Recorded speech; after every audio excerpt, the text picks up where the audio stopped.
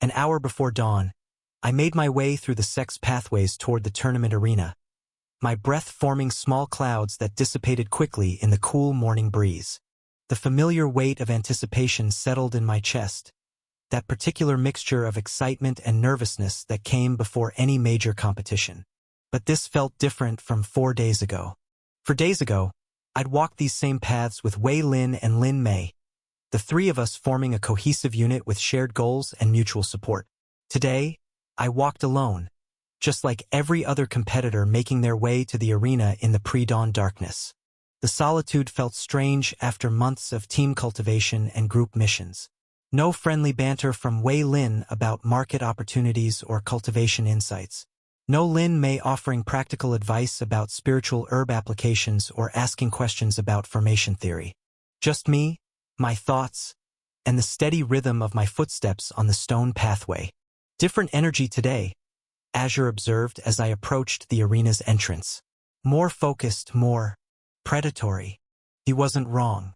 Even from a distance, I could sense the change in atmosphere. Where the team phase had encouraged cooperation and mutual support, today's event was designed around a fundamentally different principle. Only one person could advance from each match. There would be no shared victories, no team strategies, no ability to cover for each other's weaknesses. Pure individual competition in its rawest form. As I entered the arena proper, the first thing that struck me was how different the competitor staging area felt. Instead of teams clustering together in small groups, 128 disciples stood scattered across the space, each maintaining their own bubble of personal space. The natural camaraderie that had developed during the Fallen Realm trials had evaporated overnight, replaced by the careful assessment of potential opponents. I spotted Yuan Zhen near the eastern wall, his ordinary appearance somehow making him more intimidating rather than less. The ninth stage cultivator who could have joined the inner sect a year ago stood with perfect posture, his spiritual pressure so controlled it was almost undetectable. But there was something in his stance, the way he held himself, that suggested coiled potential waiting to be unleashed. Chun Feng and his Shadow Wraith squad had naturally separated, each team member now a potential enemy to the others. The Ghost Step expert himself stood alone near the arena's center, his tall frame and sharp features making him easy to spot. His recent breakthrough to 8th stage had clearly given him confidence. He surveyed the other competitors with the calculating gaze of someone mentally cataloging strengths and weaknesses. Earth Fist Lu was impossible to miss, his mountain-like physique dominating whatever section of the arena he occupied. The 8th stage cultivator's earth element spiritual pressure created a subtle gravity well that made nearby disciples unconsciously step away, giving him a natural circle of space. His former teammates, the ranged specialists who'd supported him during team battles, now stood at opposite ends of the staging area. Mingyu moved through the crowd with the grace that marked all water cultivators. But there was something different about her movements today. More predatory, like a shark gliding through calm waters.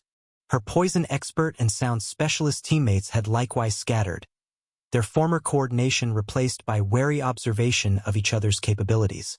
Look at how they're positioning themselves, I murmured internally to Azure. Everyone's trying to get a read on the competition without revealing their own capabilities. Standard pre-competition psychology, Azure replied. Though I notice the higher stage cultivators are being more obvious about their spiritual pressure. Intimidation tactics. He was right.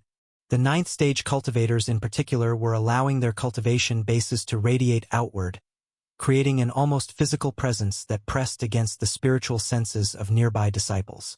It was a classic dominance display, designed to make lower stage competitors question their chances before the fighting even began. I kept my own pseudo-elemental realm cultivation carefully controlled. I wasn't interested in intimidation tactics or pre-battle posturing. Let the others waste energy on spiritual pressure displays and dominance games. I'd let my actions speak for themselves when it actually mattered. The real measure of a cultivator wasn't how much they could make others uncomfortable in a staging area, but how they performed when lives were on the line. A familiar laugh caught my attention, and I turned to see Wei Lin approaching from the arena's western entrance. Despite everything that had changed, seeing him still brought a smile to my face. If you spot this story on Amazon, know that it has been stolen. Report the violation. Well, well, Wei Lin called out as he got closer, his trademark grin firmly in place. Look who's trying to blend in with the crowd. Not quite the same as fighting shadow phoenixes together. Is it? Definitely a different energy, I agreed, clasping his offered hand. So, Wei Lin said, lowering his voice slightly, any thoughts on who you're hoping to avoid in the early rounds? I glanced around at our fellow competitors, considering the question. Yuan Zhen, obviously. Wu Kongming would be premature, I want that fight, but later when it'll mean something. Chen Feng might be interesting, actually. I've been curious about how those shadow techniques would fare against my plant manipulation. Careful what you wish for, Wei Lin grinned. Though I have to admit, I'm more worried about drawing Chen Feng myself. Shadow techniques are tricky for my marketplace.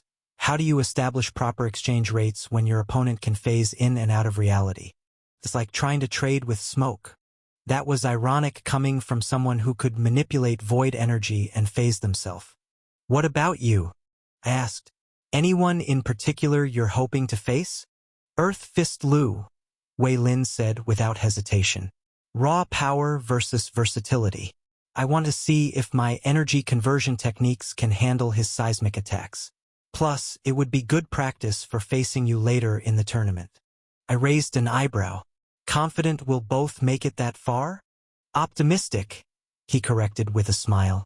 But yes, I think we've both got a good shot at making the final rounds. The question is whether we'll end up having to eliminate each other to get there. There was something bittersweet about that possibility. Part of me hoped we'd never have to face each other in combat. Wei Lin had become one of my closest friends in this world, and the idea of having to defeat him for tournament advancement felt wrong somehow. But another part of me, the part that thrived on challenge and growth, was genuinely curious about how such a battle would play out. We'd never really tested ourselves against each other seriously, and both of us had advanced significantly since our early sect days.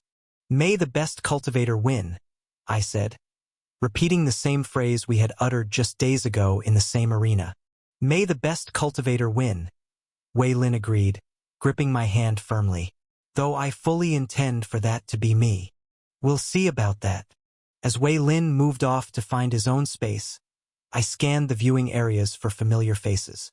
It didn't take long to spot my parents in the core disciple section, their civilian clothing standing out among the ornate robes of the sect's elite and visiting nobles. My mother was easy to pick out, her hand resting protectively over her growing belly as she spoke animatedly with Lin Mei. Even from this distance, I could see the worry lines around her eyes, the way she kept glancing toward the arena floor where her son would soon be fighting for advancement.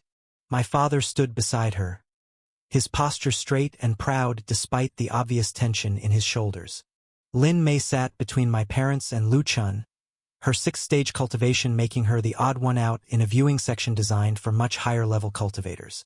But Lu Chun had clearly arranged for her to have access, and she looked comfortable despite the prestigious company. When my mother spotted me looking in their direction, her face lit up with a brilliant smile.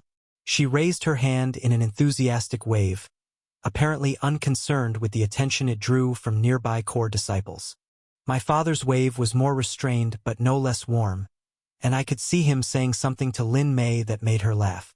Lu Chun caught my eye and gave me a thumbs up, his young face radiating confidence in my abilities. Even from across the arena, his message was clear. He believed I could win this thing.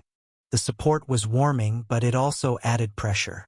These people were counting on me to succeed, to advance through the tournament and claim the championship. Not just for my own sake, but to justify their faith in my potential. Deep breath, Azure advised. Remember, pressure is just energy looking for direction. Channel it into focus rather than anxiety. Good advice. I forced myself to relax my shoulders and steady my breathing, using a simple meditation technique that the sect had taught us months ago. The nervous energy didn't disappear, but it became more manageable, more useful. Looking around at the 128 competitors scattered across the arena floor, I reminded myself of something that had been keeping my confidence steady over the past 3 days.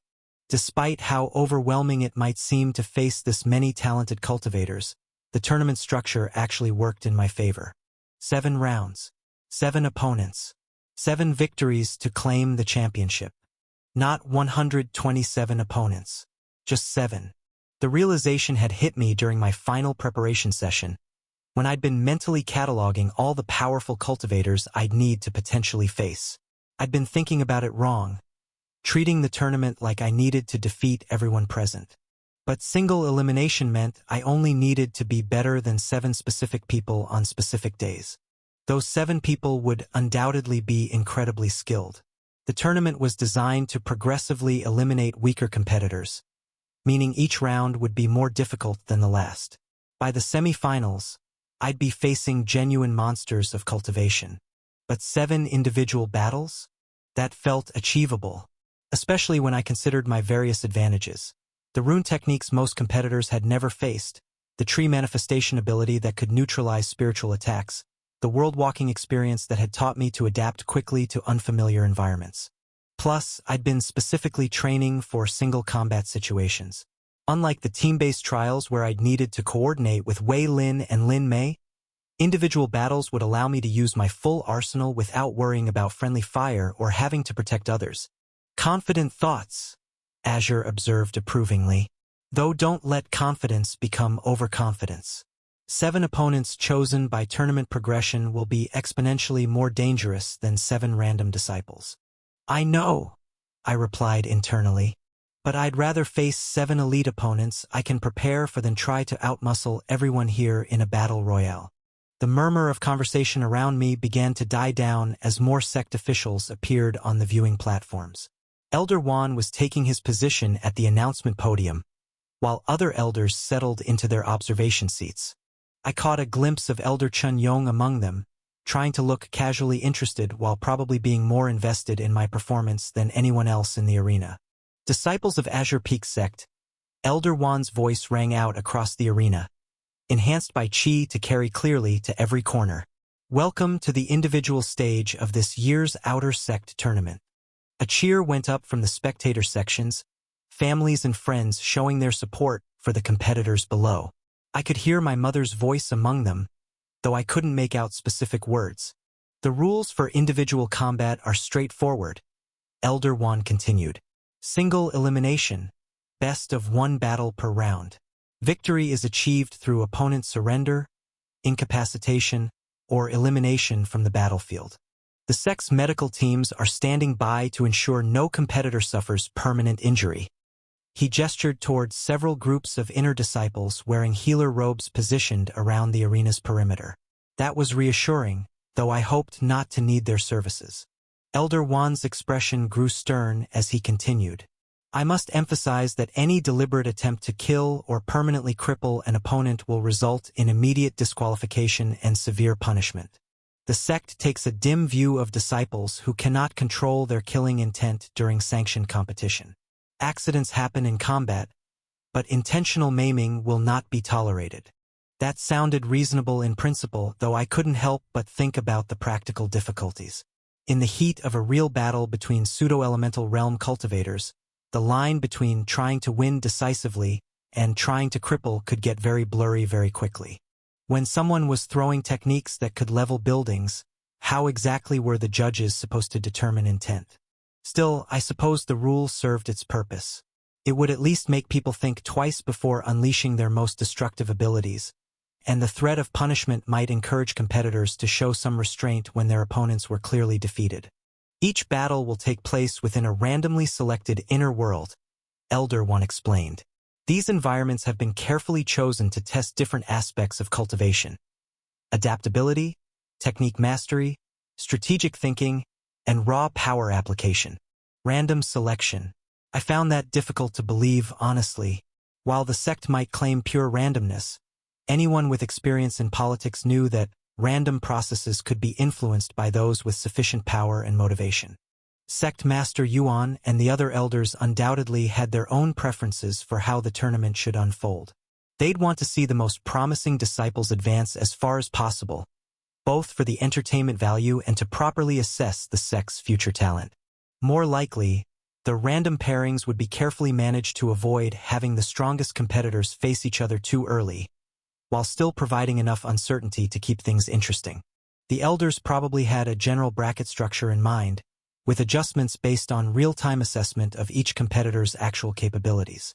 The formation arrays will now determine your opponents and battlegrounds, Elder One announced, gesturing toward the massive display formation that had materialized above the arena. Names began appearing in pairs, accompanied by brief descriptions of the inner world where each battle would take place. The crowd's excitement was palpable as disciples searched for their own names and tried to assess their assigned opponents. I watched the board carefully, tracking which competitors were being paired together. As I'd suspected, none of the obvious powerhouses were matched against each other in the first round. Yuan Zhan was paired with someone called Feng Ming, a name I didn't recognize, in something called the Crimson Desert Realm. Wu Kongming's name appeared next to Li Hao with a battleground listed as the Thunder Valley World. Again, not someone I knew, though given Wu Kongming's abilities, that probably didn't matter much for his opponent's chances. The story has been taken without consent. If you see it on Amazon, report the incident. Wei Lin was matched against Zhang Wei in the Floating Island Realm. I suppressed a grimace at that pairing. Wei Lin's ability to adapt his techniques to different environments would give him a significant advantage in any world with unusual terrain features. Zhang Wei, whoever he was, would need either overwhelming power or very specific countermeasures to overcome Wei Lin's versatility.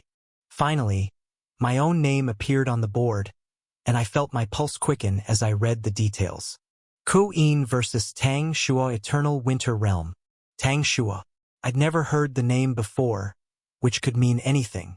Either he was one of the less notable competitors who'd somehow made it through the team trials, or he was someone who'd deliberately kept a low profile despite significant ability. The battleground designation was equally concerning. Eternal Winter Realm. Ice World, Azure observed. That's going to present some unique challenges. Your wood-based techniques might be significantly less effective in an environment where plant life can't naturally flourish. He was right. The primordial woods arts and most of my plant manipulation abilities relied on either existing vegetation or the ability to grow new plant matter quickly. An eternal winter environment would likely have minimal existing plant life and soil conditions that would slow or prevent new growth. But as I thought about it more, the situation wasn't completely hopeless. The tree manifestation technique would definitely still work, since it projected constructs from my inner world rather than manipulating the local environment.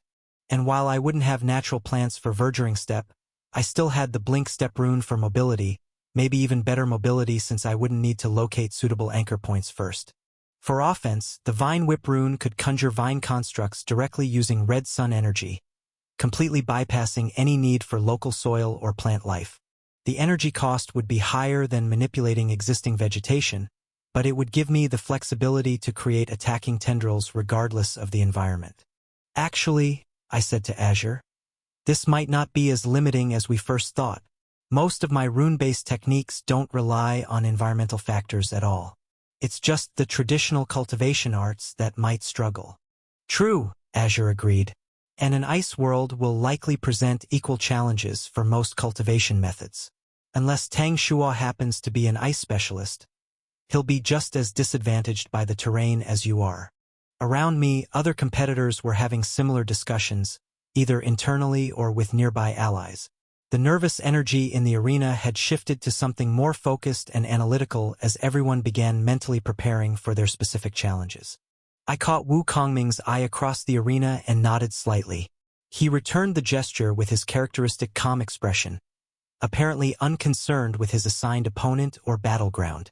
That level of confidence was either admirably steady nerves or dangerous overconfidence. Knowing Wu Kongming, probably the former. Competitors, Elder Wan's voice cut through the growing chatter. The first round begins now. Step forward when your portal appears. As if summoned by his words, doorways began materializing throughout the arena floor. Each portal bore glowing characters identifying the match pairing and destination realm. Yuan Zhan Feng Ming, Crimson Desert Realm, appeared above a portal wreathed in red energy that radiated heat even from a distance. Yuan Zhan walked toward it with steady, unhurried steps. His opponent, a nervous-looking disciple I didn't recognize, followed reluctantly. Wukongming Li Hao, Thunder Valley World, blazed above another gateway crackling with electric energy. Wukongming approached his portal with the same calm expression he wore for everything else, while Li Hao, a thin outer disciple with darting eyes, looked like he was walking to his execution. Wei Lin Zhongwei, Floating Island Realm, materialized near the arena's eastern edge. Wei Lin strode toward his portal with obvious enthusiasm, probably already calculating how to turn floating terrain into a commercial advantage. His opponent looked confused by Wei Lin's apparent excitement. Luo Yichen Jiangli Verdant Grove Realm, materialized with swirling green energy. Luo Yichen approached confidently, the mirror water blade gleaming at his back, while his opponent, a petite girl with sharp eyes and earth element spiritual pressure, sized him up without showing even a hint of fear. One by one, competitors found their assigned portals and stepped through, disappearing into flashes of multicolored light. The arena gradually emptied as pairs of disciples vanished into their respective battlegrounds.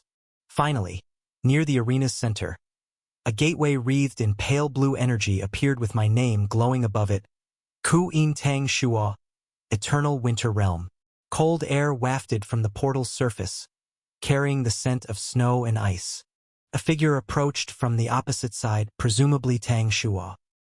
He looked to be around my age, with aristocratic features and expensive-looking robes that practically screamed, powerful clan background. His posture radiated the kind of casual arrogance that came from a lifetime of privilege, and his eighth-stage spiritual pressure felt more refined than most outer disciples could manage. Definitely a young master type who'd probably never faced real adversity. Tang Shuo in the Eternal Winter Realm, an unknown opponent in an environment that would limit some of my capabilities. The challenge was real, but so was my determination to overcome it. After all, this was just the first of 7 victories I needed to claim. I stepped toward the portal, feeling the cold energy wash over me as I crossed the threshold and disappeared into swirling winter light. The moment Tang Shuo stepped through the portal into the Eternal Winter Realm, the bitter cold hit him like a physical blow. His breath crystallized in the air, and frost immediately began forming on his expensive gray robes despite the protective chi he wrapped around himself.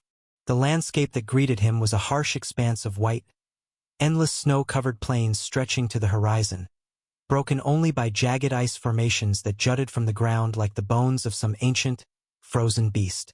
But the cold wasn't what made Tang Shuo's blood freeze in his veins. Standing 40 paces away, seemingly unbothered by the sub-zero temperatures, was his opponent. Ku Yin looked exactly as Tang Shuo had expected from the tournament recordings. Young, perhaps even younger than Tang Shuo himself, with the kind of pale, refined features that spoke of decent breeding.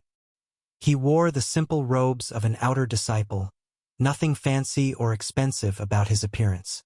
And yet, the spiritual pressure radiating from the village boy hit Tang Shuo like a mountain avalanche. It wasn't just the raw power, though there was plenty of that, it was the quality of it. Dense, refined, controlled. Pseudo-elemental realm cultivation base pressed down on Tang Shuo's 8th-stage chi like a master's hand settling on a child's shoulder. Not threatening exactly, but making it very clear who held the power in this relationship. Tang Shuo's knees wanted to buckle. His carefully maintained composure nearly cracked as the reality of facing a pseudo-elemental realm cultivator sank in. This wasn't some equal he could intimidate with his family name or overwhelm with superior resources. This was a genuine monster who had carved his way through the fallen realm like it was a casual stroll through a garden. No, Tang Shuo thought fiercely, forcing steel into his spine. I am Tang Shuo, heir to the Celestial Hammer Clan. I have faced greater challenges than this village nobody. He straightened to his full height, letting his aristocratic mask slide into place with practiced ease. The expression he wore had been perfected over years of formal dinners and clan politics. Confident, slightly bored, with just a hint of benevolent condescension. It was the look of someone who had never doubted his own superiority. You should surrender now, Tang Shuo announced, his voice carrying clearly across the frozen wasteland. He clasped his hands behind his back in the classical pose of a young master addressing an inferior. I am Tang Shua of the Celestial Hammer Clan. He paused expectantly, waiting for the flash of recognition that always followed when he revealed his family name. The widening of eyes, the subtle step backward, the dawning realization of just how outmatched his opponent truly was. It was a moment Tang Shua had savored countless times before. But Ku Yin's expression remained completely blank. Not dismissive, not impressed, just utterly neutral, as if Tang Shua had announced he was from some random farming village rather than one of the most prestigious cultivation clans in the eastern continent. A flush of embarrassment crept up Tang Shua's neck, though he tried to keep it from showing on his face. Perhaps this village boy was simply too ignorant to understand the significance of the Celestial Hammer Clan. Yes, that had to be it. You're facing centuries of accumulated cultivation wisdom, resources that could buy your entire village, and techniques that have been refined across generations. Tang Shua explained, his voice gaining strength as he pushed past the awkward moment. The outcome was decided the moment we were matched against each other. There's no shame in acknowledging the gap between us. Ku Yin's reaction was not what Tang Shua had expected.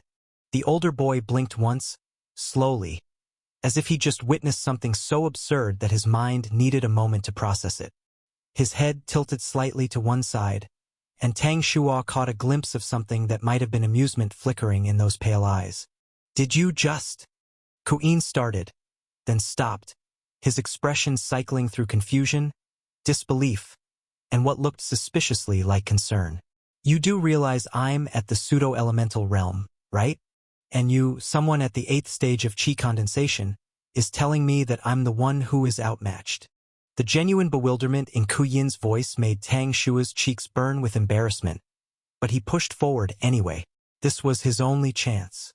If he could just buy enough time, if he could activate his family's secret technique properly, he might actually have a shot at winning this impossible matchup. You think cultivation level is everything? Tang Shua scoffed, taking several casual steps backward while gesturing dismissively. Clearly you don't understand what it means to be chosen by heaven itself. Let me enlighten you about the kind of opponent you're truly facing. As he spoke, Tang Shua began reaching inward, connecting with the vast marble expanse of his inner world. The faith-forged sanctum stretched out before his spiritual consciousness, a realm of pristine white stone beneath a starless sky that never quite became day or night. And there, in the shifting shadows cast by monuments to his own beliefs, the idea shapers stirred to life. From the moment I was born, Tang Shua continued, his voice taking on the practiced cadence of someone who'd told this story many times before, the heavens marked me as special. When I took my first breath, a phoenix appeared in the sky above our family estate, circling 3 times before flying toward the rising sun. The clan elders said it was a sign of imperial destiny. In his inner world, one of the shadowy sculptors, barely more than a humanoid outline with glowing chisel points for hands, began carving into a fresh block of concept marble. The phoenix took shape with each strike, wings spread wide, eyes blazing with celestial fire. As the sculpture neared completion, Tang Shua felt his cultivation base stir, drawing power from the manifested belief. The eternal chisel scripture was perhaps the most peculiar cultivation method in existence. Where other techniques drew power from external qi or internal refinement, his method derived strength from the fundamental force of belief itself. The stronger his conviction in his own destiny, the more real that destiny became. In the beginning, he'd thought it was simply an advanced form of positive thinking. But as he'd progressed through the early stages, he'd come to understand the deeper truth. Reality was malleable at its core, especially within the confines of one's inner world. Belief was the chisel that carved meaning from chaos, purpose from randomness. And when that belief grew strong enough, it could reshape even the laws of cultivation itself. If you encounter this narrative on Amazon, note that it's taken without the author's consent. Report it. But therein lay both the technique's greatest power and its inherent limitation. At his cultivation realm, the eternal chisel scripture's belief-based enhancements were temporary, lasting only minutes at most before the carved truths would naturally dissolve back into raw marble. This was precisely why Tang Shua couldn't have prepared these carvings beforehand. The technique required constant, active reinforcement. Simply believing something wasn't enough. Tang Shua had to be actively proclaiming it, living it, breathing it into existence through the sheer force of his conviction. The moment he stopped talking, stopped reinforcing these carefully constructed narratives, the temporary power would begin to fade. That's why Tang Shua had to keep talking, had to keep reinforcing these stories he'd told himself 1,000 times. Each tale carved into marble by his idea shapers would temporarily boost his cultivation, but only as long as he maintained absolute focus on making them real. The sculptures fed on his active belief, growing stronger and more detailed the more passionately he proclaimed their truth. At age 3, he continued, still backing away while gesturing grandly, I discovered a 1,000-year-old spirit herb growing in our family garden. The gardener said it was just a weed, but I knew better. When I touched it, it bloomed into the celestial lotus of infinite potential. Another idea shaper began work on a second sculpture, this one depicting young Tang Shua reaching toward a glowing plant that seemed to bend reality around itself. The carved child's eyes held hints of the divine, suggesting someone touched by forces beyond mortal understanding. At 7, I accidentally wandered into a spatial rift that should have killed me. Instead, I found myself in a pocket dimension where time flowed differently. I spent what felt like months there, trained by the spirit of an ancient sword saint who'd been waiting eons for a worthy successor. When I emerged, only hours had passed in the real world, but my understanding of cultivation had advanced by decades. A third sculpture joined the growing collection, showing a small figure kneeling before a translucent master whose sword seemed to cut through the very fabric of reality. The spiritual pressure in Tang Shua's inner world grew stronger as more of his personal mythology took solid form. His 8th stage spiritual pressure began to climb, meridians flooding with energy drawn from the manifested stories of his exceptional nature. When I was 10, he declared, backing even further away from the still bemused Queen, the Azure Peak sect's former sect master personally visited our clan to beg me to become his successor. I turned him down, of course. The Celestial Hammer clan was honor enough for someone of my caliber. This carving was more elaborate, a regal figure in flowing robes prostrating himself before a child Tang Shua, who stood with arms crossed in magnificent refusal. The idea shaper working on this scene took particular care with the details, adding expressions of awe and reverence to the faces of watching clan members. The power surge that followed this memory was stronger than the others. Tang Shua's spiritual pressure exploded outward as he ascended from the 8th stage to the 9th stage of qi condensation.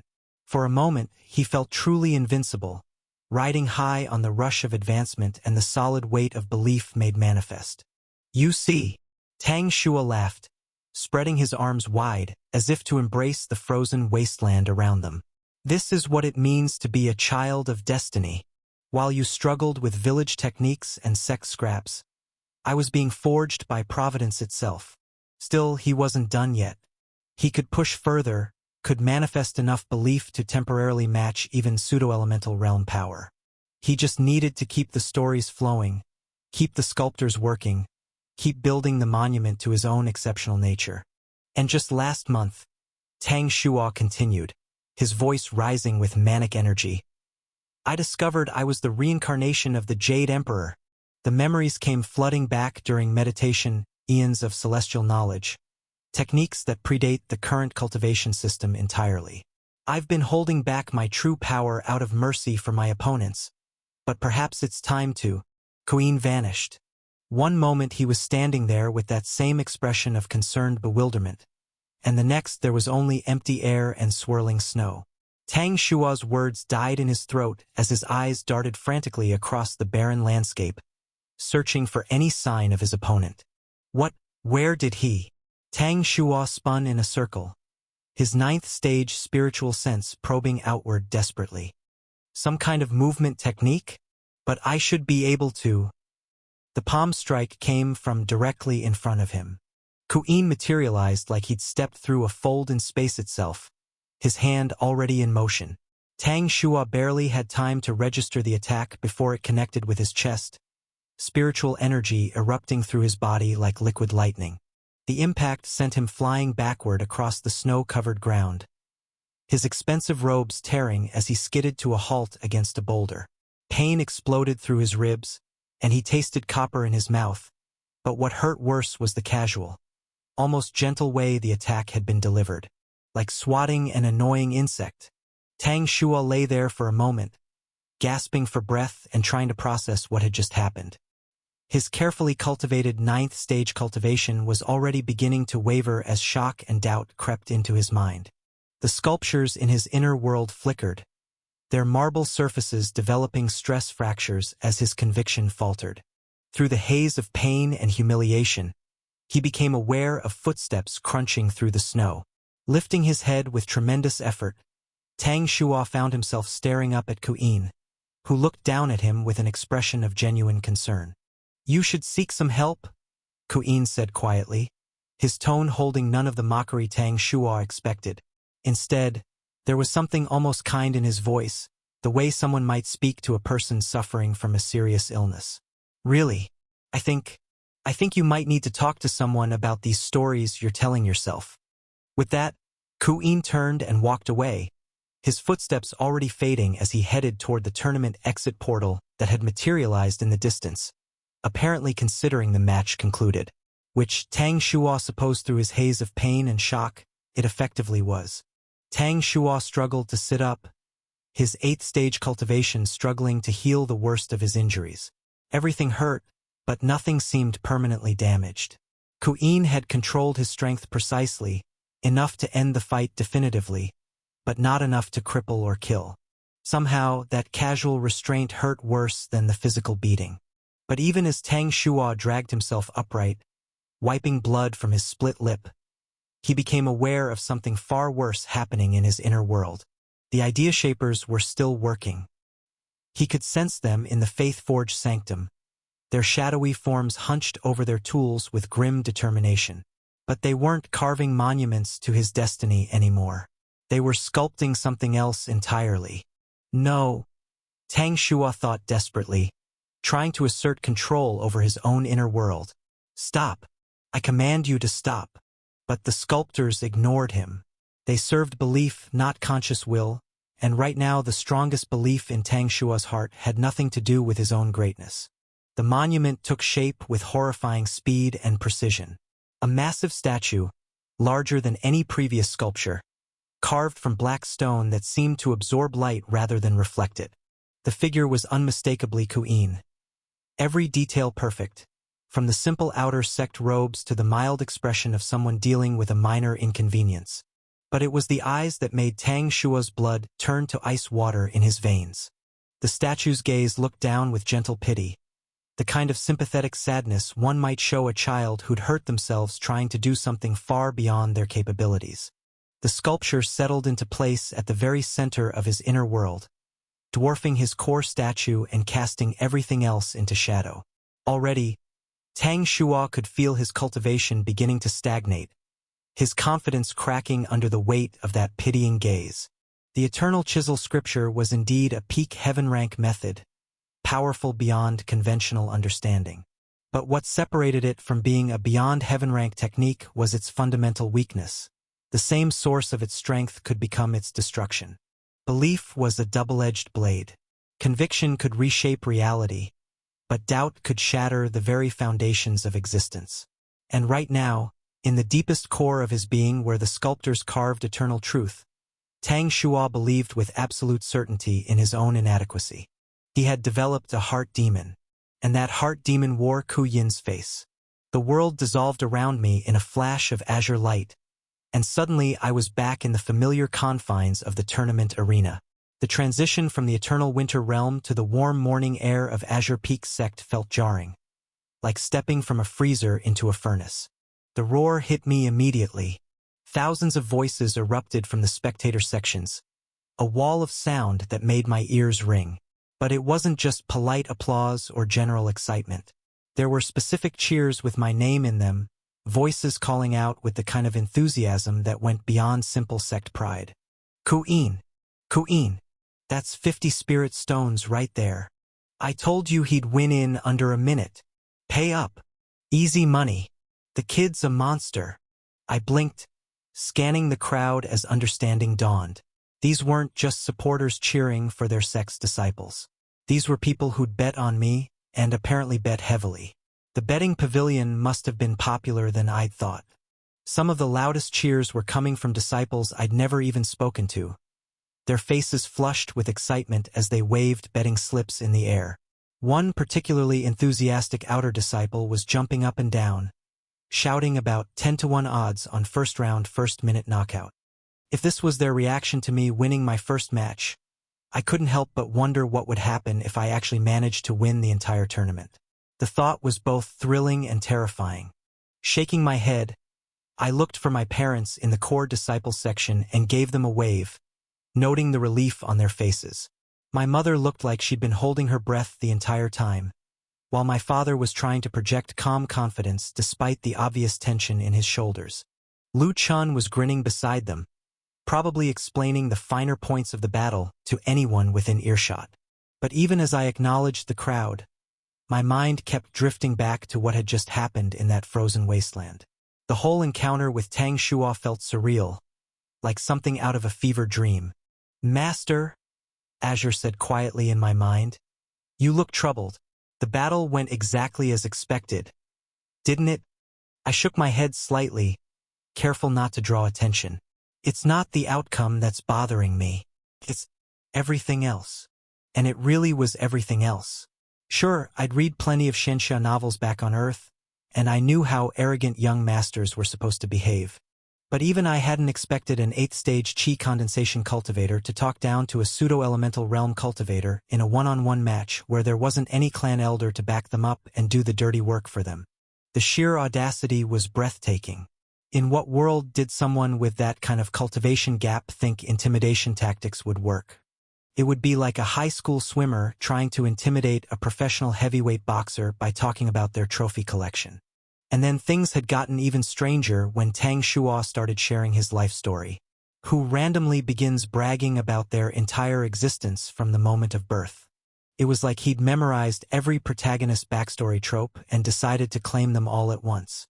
At first, I'd actually believed some of it. After all, a phoenix flying above the family estate at the time of birth wasn't too unbelievable, especially for someone with genuine heavenly destiny. The cultivation world was full of auspicious omens and celestial signs marking the birth of future powerhouses. As for discovering a 1,000-year-old spirit herb, that also seemed pretty common, relatively speaking, in a main character backstory. Most protagonists stumbled across rare treasures through luck, destiny, or some combination of both. And when Tang Shuo started talking about being trained in a pocket dimension by some ancient sword saint, that's when I'd begun to worry. Maybe he really was a protagonist-like character. Where else did that dense sword aura suddenly come from? The story had all the classic elements. Mysterious master, hidden training, lost techniques. But the moment he mentioned the previous Azure Peak sect master begging him to join the sect, my skepticism had kicked in hard. Not because it wasn't possible. If there really was godly talent involved, sects would do anything to recruit the right disciple. But because if that was true, then what the hell was Tang Shuo doing years later as an outer disciple participating in this tournament? If the sect master had personally recruited him, he'd be a core disciple by now, or at least an inner disciple with special privileges. He wouldn't be fighting in the outer sect tournament like some common aspirant. And then when he'd started talking about being the reincarnation of the Jade Emperor, that's when you knew for certain you had to act, Azure observed. Exactly. I couldn't afford to let him finish that particular story. If it was actually true, I would have been completely screwed. I paused, watching the arena workers clean up residual energy escaping from the portals. But after he went down in one hit without even trying to defend himself, I realized he wasn't a son of heaven with a tendency to overshare. He was just delusional, Azure finished gently. Before I could share my agreement, I noticed a commotion near one of the exit portals. Tang Shuo was being dragged out by 2 sect healers, but he wasn't going quietly. His legs were kicking weakly, and his voice carried across the arena despite the ambient noise. "This doesn't count," he was shouting, his words slurring slightly. "The trial was corrupted. I was clearly drugged. No one could survive the killing intent of the Jade Emperor's reincarnated soul.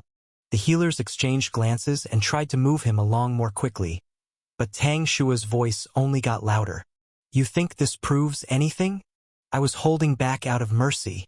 The phoenix mark on my soul was sealed to give him a fair chance. I could have ended him with a thought if I'd been serious. The narrative has been taken without permission.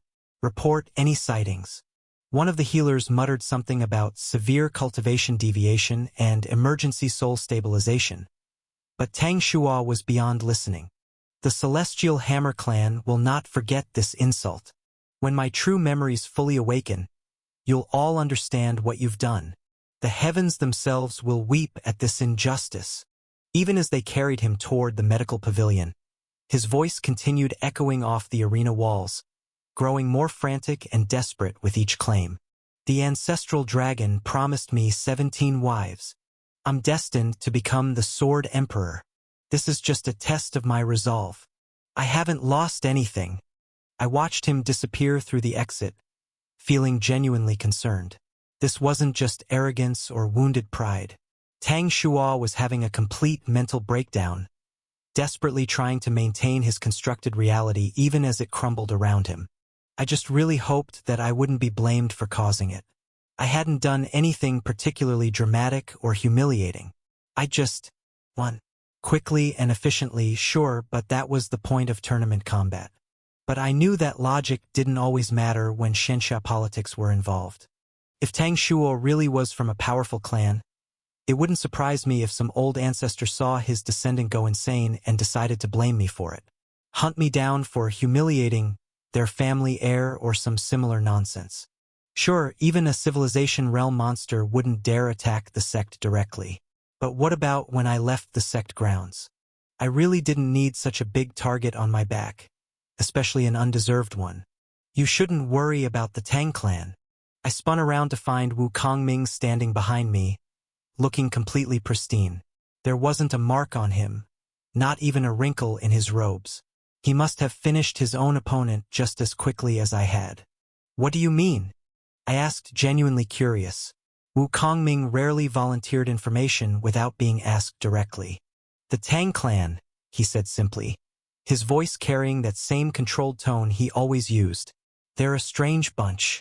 They believe their clan is the #1 power in the Eastern continent, and they find every excuse they can to brag about it.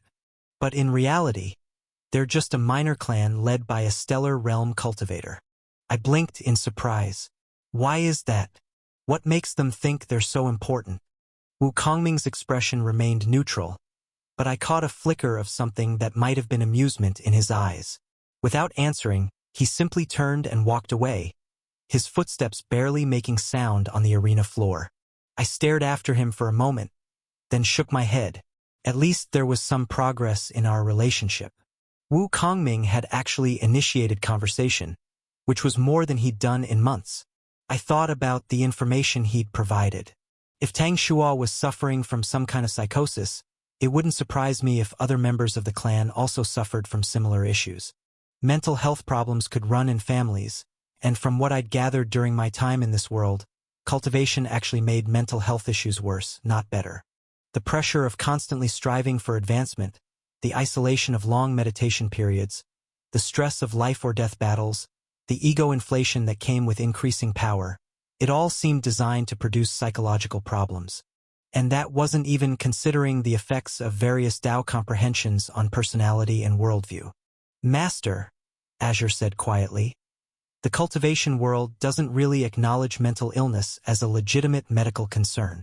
They typically classify such issues as spiritual imbalances or Tao conflicts rather than treatable conditions. I nodded my head sadly. Tang Shua needed professional help, but knowing this world, he'd be lucky if they tried to fix his spiritual alignment, instead of just writing him off as a failed cultivator. Putting those depressing thoughts aside, I focused on the floating screens around the arena that were displaying results from other battles. The favorites were all winning easily and convincingly, which made sense considering this was merely the first round. Yuan Jun had dispatched his opponent so casually it looked like he was swatting a fly. Chun Feng had ended his match with a single shadow technique that left his opponent unconscious before they even realized they were under attack. Wei Lin's battle had been entertaining to watch.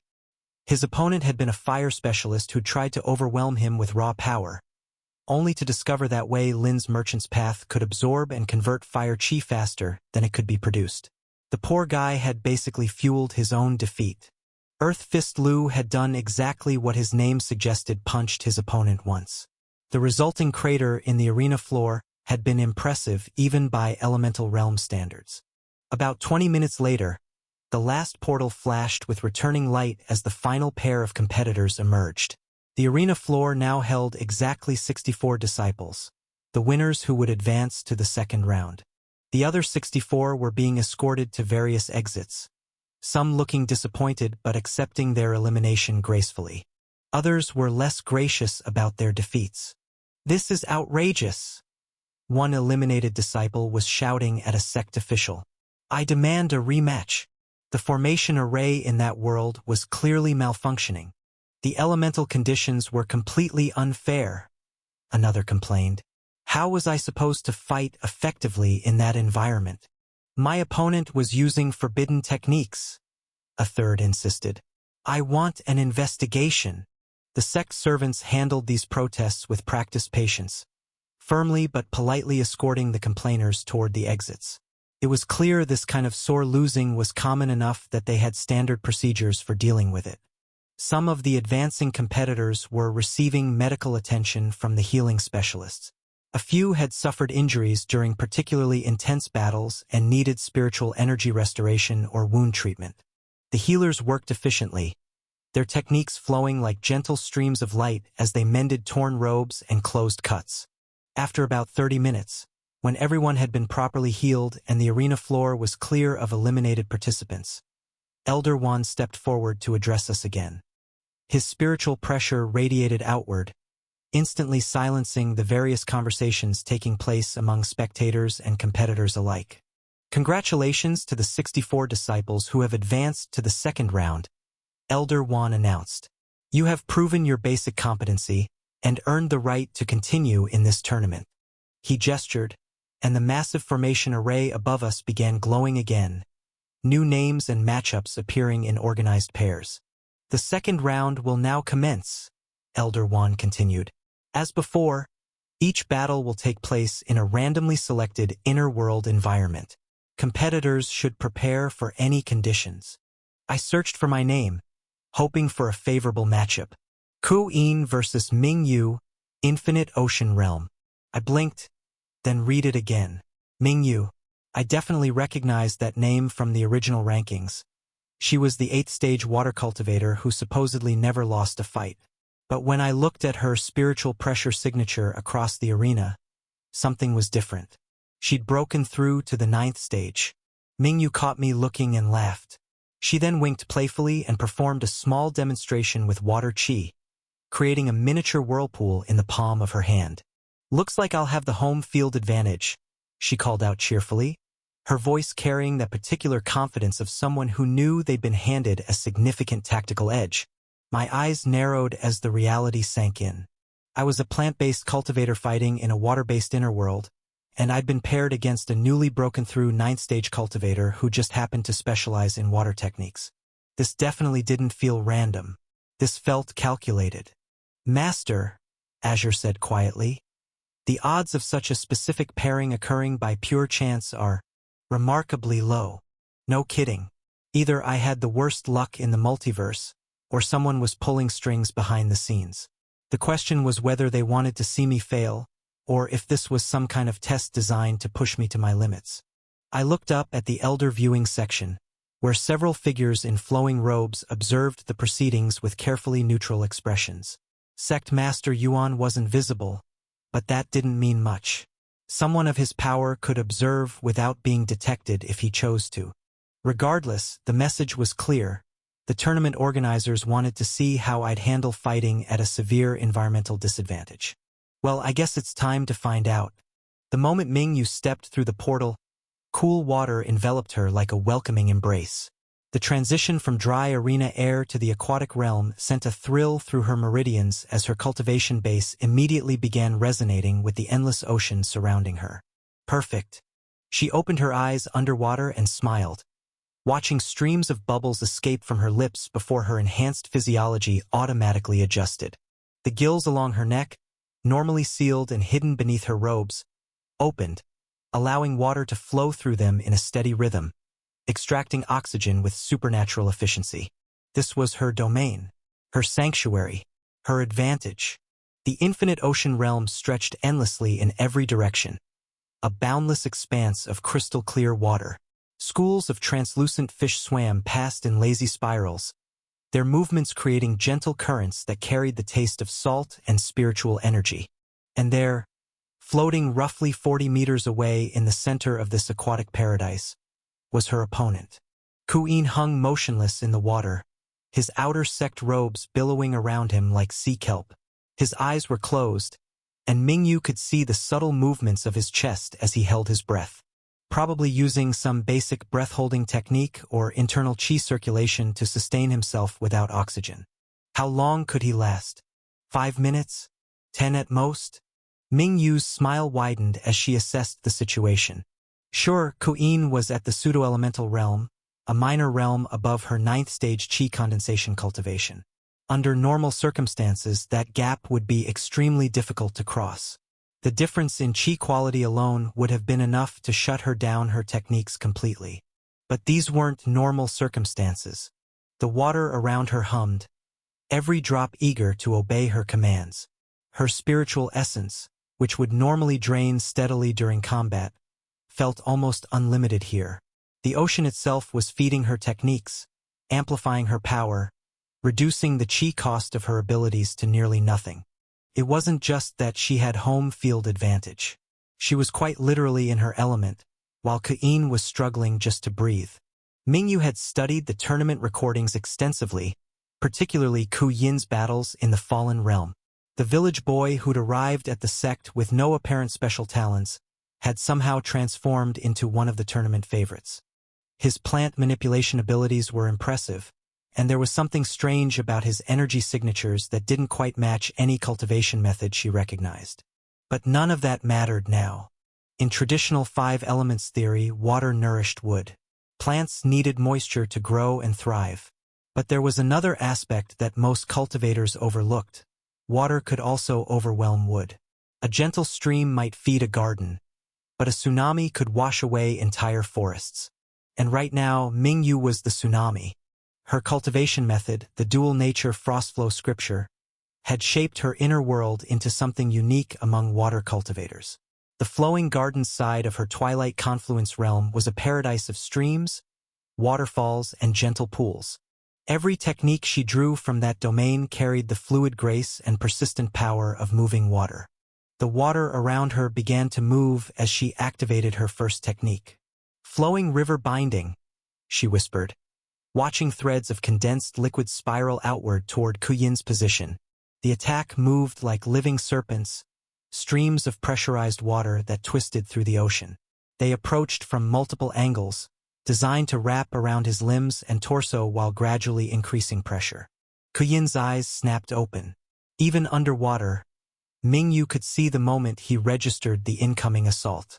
His body twisted, using some kind of movement technique to barely slip between the water bindings. Interesting. Most cultivators became clumsy underwater, but Ku'in adapted better than she expected. The strange energy signature she'd noticed in the recordings flared around his thigh, and suddenly he was moving with explosive speed.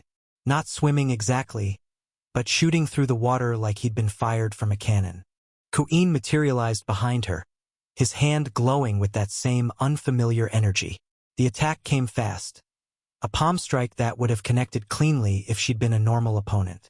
Instead, Mingyu activated misstep technique. Her body dissolved into liquid, becoming one with the surrounding water as the palm strike passed harmlessly through her dispersed form. The technique felt effortless here, requiring barely a whisper of qi to maintain. She reformed 10 meters away, already preparing her counterattack. Cascading palm strike. The technique erupted from her hands as bursts of high-pressure water, each one carrying enough force to dent steel. The attacks spread out in a fan pattern, making evasion difficult even with his movement abilities. Ku'in raised his arms defensively, and something extraordinary happened. Strange energy flared from somewhere within his body, and suddenly a runic barrier materialized in front of him. The water bursts slammed into the barrier with tremendous force, but instead of breaking through, they seemed to lose most of their power on contact. Mingyu could see the hexagonal sections pulse, each impact causing the geometric pattern to briefly flare with light before dispersing the attack harmlessly. Only about 20% of her technique's force actually reached Ku'in, barely enough to push him backward through the water. The rest had simply vanished into that strange hexagonal shield. Stolen from its original source, this story is not meant to be on Amazon. Report any sightings. Mingyu blinked in surprise. She'd seen this technique in the recordings, but witnessing it firsthand was different. The defensive construct didn't just block her attacks. It was actively absorbing and neutralizing them, like some kind of advanced formation work compressed into a single barrier. Before she could respond with another attack, Ku'in pressed his advantage, that strange energy flaring around his right hand. Thick vines erupted from seemingly nowhere, growing with impossible speed as they reached toward her. This was more familiar territory. Plant manipulation techniques, even advanced ones, followed predictable patterns. Mingyu dove deeper, using the three-dimensional nature of their battlefield to her advantage. The vines followed, but underwater vegetation moved differently than their land-based counterparts. Water resistance slowed their reactions, and the constant pressure affected their structural integrity. She spun through a graceful spiral, positioning herself above the attacking plants. Rain of needles. Water vapor condensed around her into thousands of needle-thin projectiles. Each one was perfectly sharp, designed to pierce from multiple angles simultaneously. The barrage descended like a deadly snowfall, forcing Ku'in to abandon his vine attack in favor of defense. That hexagonal barrier flared to life again, but even its interlocking pattern couldn't cover every angle of the needle barrage. Several needles found their mark, drawing thin lines of blood that dispersed in crimson clouds through the water. First blood to her. Ku'in grimaced, pressing one hand against a particularly deep cut on his shoulder. His breathing was becoming more labored, and Mingyu could see the strain of holding his breath starting to affect his movements. Time was on her side. Every second that passed weakened him while strengthening her position. But Ku'in wasn't finished yet. His eyes darted around the ocean environment, and Mingyu saw the moment he noticed something she'd overlooked. Seaweed. Vast forests of it, swaying in the deeper currents. Smart, she admitted as his chi flared. The underwater vegetation responded to his call, rising from the ocean floor in massive tangles. Unlike his conjured vines, these plants were already adapted to aquatic life. The seaweed forest erupted upward like a living tsunami, each strand thick as her arm and dozens of meters long. They moved with the fluid grace of their natural environment, surrounding her position in a dense cage of plant matter. Mingyu activated Whirlpool Prison, spinning the water around herself into a defensive vortex. The technique kept the seaweed at bay while gradually draining chi from any organic matter caught in its influence. But Ku'in had anticipated this. His energy signature shifted again, and suddenly the seaweed wasn't just attacking. It was weaving itself into complex geometric patterns. Some kind of formation work, though she couldn't identify the specific type. Mingyu's eyes narrowed. Formation work underwater was incredibly difficult due to the way water interfered with chi flow patterns. Either Ku'in was more skilled than she'd given him credit for, or those vines operated on principles she didn't understand. She decided not to find out which. Cascading palm strike. Mingyu shot forward like a spear, her body cutting through the water at tremendous speed. Her palm glowed with concentrated water essence as she aimed for the center of Ku'in's forming pattern. If she could disrupt his technique before it stabilized. The impact was tremendous. Her palm strike connected with some kind of barrier, sending shockwaves through the water that sent schools of fish scattering in all directions. But instead of shattering Ku'in's defense, Her attack seemed to be absorbed and redirected. The vine formation pulsed with energy, and suddenly the water around her began to behave strangely. Currents that should have been flowing one way suddenly reversed. Pressure differentials appeared where none should exist. It was like the natural laws governing water movement had been temporarily rewritten in this small area. What kind of technique is this? Mingyu muttered, genuinely intrigued despite herself. Kuyin's response was to point directly at her. The vine formation flared with that strange energy signature, and suddenly Mingyu found herself trapped in a sphere of crystallized water that responded to none of her commands. The prison wasn't made of ice. It was still technically water, but it had been somehow locked in place, refusing to flow or change state no matter how much spiritual energy she poured into it. Impressive, she admitted, testing the boundaries of her prison. I didn't think formation techniques could interfere with water manipulation like this. Through the crystallized walls, she could see Kuyin preparing what looked like a finishing move. His hands were glowing with that same unusual energy, and she could sense him gathering power for something significant. This was getting dangerous. Mingyu closed her eyes and reached deep into her inner world, past the flowing gardens and peaceful streams, toward the other half of her cultivation. The side she rarely accessed because of what it did to her personality, her perspective on the world. The side that had no patience for being trapped. The twilight confluence responded to her call, the boundary between her two domains beginning to shift. Cold began to seep through her meridians as power flowed from the Glacier Throne domain, where every surface gleamed with deadly, razor-sharp frost. Mingyu felt the familiar sensation of her consciousness splitting, her warm and gentle personality receding as something far colder took its place. Her spiritual pressure began to change, taking on a crystalline quality that made the water around her sing with harmonics. When she opened her eyes, they had shifted from their normal brown to a pale, almost white blue. Her hair, previously black, now gleamed with silver highlights. Absolute zero touch, she whispered, her voice now carrying none of its previous warmth. The crystallized water prison began to crack as her body temperature plummeted far below what should have been survivable. Ice crystals formed along the surface of her skin, spreading outward like living fractals that carried her will and intent. The prison shattered. Mingyu rose in the water, her movements now sharp rather than flowing. The gentle currents that had supported her before became rigid, structural, turning the ocean around her into something more like a frozen cathedral than a living sea. Kuyin's finishing attack was already in motion, some kind of concentrated burst of that strange energy that would have been devastating if it had connected with her previous state. But Mingyu was no longer the same opponent he'd been fighting. She opened her mouth and screamed. The sound that emerged wasn't quite human.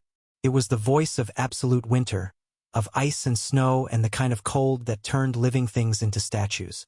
The scream carried her spiritual pressure outward in a wave of crystalline energy that transformed everything it touched. The water around them didn't just freeze. It crystallized into a perfect lattice of ice that stretched as far as the eye could see. Kuyin's attack dissipated harmlessly against the advancing wall of cold. His energy signature suddenly muffled as the medium that carried it transformed into something that conducted spiritual force entirely differently. And the village boy himself, caught in the middle of his technique with no time to dodge or defend, simply froze solid. Mingyu lowered her hand, the scream fading into silence. The entire infinite ocean realm had become her domain now, not through the gentle persuasion of water, but through the absolute authority of ice. Every molecule was locked in place according to her will, every surface reflecting her cold light. The frozen figure of Kuyin hung suspended in the crystalline matrix, his expression locked in surprise. He was still alive. She could sense his spiritual energy flickering inside the ice, but he was completely immobilized. The frozen water wouldn't just hold him. It would begin draining his chi, slowly sapping his strength until he had no choice but to surrender. Mingyu began walking across the ice toward her trapped opponent, her footsteps creating small crystalline chimes with each step. The cold personality that now in charge felt satisfied with the outcome, but also slightly disappointed. She'd hoped for more of a challenge from someone with such an interesting energy signature. You fought well, she said. But you made a fundamental error in judgment. Water doesn't just nourish wood. Sometimes it drowns it. With that, she looked around for the portal to appear.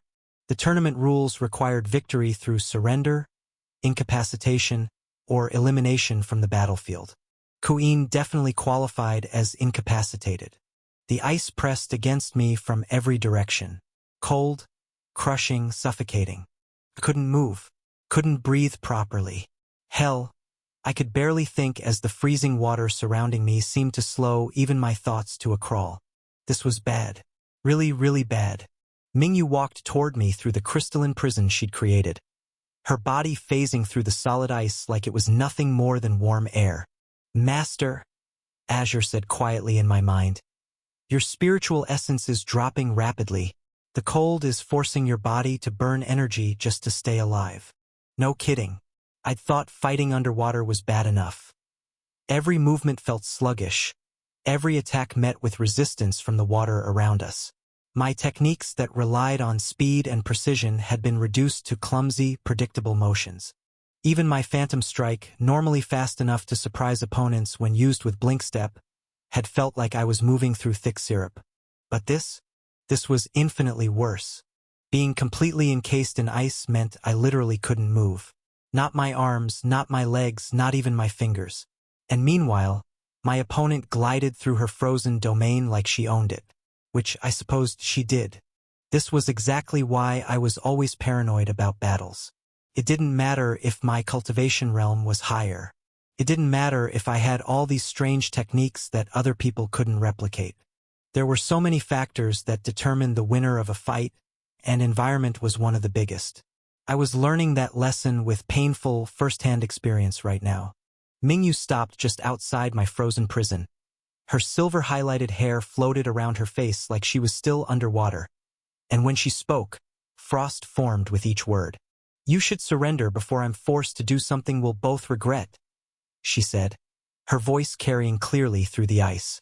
I tried to respond, tried to tell her the fight wasn't over yet, but the ice had locked my jaw shut. All I could do was glare at her through the crystalline prison. She sighed, the sound carrying a note of genuine regret.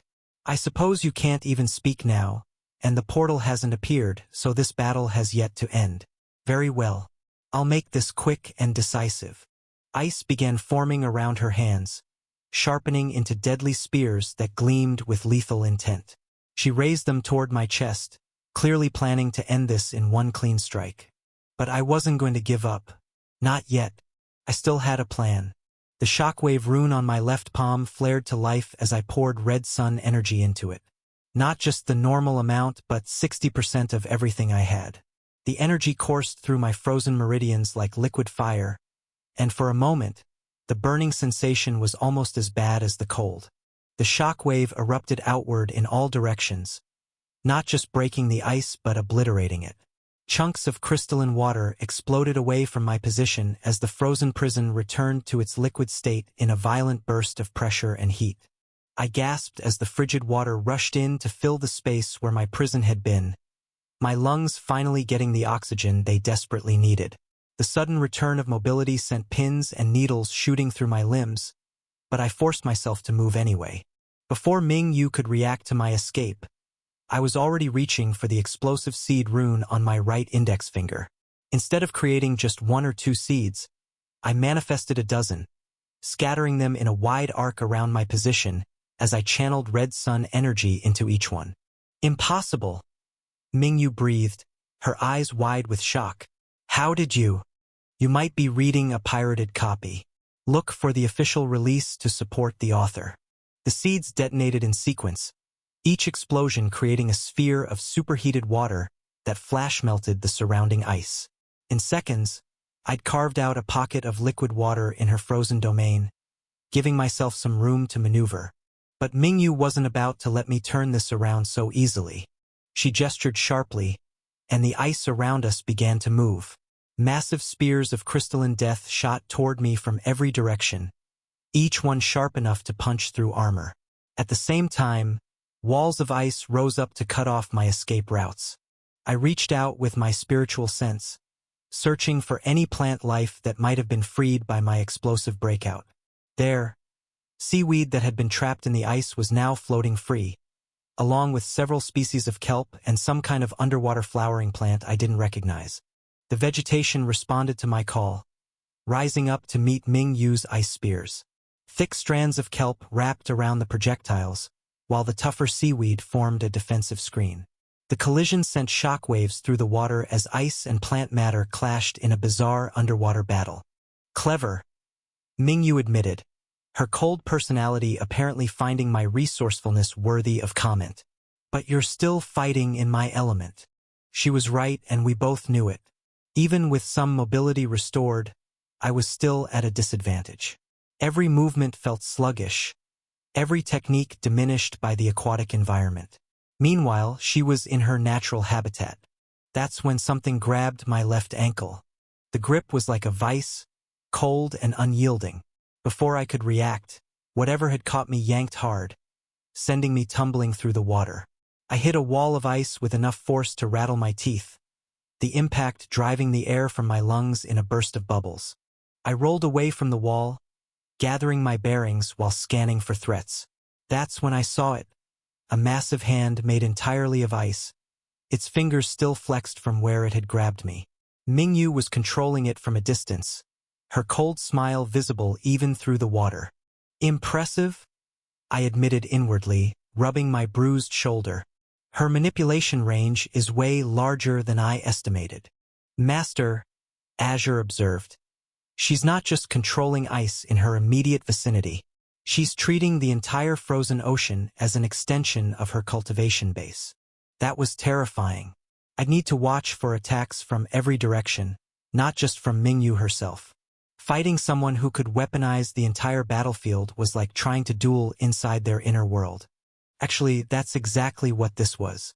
Mingyu had somehow managed to project what amounted to a domain, a technique that shouldn't be possible until the stellar realm, which meant despite being a minor realm above her at pseudo-elemental, I was the one who was at a huge disadvantage when it came to pure power. You're beginning to understand, Mingyu called out, her voice echoing strangely through the water. This entire realm belongs to me now. Every molecule is under my command. Surrender, before I'm forced to crush you completely. I didn't bother replying. What was it with cultivators and their inability to resist trash talking? Acting like the outcome was already set in stone just because they had a temporary advantage. I'd seen enough supposedly unwinnable situations to know that fights weren't over until someone was unconscious or dead. Instead of responding to her taunts, I activated Blink Step. The world folded around me as I teleported behind her, the rune on my thigh flaring. My Phantom Strike was already in motion before I'd fully materialized, aimed directly at the center of her back. If it connected, even her cold personality wouldn't be able to shrug off the damage. But Mingyu had likely seen this combination before on the recordings of the Fallen Realm battles. Without even turning around, she thrust her hand backward, and a shield of crystalline ice erupted between us just as my palm strike connected. The collision sent shockwaves through the water as enhanced physical force met perfectly formed ice. My technique shattered her shield, but the ice absorbed enough of the impact that she was able to twist away from the worst of it. Instead of a devastating blow to her spine, my strike glanced off her shoulder, spinning her around but not seriously injuring her. She countered immediately, her own palm strike wreathed in that bone-deep cold that seemed to freeze the water around it. I barely managed to lean back far enough to avoid having my face frozen solid. But I didn't mind the exchange. This was all part of my plan. While she was focused on our close-quarters combat, she didn't notice the subtle movement beneath my robes. The Scorpion rune had been dormant for so long, hidden away and waiting for the perfect moment to catch someone unaware. Now, as Mingyu prepared another ice technique, the hybrid plant-animal tail burst from its concealment and struck with lightning speed toward her chest. But Mingyu's reflexes were sharp. She twisted at the last second, trying to avoid the attack entirely. Almost. The stinger caught her in the abdomen instead, punching through her robes and flesh before she could complete her dodge. Blood bloomed in the water around the wound, turning it a pale pink as the neurotoxin coating began doing its work. Mingyu's eyes went wide with shock and pain. She retaliated instantly, ice swirling around her in a furious vortex. A massive fist materialized above me, easily the size of a small building.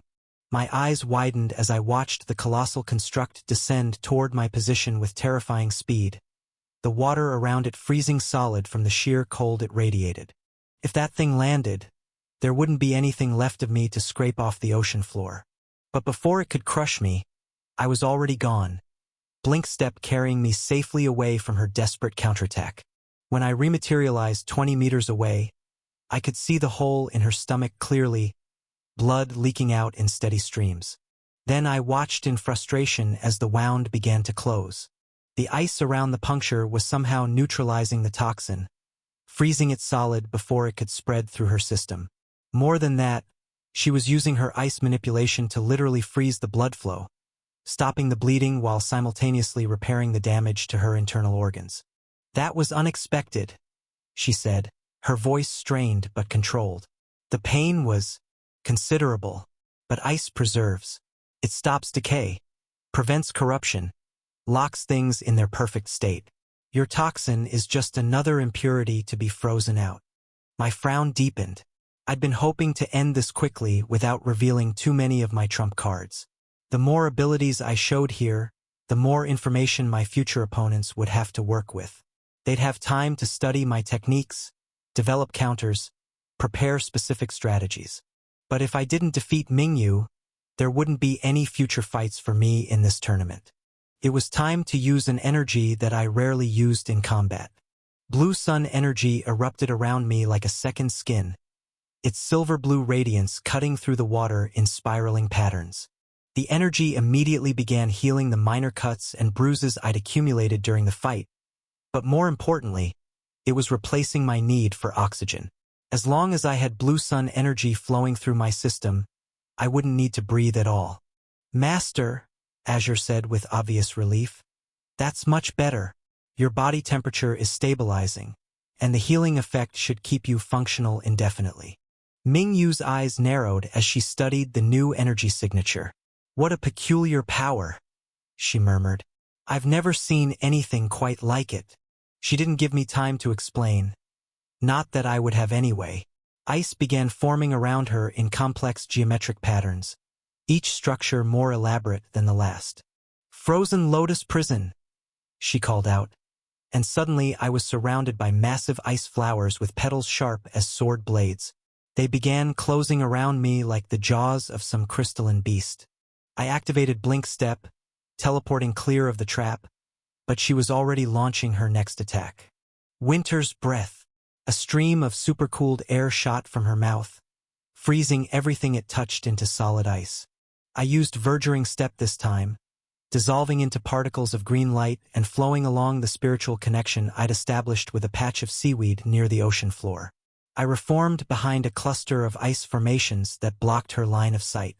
All the while, I was subtly manipulating the vegetation around us. The aquatic kelp, the sea anemones, even some coral polyps that were technically plant-like organisms. I was connecting with all of them, weaving them into an increasingly complex pattern. To Mingyu, it probably looked like I was just using individual plants for defense and mobility. She had no idea I was building another formation. "Getting tired yet?" Mingyu called out, her cold personality showing hints of frustration. "You can't keep running away forever." To emphasize her point, she raised both hands above her head and began channeling an enormous amount of spiritual energy. The water around us grew colder, so frigid that ice crystals began forming in the liquid itself. The ice dragon that materialized above her was massive, easily 70 feet long. Its eyes burned with cold fire, and when it opened its mouth, I could see rows of frozen teeth that looked sharp enough to bite through steel. "This ends now," Mingyu declared. The dragon dove toward me with jaws wide, moving faster than anything that size had any right to. Even with my enhanced speed, there was no way I could dodge something that massive in this confined space. Which was why I didn't try to dodge at all. Chi Disruption Array, activate. The aquatic plants I'd been manipulating all suddenly flared with spiritual energy, revealing the formation pattern I'd woven throughout the battlefield. Lines of force connected kelp to coral to sea anemone in a complex geometric design that covered nearly the entire combat area. The effect was devastating to Mingyu's control over her technique. Her chi circulation stuttered as the array interfered with her spiritual channels. The massive ice dragon, which had been held together by her focused will and spiritual energy, began to shudder and crack. Chunks of crystalline flesh broke away from its form as the binding forces that maintained its existence were disrupted. Enjoying this book? Seek out the original to ensure the author gets credit. With a sound like a glacier calving, the dragon collapsed into a rain of ice fragments. But I wasn't done yet. While Mingyu was struggling to regain control of her spiritual energy, I poured red sun energy into the formation itself. This was something I'd never tried before, combining the transformative power of red sun energy with a plant-based formation array. The innocent aquatic vegetation I'd been using suddenly changed. Kelp strands grew thicker and darker, developing thorns along their length. Sea anemones expanded into monstrous versions of themselves, their tentacles writhing with hunger. Even the coral formations shifted, growing into twisted shapes that looked more demonic than natural. The entire formation had become a living trap of predatory plant matter, and Mingyu was right in the center of it. Demonic kelp wrapped around her arms and legs with crushing strength. Mutated anemones latched onto her torso with tentacles that secreted paralytic toxins. The corrupted coral grew spikes that pressed against her throat and vital points. Mingyu fought back with everything she had. Ice armor formed and shattered repeatedly as the plants tore through her defenses. Both personalities, the warm, gentle water cultivator and the cold, ruthless ice manipulator, seemed to be working together now, desperately trying to break free from the demonic vegetation.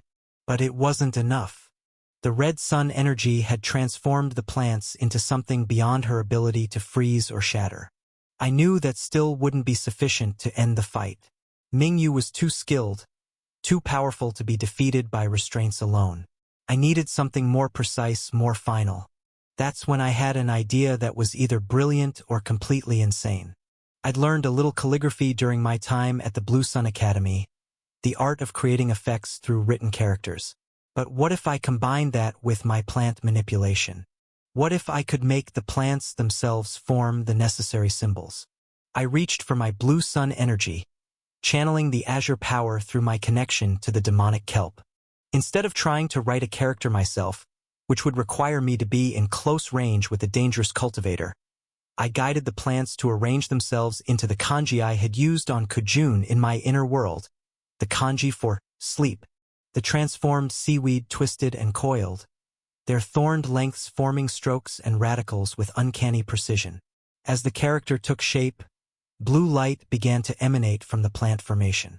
One tendril, glowing with concentrated azure energy, extended toward Mingyu's forehead. The moment it made contact with her skin, I felt the technique activate. Mingyu's struggles became more frantic as the sleep effect took hold. I could see both personalities fighting against the induced unconsciousness, the warm, friendly Mingyu trying to stay awake while the cold, hostile version attempted to break free through sheer willpower. The battle between her dual natures created a feedback loop that made the technique even more effective. Each personality was fighting not just the sleep effect, but also each other, creating chaos in her spiritual energy system. Her movements became sluggish, then uncoordinated. Her ice constructs began melting as her concentration failed. Finally, her eyes rolled back and she went limp, unconscious but breathing steadily. The familiar sensation of spatial transportation washed over me as a portal opened at the edge of the battlefield. The battle was over. I released the plant bindings, letting her float peacefully in the water as I dismissed the various techniques I'd been maintaining. A sect disciple in medical robes swam through the opening, heading toward Mingyu's unconscious form to ensure she received proper care. I took one last look around the infinite ocean realm, now partially restored to its liquid state with chunks of ice still floating in the current. It had been a harder fight than I'd expected, and I'd been forced to reveal more of my capabilities than I'd wanted to. But I'd won. That was what mattered. As I walked through the portal and felt the cool air of the tournament arena on my face once again, I couldn't help but smile slightly. 2 fights down. 5 more to go until I could claim the championship and gain access to the elemental chamber. The path to the elemental realm was still wide open. The roar of the crowd hit me like a physical wall as I emerged from the portal, the familiar warmth of the arena's afternoon air replacing the cool depths of the infinite ocean realm. My robes were still damp in places, and I could taste salt on my lips from the underwater battle, but the cheers washing over me suggested the spectators had found the fight entertaining. Queen! Queen! Queen! That's 200 spirit stones for me. Did you see that plant formation? Incredible. The way he turned that ice dragon into fragments. Incredible. The village boys unstoppable. But the angry voices coming from other parts of the arena were just as loud. Are you kidding me? She had him frozen solid. This is rigged. There's no way he should have won that. I lost 3 months' worth of spirit stones on this garbage. Mingyu was supposed to be unbeatable in that world. What kind of technique was that plant nonsense? I couldn't help but smile slightly as I walked across the arena floor. The betting had clearly been heavily against me, despite my cultivation advantage. Master, Azure said with what sounded like amusement, you seem to be developing quite the reputation as an upset specialist. It's not my fault people keep underestimating me, I replied internally. Most people had probably looked at Mingyu's water specialization, the aquatic environment, and her recent breakthrough to 9th stage, then decided that environmental advantage would trump my pseudo-elemental realm cultivation. But I didn't blame them. By every logical analysis, I should have lost a fight against a domain-empowered 9th stage chi condensation cultivator. And if I hadn't had access to red sun energy mutations and that plant-based calligraphy technique, then that would have been exactly what happened. Yet here I was, advancing to the round of 32, while the previously undefeated Mingyu was receiving medical attention for spiritual exhaustion and forced unconsciousness. That was Xianxia logic for you, I supposed. It didn't matter how perfectly you planned, how many advantages you had, or how thoroughly you analyzed your opponent's weaknesses. Just when you thought you had everything figured out, your opponent would pull out some new energy source or technique you'd never encountered and completely flip the script. Fortunately, this time I had been the one with the unexpected trump cards. But the real worry was that somewhere in this tournament was another competitor who might seem weaker on paper but possessed some hidden ability that could completely counter my advantages. Wu Kongming was dangerous, certainly. His ring clearly contained some kind of mentor spirit, and those usually came with access to ancient techniques and forbidden knowledge. But he wasn't exactly a surprise. What I had yet to witness was the classic dark horse trope. If everything I knew about this world was true, and so far it had been depressingly accurate to Xianxia novel tropes, then there was almost certainly someone here who looked completely ordinary but was hiding something extraordinary. Maybe it was that quiet 7th stage girl who'd barely spoken to anyone. Maybe it was one of the 8th stage cultivators who'd advanced through pure luck and determination. Or maybe it was someone I hadn't even noticed yet, blending into the background, cultivating some forbidden art, and had secretly broken through to the elemental realm, while everyone else focused on the obvious threats. In the cultivation world, underestimating anyone was a good way to end up dead or worse. And just a few minutes ago, I had come close to suffering such a fate, nearly being turned into a cultivator popsicle. I shuddered slightly. No matter who I was paired up against next, I couldn't afford to let them use their most powerful techniques. A quick and efficient battle was the way to go. With that thought, I gave a wave of reassurance to my parents and then found an empty meditation cushion near the arena's edge to settle down and recover my energy. The fight with Mingyu had been more draining than I'd expected, particularly the combination techniques at the end. I had used up almost 90% of my red sun energy reserve, and my blue sun reserves had also taken a significant hit from the healing and the extended underwater breathing. As for my chi reserves, it was hovering around 40%, which wasn't terrible but definitely not ideal for facing another opponent. It was going to take a while to get back to full strength, but fortunately I had time before the next round began. Looking around the arena, I could see that most of the other battles were still ongoing, their outcomes being displayed on formation screens positioned throughout the spectator sections. I turned my attention to those screens, curious to see how the other tournament favorites were faring in their matches. The narrative has been stolen. If detected on Amazon, report the infringement. Yuan Zhan's battle was already over, apparently concluded so quickly that the replay formation had to slow down the footage for spectators to understand what had happened. His opponent, an 8th-stage Earth cultivator, had simply ceased to exist in the span of a single heartbeat. One moment he was raising defensive barriers, the next he was unconscious in a crater, his cultivation temporarily sealed by whatever technique Yuan Zhan had used. The ordinary-looking cultivator was clearly anything but ordinary. Wu Kongming's fight was similarly decisive. His opponent had lasted perhaps 30 seconds before that impossible sword technique cleaved through every defense he could muster. The most unsettling part was how casual Wu Kongming looked afterward, like he'd been sparring with a child rather than fighting for tournament advancement. Earth Fist Lu's battle was even shorter. His opponent, a wind cultivator who specialized in mobility and ranged attacks, had apparently thought he could kite the massive Earth specialist around the battlefield. Instead, Lu had punched the ground once, creating such massive seismic disturbances that his opponent lost his footing and was immediately eliminated by a follow-up attack that sent his unconscious form flying. Chun Feng's match was wrapping up as I watched, his shadow techniques making it nearly impossible for his enemy to land a solid hit. The Ghost Step expert lived up to his reputation, appearing and disappearing like smoke while steadily wearing down his opponent's defenses until he landed a clean knockout. The favorites are all winning easily, Azure observed. No surprises so far. I nodded. I hadn't expected anything less. They would continue to win convincingly until the Dark Horse made their presence known. I turned my gaze to the screen displaying Luo Yichen's match. He was still locked in battle against a female cultivator I didn't recognize. The nameplate identified her as Fan Li, 8th stage of Qi condensation, with what appeared to be a wind-based cultivation method. The battle was taking place in something called the Shattered Peaks Realm, a mountainous environment with floating stone platforms connected by narrow bridges. Perfect terrain for testing mobility and aerial maneuvering. Fan Li had clearly not studied Luo Yichen's fighting style, because she was using her wind techniques to stay airborne and maintain distance. It would have been smarter for her to engage in close quarters, preferably using martial arts. The Mirror Water Sword style was most effective at long to medium range where the blade could capture and reflect incoming spiritual attacks. She sent a barrage of wind blades down at Luo Yichen's position, each one sharp enough to carve through stone. But Luo Yichen's response was almost artistic in its precision. His sword moved in flowing patterns that seemed to literally drink the wind attacks out of the air.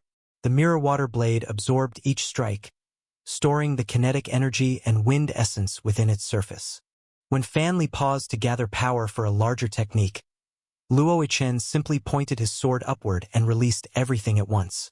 The stored wind blades erupted from his weapon with twice their original force, creating a spiraling tornado of cutting force that Fan Li couldn't possibly evade in midair.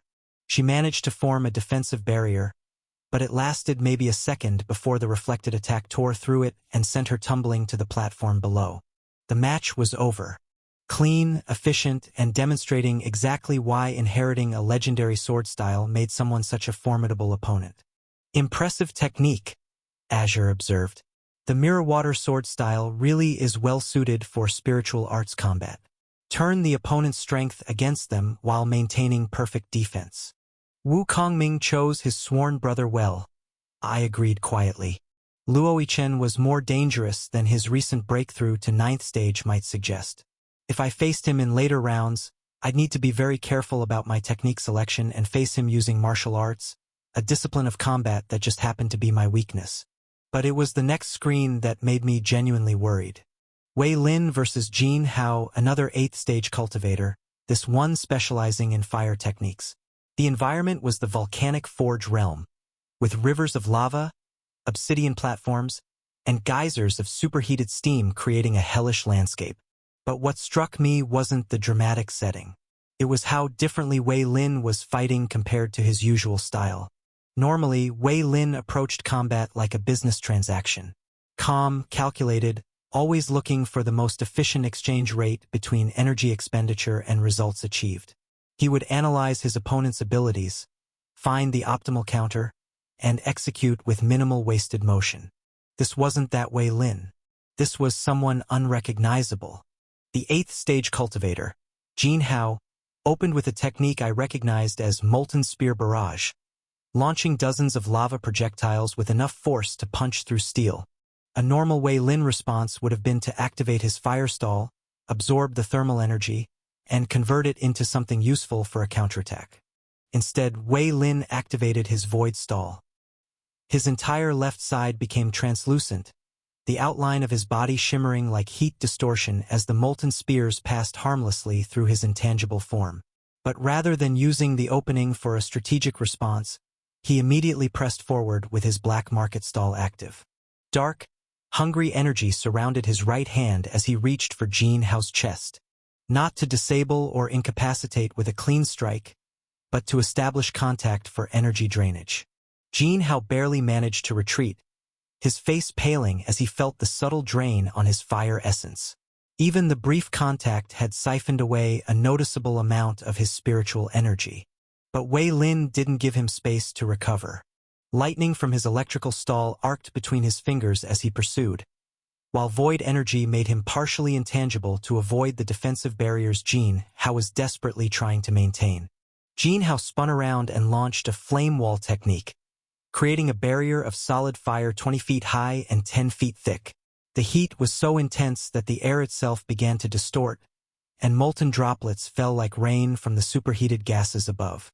Wei Lin simply smiled and walked through it. His void stall rendered him completely intangible to the flames, while his fire stall absorbed the thermal energy that tried to affect his corporeal parts.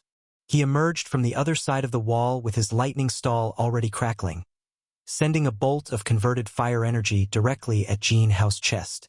The impact sent Jin Hao flying backward, his robes smoking from the electrical discharge. He hit an obsidian pillar hard enough to crack it, then slumped to the ground with visible burns across his torso.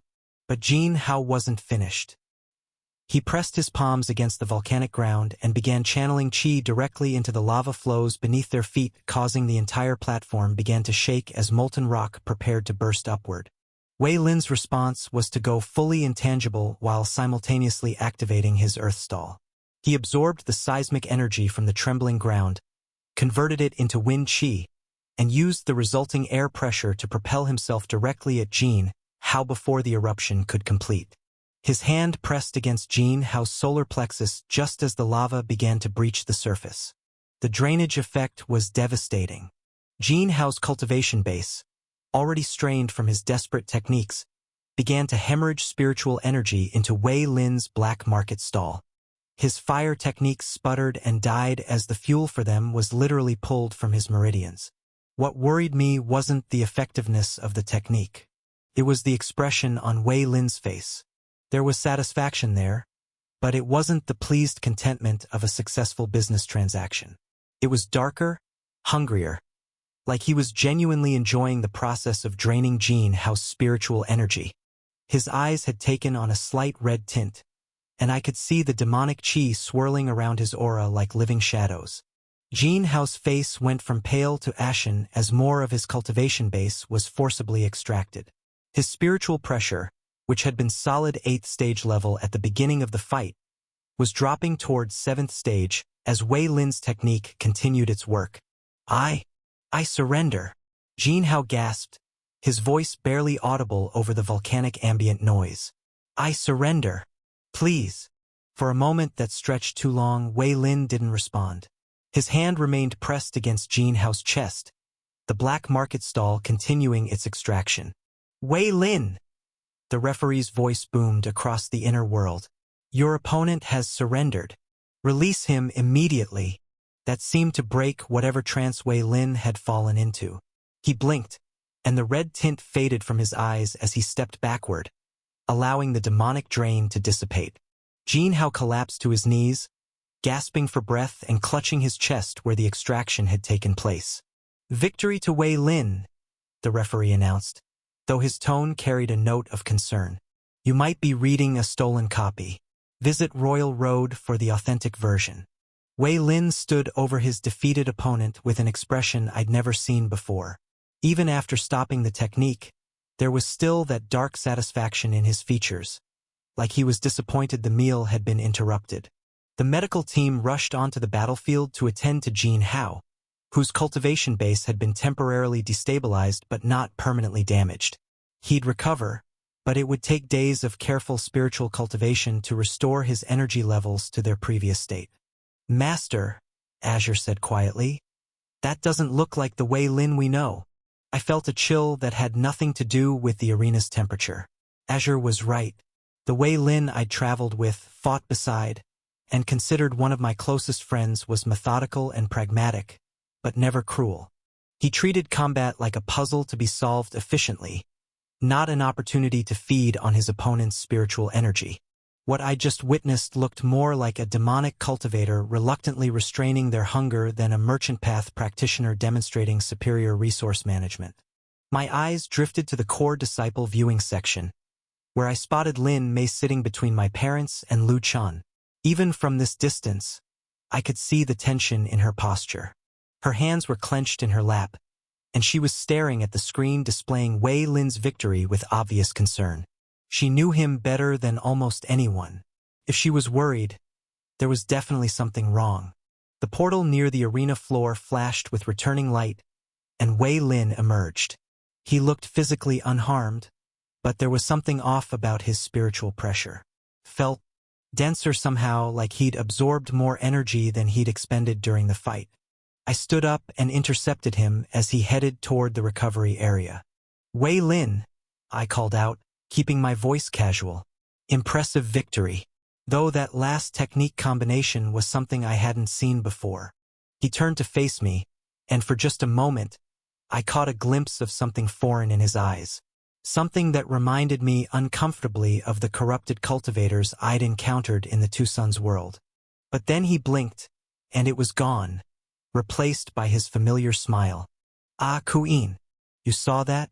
I was experimenting with some new applications of my stall system. Turns out combining void energy and the black market stall creates some interesting synergies." The words were right, but his tone felt wrong. Too casual, like he was discussing the weather rather than a combat technique that had nearly destabilized his opponent's cultivation base. "That didn't seem like you," I said carefully. "Usually you're more measured in your approach. It looked like you were reluctant to stop when Jin Hao surrendered." Wei Lin's smile faltered slightly. "What do you mean?" "The demonic qi," I pressed. "Is it under control? I know beyond heaven cultivation methods can have unexpected effects on personality and decision-making. If there's something, the demonic qi isn't a problem," Wei Lin interrupted, his voice sharper than usual. Then he seemed to catch himself, and the smile returned. "I mean, thank you for the concern, but everything's fine. I've got the energy balance completely managed." I studied his face, noting the slight tension around his eyes that hadn't been there before. Demonic qi wasn't technically forbidden by most sects. It was a legitimate form of spiritual energy that appeared naturally in certain environments and could be cultivated like any other element. But there was a reason most cultivators avoided it. Unlike fire qi or water qi, which followed predictable patterns and could be safely channeled through established meridian pathways, demonic qi was inherently chaotic. It carried traces of negative emotions, unfulfilled desires, and spiritual corruption from whatever source it had originated from. Most importantly, it was addictive in a way that other energy types weren't. Fire cultivators might develop quick tempers, and ice cultivators might become emotionally distant, but those were gradual personality shifts that happened over decades or centuries. Demonic qi could influence a cultivator's decision-making in real time, whispering suggestions that seemed like their own thoughts until they found themselves acting in ways they'd never normally consider. The fact that Wei Lin's cultivation method could process and contain demonic qi was impressive from a technical standpoint, but it also meant he was regularly exposing his spiritual essence to that corrupting influence. Even small amounts, properly filtered and contained, could accumulate over time. "Wei Lin," I said gently, "you know I'm not judging you, right? It's just that demonic qi has a reputation for a reason. Even experienced cultivators sometimes find it more challenging to manage than they initially expected." His jaw tightened almost imperceptibly. I said it's not a problem, Queen. I've been cultivating the merchant's path for almost a year now, and I understand my own cultivation method better than anyone else. The demonic stall is just one component of a larger system, and the marketplace naturally balances different energy types against each other. That was technically true, but I'd read enough about demonic cultivation to know that balance could shift unexpectedly. The more demonic chi a cultivator absorbed, the more their threshold for what felt normal would adjust. What started as a small voice suggesting slightly more aggressive tactics could gradually escalate into full-blown sadistic impulses that felt completely rational to the affected person. Wei Lin looked around the arena, then back at me. I should go recover before the next round. These consecutive battles take more out of you than you'd expect. Before I could respond, he was walking away, moving with the same confident stride he always had. But something about it felt forced, like he was consciously maintaining his normal behavior patterns rather than acting naturally. I watched him disappear into the crowd of competitors and support staff, a growing unease settling in my chest. Cultivation methods at that level didn't just provide power. They reshaped the practitioner's entire spiritual foundation. Sometimes they reshaped their personality along with it. The merchant's path had always been about balance and calculated exchange. But adding a demonic stall to that mix introduced an element that was fundamentally about consumption and corruption. If Wei Lin wasn't careful, if he let that influence grow too strong, he could lose himself entirely, I murmured, still staring in the direction he'd gone. The tournament continued around me, but my mind was elsewhere, thinking about my friend and the dark energy I'd seen writhing around his hands. Beyond heaven cultivation methods were called that for a reason. They transcended normal limitations and offered power that bordered on the divine. But transcendence always came with a price. Sometimes that price was paid in sanity. Sometimes in humanity itself. I just hoped Wei Lin would recognize the danger before it was too late to turn back. I forced myself to turn back toward the viewing screens, trying to push my concerns about Wei Lin to the back of my mind. The arena was still buzzing with activity as other second-round battles continued. Most of the displays showed fairly standard matchups, cultivators testing techniques against each other in various elemental environments, the kind of fights I'd come to expect from outer sect tournaments. That's when I noticed something unusual on one of the more distant screens. The display showed a battle that looked completely different from the others, not just in terms of techniques used, but in the fundamental nature of the environment itself. The setting appeared to be some kind of tavern or wine hall, with wooden floors, rough stone walls, and barrels stacked in every corner. Purple mist hung in the air, and even through the formation screen, I could sense the spiritual pressure of alcohol-infused qi. That's an interesting inner world, I murmured, squinting to read the names displayed at the bottom of the screen. Rengenyu versus Guasini. The battle itself was fascinating to watch. Rengenyu was clearly a fire cultivator, his techniques creating waves of flame that should have easily overwhelmed his opponent. But every attack seemed sluggish, unfocused, as if he was fighting through thick fog. His opponent, Guasini, stood in the center of the tavern with her eyes closed, her lips moving in what was obviously song. I couldn't hear the words through the formation screen, but I could see the effect they were having on the environment around her. Is she a singing cultivator? I asked Azure.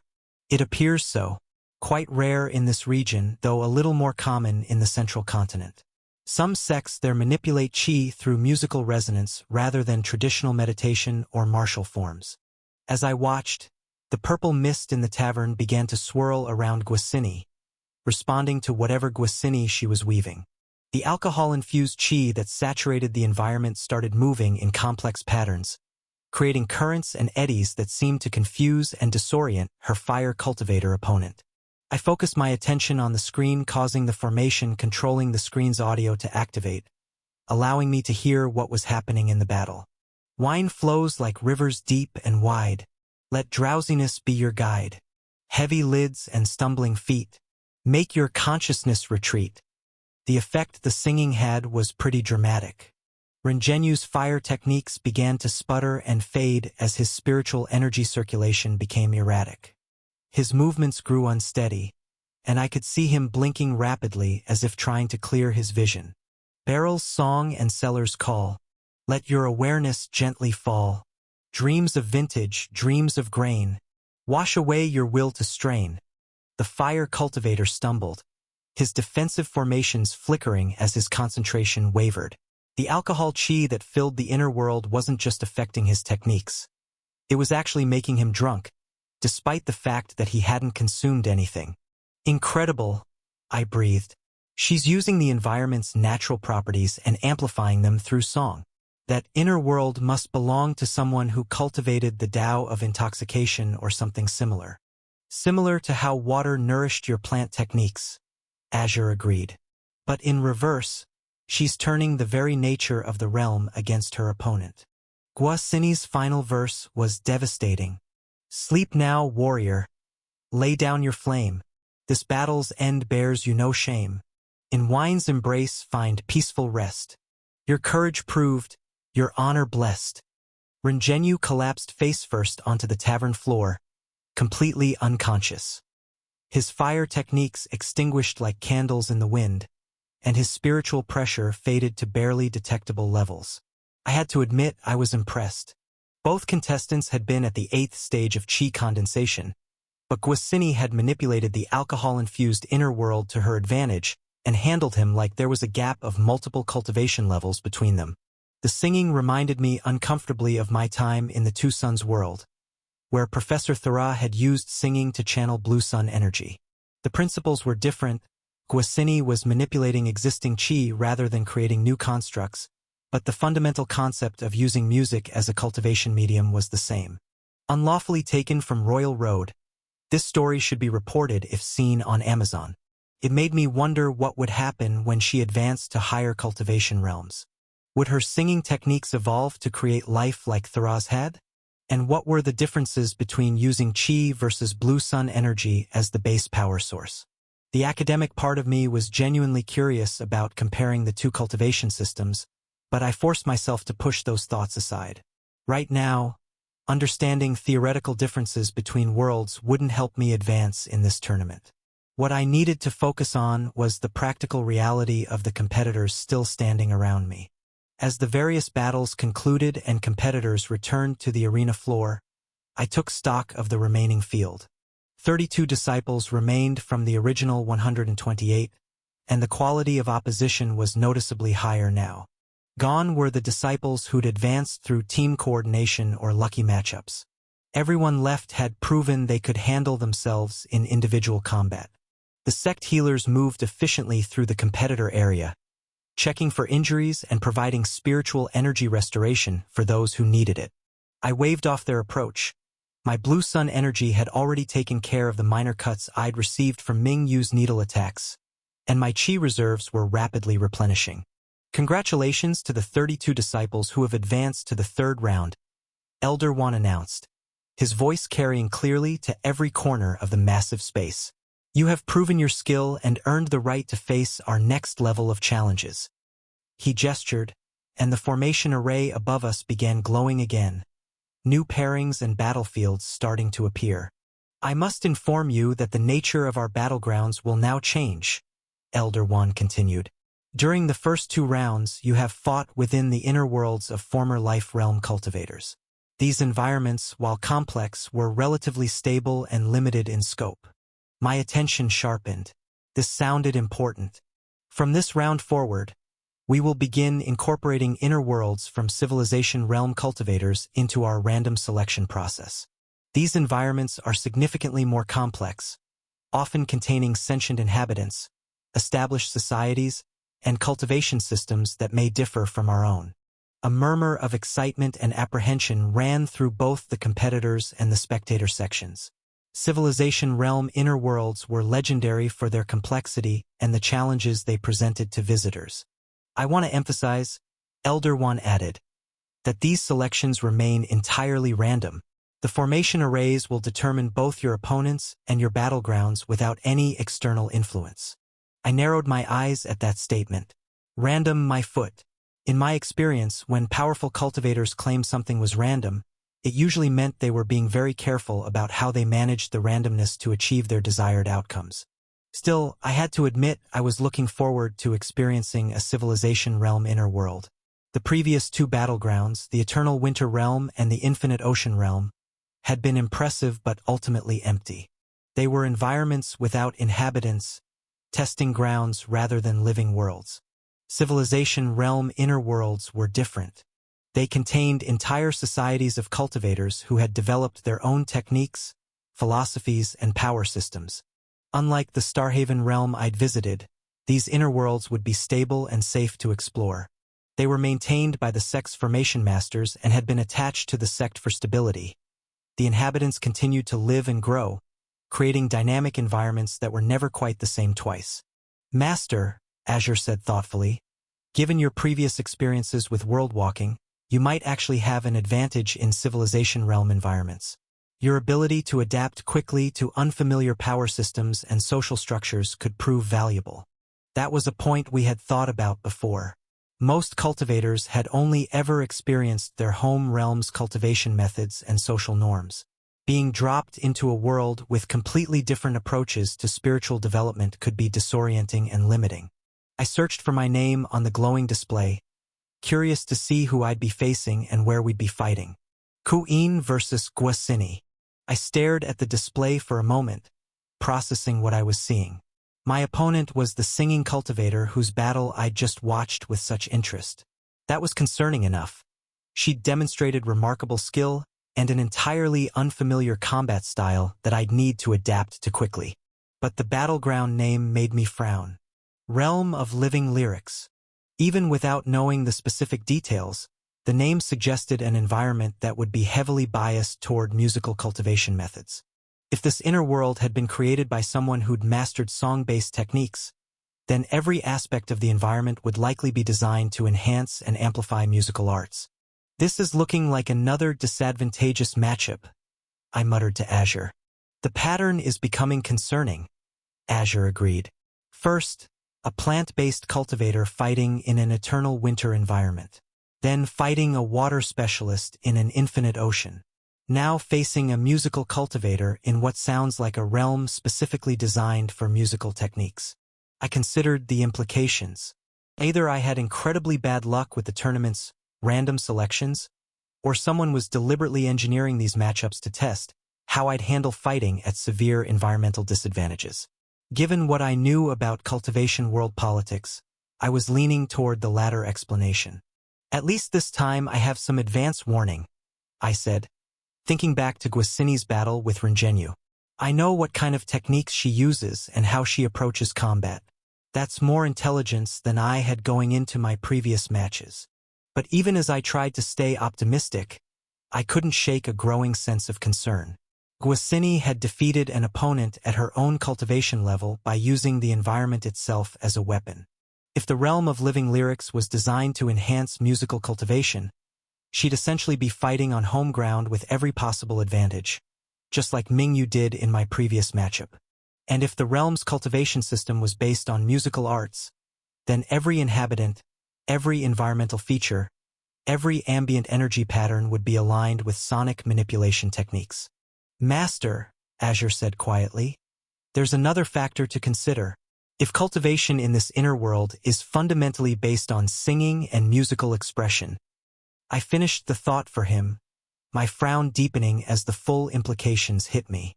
Then I might be completely screwed. As the 32 competitors stood facing their respective portals, Elder Juan raised his hand for attention. The murmur of conversation died down as his spiritual pressure radiated outward, not threatening but commanding enough to ensure complete silence. Before you begin, Elder Juan began, there are important details you must understand about this phase of the tournament. I felt a slight frown tugging at my expression. Important details that weren't mentioned earlier? That was never a good sign in cultivation competitions. You will not be physically entering these inner worlds, Elder One continued. While these realms are under our sect's control and have been stabilized for safe exploration, they naturally reject the presence of outsiders. The spiritual laws governing each world create an automatic defense against foreign entities. Several competitors exchanged glances, and I caught more than a few uncomfortable expressions. Apparently, I wasn't the only one who found this development concerning. To circumvent this natural rejection, Elder One explained, you will project your spiritual consciousness into the realm and take control of one of the native inhabitants. Through this vessel, you will engage in combat with your opponent. A ripple of surprise ran through the gathered disciples. Some looked genuinely shocked, others merely thoughtful, but I noticed that a few of the more experienced competitors didn't seem fazed at all. Either they'd known this was coming, or they'd participated in similar trials before. As for myself, I couldn't help but feel a twist of ironic amusement. Possession, huh? That was familiar territory. Master, Azure said quietly in my mind, this is quite different from your normal world walking experiences. He was right. When I world walked using the Genesis Seeds connection, my entire soul crossed between realms, carrying my inner world and all my abilities with it. I could use my full power because I was genuinely present in that reality, mind and soul. But what Elder Juan was describing was spiritual projection. A silver of my consciousness would enter the realm while my soul remained in my physical body. The connection between my projected will and my real self would be the only way to channel my chi, red sun energy, blue sun energy, or any of my other abilities into the vessel. It was like the difference between personally fighting a battle versus controlling a puppet from a distance. The puppet might be able to access some of your power, but it would always be limited by the strength of the connection and the vessel's capacity to handle foreign energy. I must emphasize, Elder One continued, that any damage you suffer within the inner world will not affect your physical body here in the arena. Your spiritual projection may be injured, weakened, or even temporarily dispersed, but you will return safely to your own form. I noticed what he didn't mention. What about damage to the vessel? If we were taking control of actual inhabitants, people with their own lives and personalities, what happened to them when higher beings started channeling spiritual energy through their bodies? Master, Azure observed, following my train of thought, I suspect the sect views the inhabitants of these inner worlds as expendable resources. That made sense, unfortunately. The cultivation world had a harsh hierarchy, and most high-level cultivators viewed mortals as ants beneath their notice. The inhabitants of a civilization realm inner world might be technically alive and sentient, but to the sect elders, they were probably just sophisticated spiritual constructs rather than real people. It was callous, but not surprising. I'd learned early on that this world operated on very different moral principles than my previous life. Before you begin, Elder One added, his tone becoming more instructional. Remember that each inner world operates according to its own spiritual laws and cultivation systems. Do not attempt to force your own techniques against the grain of reality. Instead, embrace the world's nature and work with its laws rather than against them. With those cryptic words of wisdom, he gestured toward the portals. You may begin. Unlawfully taken from Royal Road. This story should be reported if seen on Amazon. I frowned, parsing the meaning behind Elder Juan's advice. He was basically telling us that our own techniques might be severely restricted in these foreign realms. The key to victory wouldn't be overwhelming power, but adaptability and choosing the right vessel to fight through. In other words, I needed to find an inhabitant of the realm of living lyrics who was already powerful within that world's cultivation system, rather than trying to force my plant-based abilities to work in an environment designed around musical arts. Around me, the other competitors began the process of spiritual projection. I watched as translucent, ghostly versions of themselves materialized beside their physical bodies. These spiritual forms looked exactly like their creators but with a faint, ethereal quality, like reflections seen through shallow water.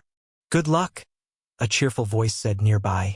I turned to see Guasini approaching her portal, the same singing cultivator whose battle I'd watched with such interest. She'd spoken to me with a genuine smile, her tone warm and friendly, without any of the calculating undertones I'd grown accustomed to from other competitors. Good luck to you too, I replied, returning her smile. Internally, I felt a surge of relief. After facing Tang Shua's complete detachment from reality and Ming Yu's split personality disorder, it was refreshing to encounter an opponent who seemed mentally stable and genuinely pleasant. Maybe this round wouldn't be quite as psychologically exhausting as the previous two.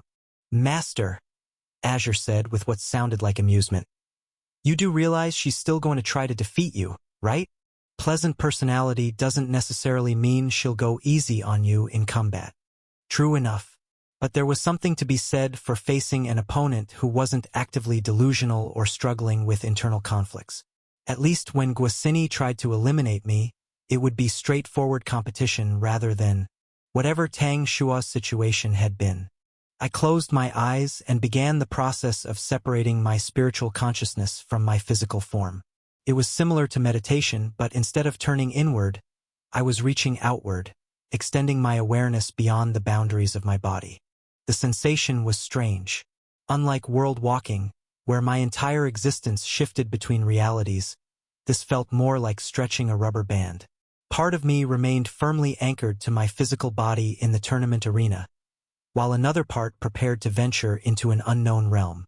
My spiritual projection began to take shape, a translucent copy of myself that maintained all my features but possessed none of the weight or substance of my real body. It was like becoming a ghost, present but not truly there. Remember, Azure advised, you'll be working with whatever abilities the vessel possesses, supplemented by whatever power you can channel through the spiritual connection. Don't rely on techniques that require on runes. Your spiritual will doesn't have runes inscribed on it. With a final deep breath, I guided my spiritual projection toward the portal marked Realm of Living Lyrics. The moment I made contact with the swirling energy, everything dissolved around me. The transition was jarring, like being pulled through a tunnel of sound and color. Unlike the smooth world-walking experiences I was accustomed to, this felt choppy and disorienting, as if I was being translated rather than transported. When the sensation ended, I found myself standing in a world that defied conventional description. The sky above was a canvas of shifting musical notes, actual musical notation flowing across clouds like living text. The notes glowed with soft light, creating harmonies that I could somehow both see and hear simultaneously. Treble clefs drifted like birds between measures of cosmic music, while bass clefs anchored the harmonic structure like floating mountains. The landscape beneath my feet was equally extraordinary. Rolling hills were shaped like enormous instruments. Violin curves, trumpet bells, and piano keys forming the very geography. Forests of singing trees swayed to rhythms I couldn't quite identify, their leaves creating percussion as they rustled against each other. In the distance, I could see cities built from crystallized sound, their spires rising in perfect harmonic intervals. Bridges of solid melody connected floating islands, while rivers of liquid music flowed between banks of compressed rhythm. The most remarkable aspect was how everything in this world seemed to pulse with the same underlying beat, as if the entire realm was one massive musical composition playing itself into existence. Even the air itself carried harmonics, making each breath feel like inhaling pure song. Master, Azure whispered in wonder. This is incredible. The entire world operates on musical principles. Look at how the spiritual energy flows. It's following melodic patterns rather than traditional chi circulation. He was right. I could sense the energy networks throughout this realm, and instead of the usual ley lines or spiritual veins, power flowed in complex musical phrases that repeated and varied like an eternal symphony. This was exactly what I'd feared when I saw my opponent and battleground assignments. Guasini would be perfectly at home in this environment, able to tap into the world's natural harmonics to amplify her singing techniques. Meanwhile, my plant-based abilities would be fighting against the fundamental nature of reality itself. But Elder Wan's advice echoed in my mind. Don't fight the inner world. Embrace it. The key wasn't to force my own cultivation style to work here.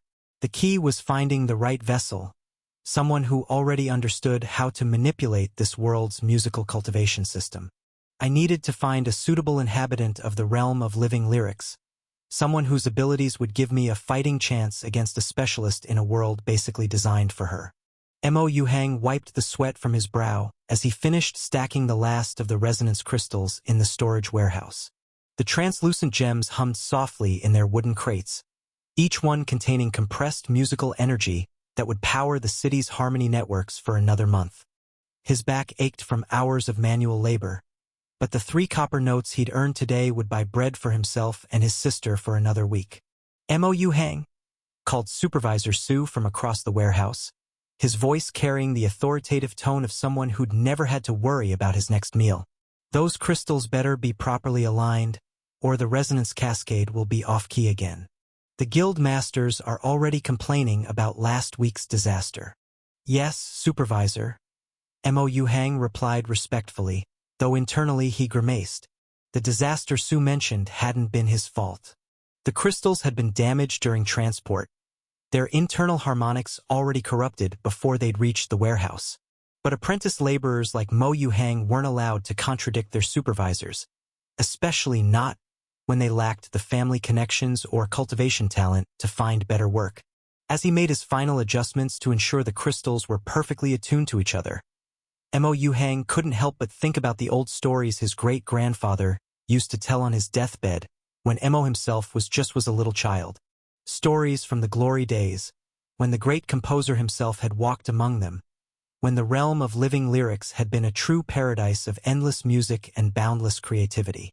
Back then, every citizen had been able to cultivate harmonic essence freely, drawing power directly from the world's fundamental symphony. The great composer, their god and creator, had designed the realm so that music and cultivation were one and the same. Farmers would sing their crops to grow, artisans would hum their crafts into perfection, and warriors would battle with weapon songs that could shatter mountains. But that was before the fall. Mo Hang's great-grandfather had been just a child during those final days, when the great composer had vanished without warning, leaving behind only scattered notes of his eternal symphony. Within days, mysterious figures in flowing robes had appeared, claiming to represent the sect, and announcing that the realm was now under their protection. Protection. Mo Hang almost laughed at the irony. The sect's protection had come with rules, regulations, and a complete restructuring of their society. Harmonic essence cultivation was now regulated, with only licensed practitioners allowed to access the higher techniques. The spontaneous music-making that had once been every citizen's birthright was replaced with rigid hierarchies and controlled distributions of resonance crystals. But there was one aspect of the new order that the people had embraced wholeheartedly: the possibility of being chosen as a vessel. According to the sect's teachings, beings of immense power would occasionally descend from the heavens to inhabit mortal forms. These divine entities needed vessels to interact with the physical world, and the inhabitants of the realm of living lyrics were considered particularly suitable due to their natural attunement to spiritual harmonics. Being chosen as a vessel was the highest honor imaginable. It meant direct contact with godlike beings, the chance to channel powers beyond mortal comprehension, and the opportunity to serve a purpose greater than oneself.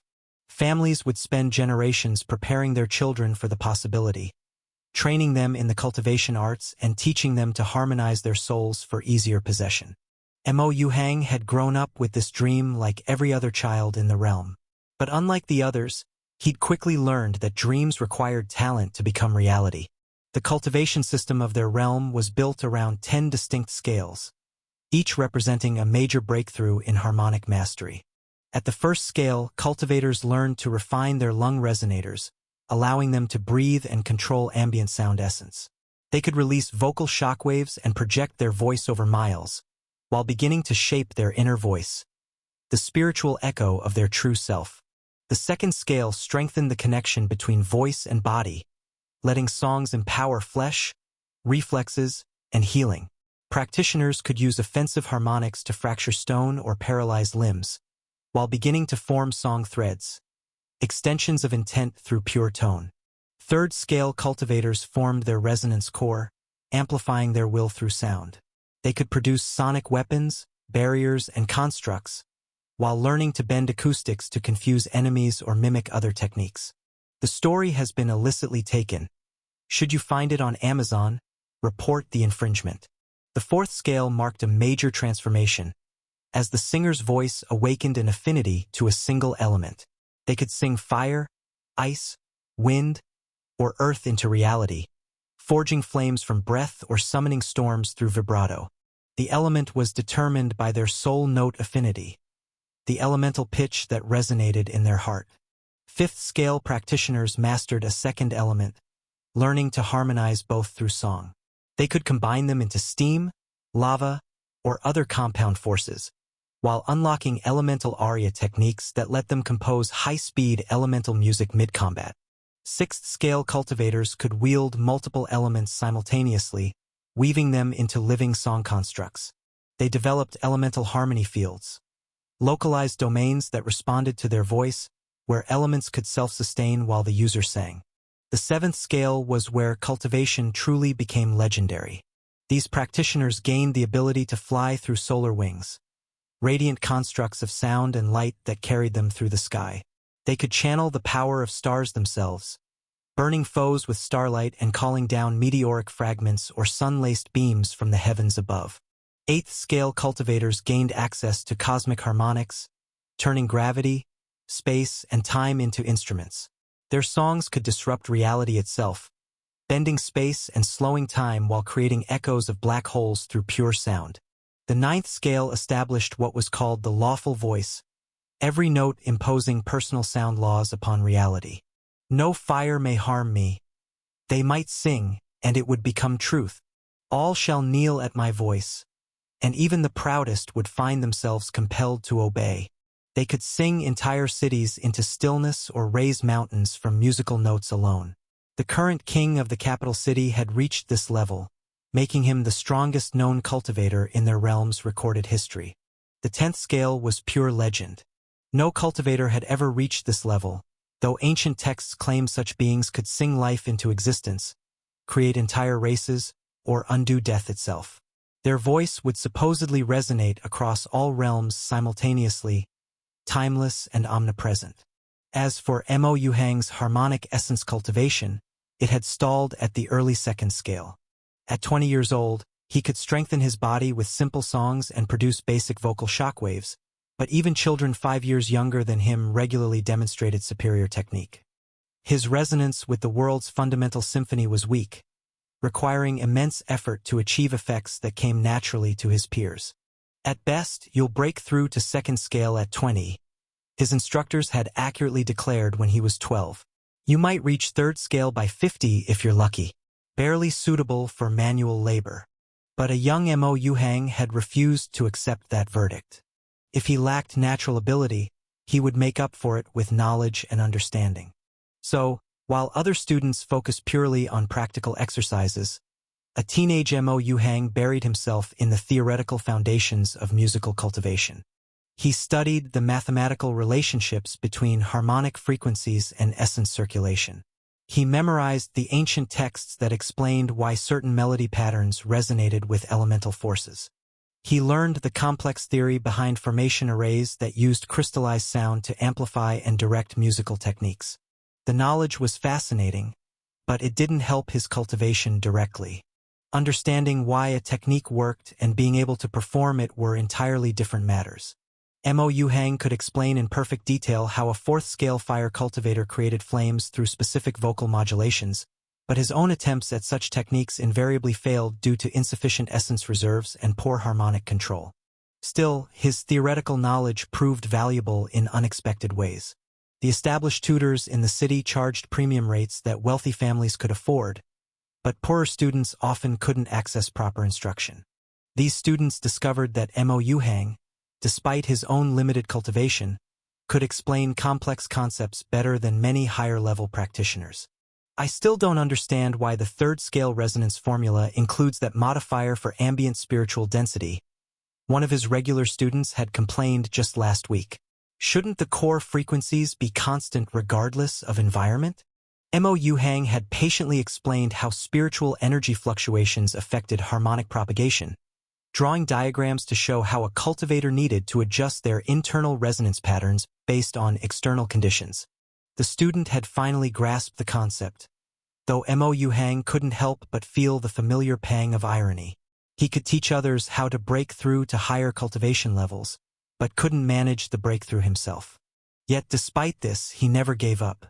The reason for his persistence sat waiting for him at their tiny apartment in the city's lower districts. Brother, Lin Xiaoxiao called out as he opened the door, her 7-year-old face lighting up with pure joy. Did you bring anything interesting from the warehouse today? Mo Yuhang smiled despite his exhaustion, reaching into his pack to pull out a small, cracked resonance crystal that had been marked for disposal. It wasn't worth much, but it still held enough harmonic essence to create simple light patterns. Watch this, little sister, he said, holding the crystal in his palm and humming a basic activation melody. The gem responded to his spiritual energy, projecting tiny dancing notes of light that swirled around the room like musical fireflies. Xiaoxiao clapped her hands in delight, her own natural talent allowing her to harmonize with the display and add her own colorful additions. At 7 years old, she already showed more musical cultivation ability than Mo Yuhang had managed in his 20 years of life. That was both his greatest joy and his deepest fear. Xiaoxiao had the potential to rise far above their current circumstances, but only if she received proper training and resources. The kind of opportunities that required money, connections, or recognition that their orphan family simply didn't possess. Their parents had died when Xiaoxiao was just 4, caught in a harmonic storm when one of the city's major resonance networks had catastrophically failed. Mo Yuhang had been 17 then, legally old enough to become his sister's guardian but far too young to provide the kind of life she deserved. The state provided basic support for orphans, but basic meant survival rations and overcrowded dormitories.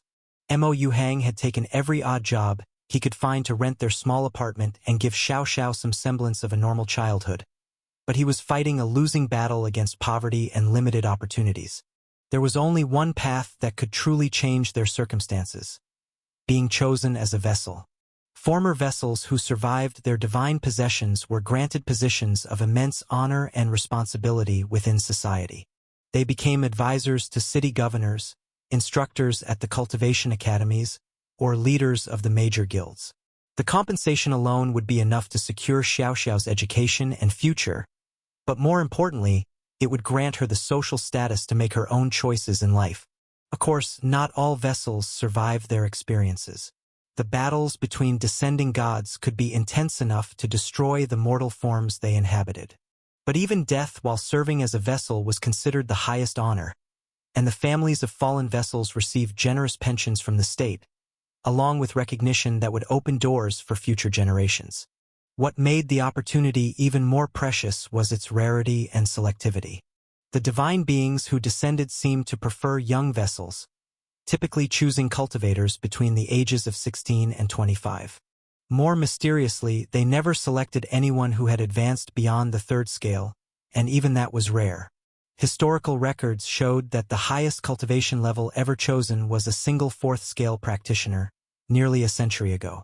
No one understood why the gods imposed these limitations. Some scholars theorized that higher-level cultivators were too set in their ways to serve as effective vessels. Others suggested that advanced practitioners had spiritual signatures too complex for divine possession. The most common theory was that the gods preferred vessels they could easily control and discard. Whatever the reason, it meant that Mo Yuhang's weak cultivation might actually work in his favor. His 2nd scale abilities, while embarrassingly low for his age, still fell within the acceptable range for divine selection. Mo Yuhang understood the risks, but he also understood the alternatives. Without some dramatic change in their fortunes, Xiaoxiao would grow up in the same poverty that had defined his own life, her natural talent wasted for lack of proper cultivation resources. He couldn't let that happen. "Brother," Xiaoxiao said quietly, settling beside him on their threadbare couch. "The other children at the conservatory say there's going to be a descent soon. Is that true?" Mo Yuhang nodded, his expression growing serious. "The city lord announced it yesterday. 2 divine beings are expected to arrive within the next few days, seeking vessels for some kind of conflict." Xiaoxiao's eyes widened with excitement and apprehension. Like all children in the realm, she'd grown up with stories of the descents, the rare occasions when beings from the heavens chose mortal forms to inhabit. The last one had occurred 5 years ago, and the entire city had celebrated for weeks afterward. "Do you think you will be chosen?" she asked, though her tone suggested she already knew that was unlikely. "Of course," Mo Yuhang replied, forcing confidence into his voice. I've been preparing my whole life for this opportunity. Despite not truly believing it himself, for Xiao Xiao's sake he had to try. He had to believe that effort and determination could overcome natural limitations. The next morning brought confirmation that the descent was imminent. Harmonic alarms rang throughout the city, announcing that all citizens should gather in the central plaza for a divine manifestation. Mo Yuhang closed the warehouse early, collected Xiao Xiao from her lessons, and joined the massive crowd that was assembling in the city's heart. The central plaza could hold nearly 50,000 people, and it seemed like every citizen in the region had come to witness the event. Families clustered together, pointing excitedly at the sky and speculating about which of their children might be chosen. Young cultivators stood in prominently visible positions, some already demonstrating their abilities. Similar displays of talent were occurring in plazas across the entire realm, all hoping to be the one to attract divine attention. Mo Yuhang saw Lu Wenqing, the most talented student at the conservatory, moving through the crowd with her usual confidence. She was surrounded by a small entourage of admirers and family members, all of them clearly expecting her to be chosen. Her cultivation had reached the peak of the third scale at only 16 years old, and her mastery of harmonic manipulation was genuinely extraordinary. The sight of her made Mo Yuhang's stomach clench with familiar jealousy and inadequacy. Lu Wenqing represented everything he could never be: naturally gifted, socially connected, and virtually guaranteed for advancement. If the gods were looking for powerful vessels, she would be an obvious choice. But as they found a spot near the plaza's edge where he and Xiao Xiao could observe without being crushed by the crowd, Mo Yuhang looked down at his little sister's upturned face and felt his resolve harden. He couldn't afford to be realistic about his chances. He couldn't afford to accept his limitations. His sister's future depended on him finding a way to transcend everything that had held him back. "Look!" Xiao Xiao suddenly exclaimed, grabbing his arm and pointing skyward. "The heavens are opening!" Above them, the musical sky began to shift and swirl, its flowing notes arranging themselves into complex patterns. The very air began to vibrate with harmonics that went beyond normal hearing, creating pressure that made everyone in the plaza fall silent. Then the heavens truly did tear open, and two figures began to descend. They appeared as beings of pure light at first, but as they drew closer, Mo Yuhang could make out more details.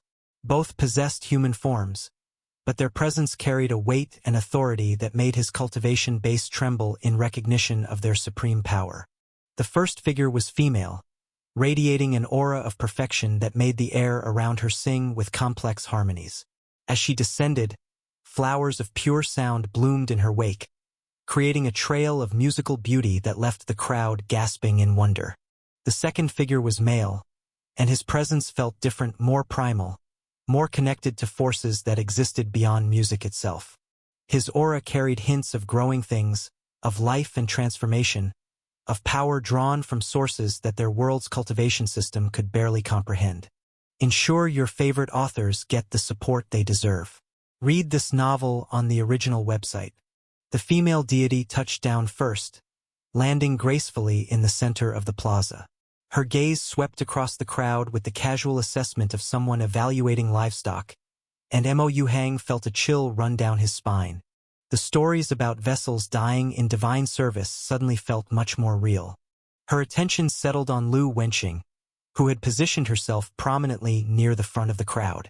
The girl's peak third-scale cultivation blazed like a beacon, clearly marking her as one of the most capable potential vessels present. "You," the goddess said, her voice carrying clearly across the plaza despite being barely above a whisper. "You will serve." Lu Wenqing dropped to her knees, tears of joy streaming down her face. "I am honored beyond measure." "Divine One," the goddess gestured, and Lu Wenqing's body began to glow as the divine possession took hold. When the light faded, the girl stood differently, straighter, with eyes that held knowledge and power that no mortal in this lower realm should possess. Mo Yuhang felt his heart sink. One god had made their choice, and it hadn't been him. That left only one remaining opportunity. The male deity still hung in the air above them, his presence casting harmonics across the entire realm as he surveyed the hundreds of thousands of hopeful candidates below.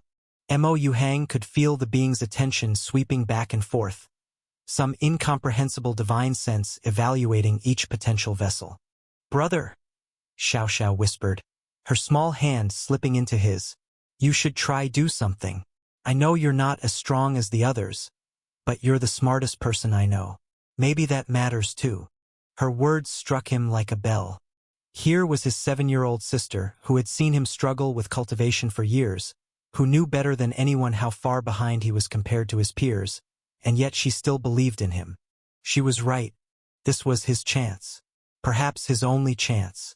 He couldn't just stand there praying to be chosen. He had to demonstrate that he was worthy. Taking a deep breath, Mo Yuhang stepped forward from the crowd and raised his voice, channeling what little harmonic essence he possessed to make his words carry across the plaza. "Divine One," he called out, his voice cutting through the silence like a blade. "I know I am weak. I know my cultivation is pathetic compared to others my age. But I offer you something they cannot." The crowd around him gasped in horror. Several people grabbed at his robes, trying to pull him back into anonymity, but he shrugged them off. "Fool!" someone hissed. "You'll doom us all. The guards will arrest you," another voice warned. Indeed, Mo Yuhang could see the city guards in their gleaming armor beginning to push through the crowd toward him, their faces grim with purpose. Disturbing a dissent was a serious crime, punishable by imprisonment or worse. But Mo Yuhang pressed on, his voice growing stronger with each word. "I offer you a vessel that knows struggle, a vessel that has fought for every scrap of progress. These talented disciples have never known true hardship, never faced impossible odds and refused to yield. If you seek a vessel with an unbreakable will, then look upon me." The crowd was in uproar now, people backing away from him as if his audacity might be contagious. The guards were only 20 paces away, their hands already reaching for their restraining talismans. "I may be weak in cultivation, but I am strong in determination. I may lack talent, but I possess something more valuable: the absolute refusal to surrender, no matter how hopeless the situation appears." Mo Yuhang's heart was pounding so hard he thought it might burst, but he forced himself to stand tall as he delivered his final words. "If you need a vessel that will never give up, never break, never stop fighting no matter what forces oppose us, then I am the one you seek." The plaza fell into stunned silence. Even the advancing guards paused, their faces showing a mixture of horror and grudging admiration at his brazenness. Mo Yuhang stood there, breathing heavily, suddenly aware of what he had just done. He had just publicly declared himself worthy of divine attention in the most audacious manner possible. The guards would arrest him any moment now, and his life would be over. But then the male deity's expression shifted, showing what might have been curiosity or interest. He began to descend, his impossible presence growing stronger with each foot he came closer to the ground. The city guards froze mid-step, their hands falling away from their weapons as divine attention focused on the very person they had been about to arrest. "He's coming toward us," Xiao Xiao breathed, her voice filled with wonder and terror. Mo Yuhang felt his knees begin to shake, but he forced himself to remain standing. This was his moment. This was his chance to change everything. The deity touched down in front of him, close enough that Mo Yuhang could see the swirling energies that surrounded his form like living galaxies. When the god spoke, his voice seemed to come from everywhere at once. "You swear to serve me with everything you have?" Standing before the godly presence, Mo Yuhang's throat suddenly became so dry that he could barely speak, but he managed to force out the words. "I swear." Behind him, he heard Xiao Xiao's sharp intake of breath, but she remained silent, understanding that this moment was too important for interruption. The god studied him for a long moment, and Mo Yuhang had the uncomfortable sensation of being examined down to his very soul. He was acutely aware of how inadequate he must seem, an early second-scale cultivator with no special talents or remarkable achievements. But then the deity nodded and stepped forward. The sensation of divine possession was unlike anything Mo Yuhang had imagined. It wasn't violent or painful. but rather like being gently pushed aside within his own mind while something infinitely vast and complex took control of his physical form. Mo Yuhang found himself watching through his own eyes as his hands moved without his conscious direction, flexing and testing the capabilities of his body. His voice spoke words he had not chosen, carrying tones and inflections that belonged to someone else entirely. Yes, his mouth said in a voice that was his but somehow different. This will do. And Mo Yuhang realized that his life, for better or worse, would never be the same. The sensation of inhabiting Mo Yuhang's body was smooth. After possessing multiple vessels across different worlds, I'd grown accustomed to the initial disorientation that came with adjusting to new nervous systems, different muscle memory, and unfamiliar spiritual pathways. Mo Yuhang's form felt adequate, not particularly strong or gifted, but there was something else there. A stubborn resilience woven into his very bones, the kind of determination that couldn't be cultivated or taught. It reminded me of steel wire, thin and seemingly fragile, but nearly impossible to break under pressure. Interesting choice of vessel, Azure observed from within my consciousness. His cultivation base is weak, but there's something about his spiritual signature that feels significant. I silently agreed. While Sect Master Yuan's Tao of Karma was like a cheat code for identifying heaven's chosen, those protagonist-like figures that seemed to bend fate around them, I had my own method for spotting potential main characters. All I had to do was look for the signs of people who fit the classic templates. And Mo Yuhang? He was practically a textbook example. The speech he'd given before I possessed him had every hallmark of a protagonist's declaration. A nobody with weak cultivation boldly proclaiming his worthiness to divine beings. Someone who acknowledged his limitations while simultaneously refusing to accept them as permanent. The whole, "I offer you something they cannot" routine, followed by his passionate monologue about unbreakable will and the refusal to surrender, that was protagonist behavior 101. And my suspicions were only strengthened as memories of his past began filtering in through our connection. Flashes of his parents dying in a harmonic storm when he was 17, the desperate struggle to keep himself and his little sister fed, the constant humiliation of being mocked by more talented peers despite his superior theoretical knowledge. All the classic ingredients of a tragic backstory designed to forge an unbreakable will. The only thing missing was some hidden bloodline or mysterious inheritance, but those could always be revealed later. Or perhaps I was meant to be his fortuitous encounter, the divine being who would unlock his true potential. More importantly, there was something in his spiritual foundation that resonated with the concept of growth through adversity. Most cultivation methods rewarded natural talent or abundant resources, but occasionally you'd find techniques that actually grew stronger when faced with impossible odds, that turned desperation into power. I had a feeling Mo Yuhang was exactly that type of person. You're betting everything on this being a classic cultivation tale, Azure noted with amusement. What if you're wrong? Then I'll adapt, I replied internally. But honestly, that speech was so perfectly on brand for a hidden protagonist that I'd be genuinely shocked if I misread this. And it wasn't like I had better options. The other potential vessels in the realm might have been stronger than Mo Yuhang, but none of them could compare to the naturally gifted girl Guosini had chosen. Lu Wenqing was peak third scale at only 16, the kind of talent that appeared once in a generation. I could have tried possessing one of the fourth or fifth scale cultivators in the crowd, but that came with its own risks. The spiritual manifestation I was using here was only a fragment of my true power.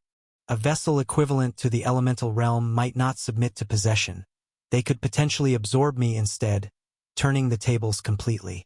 If that happened and the absorption was successful, they'd benefit enormously from integrating chi energy from a higher realm. If there were complications, well, the vessel could go completely insane from absorbing my memories and start believing they actually were me. Neither outcome would end well for my tournament prospects. So, the only way I could realistically beat someone like Guosini, who had every type of advantage imaginable in this environment, was by finding someone who specialized in defying impossible odds. In other words, a protagonist. My attention shifted to Guosini, who stood about 40 meters away, her vessel radiating greater power than my own, but with a subtle stiffness that suggested she was still adjusting to inhabiting someone else's body. The crowd around us had begun backing away in a mixture of awe and terror. I could hear whispered conversations rippling through the massive gathering. The gods have chosen their champions. Look at how they're staring at each other. They're preparing to fight. Should we flee? What if they destroy the plaza? This is what we've been waiting for.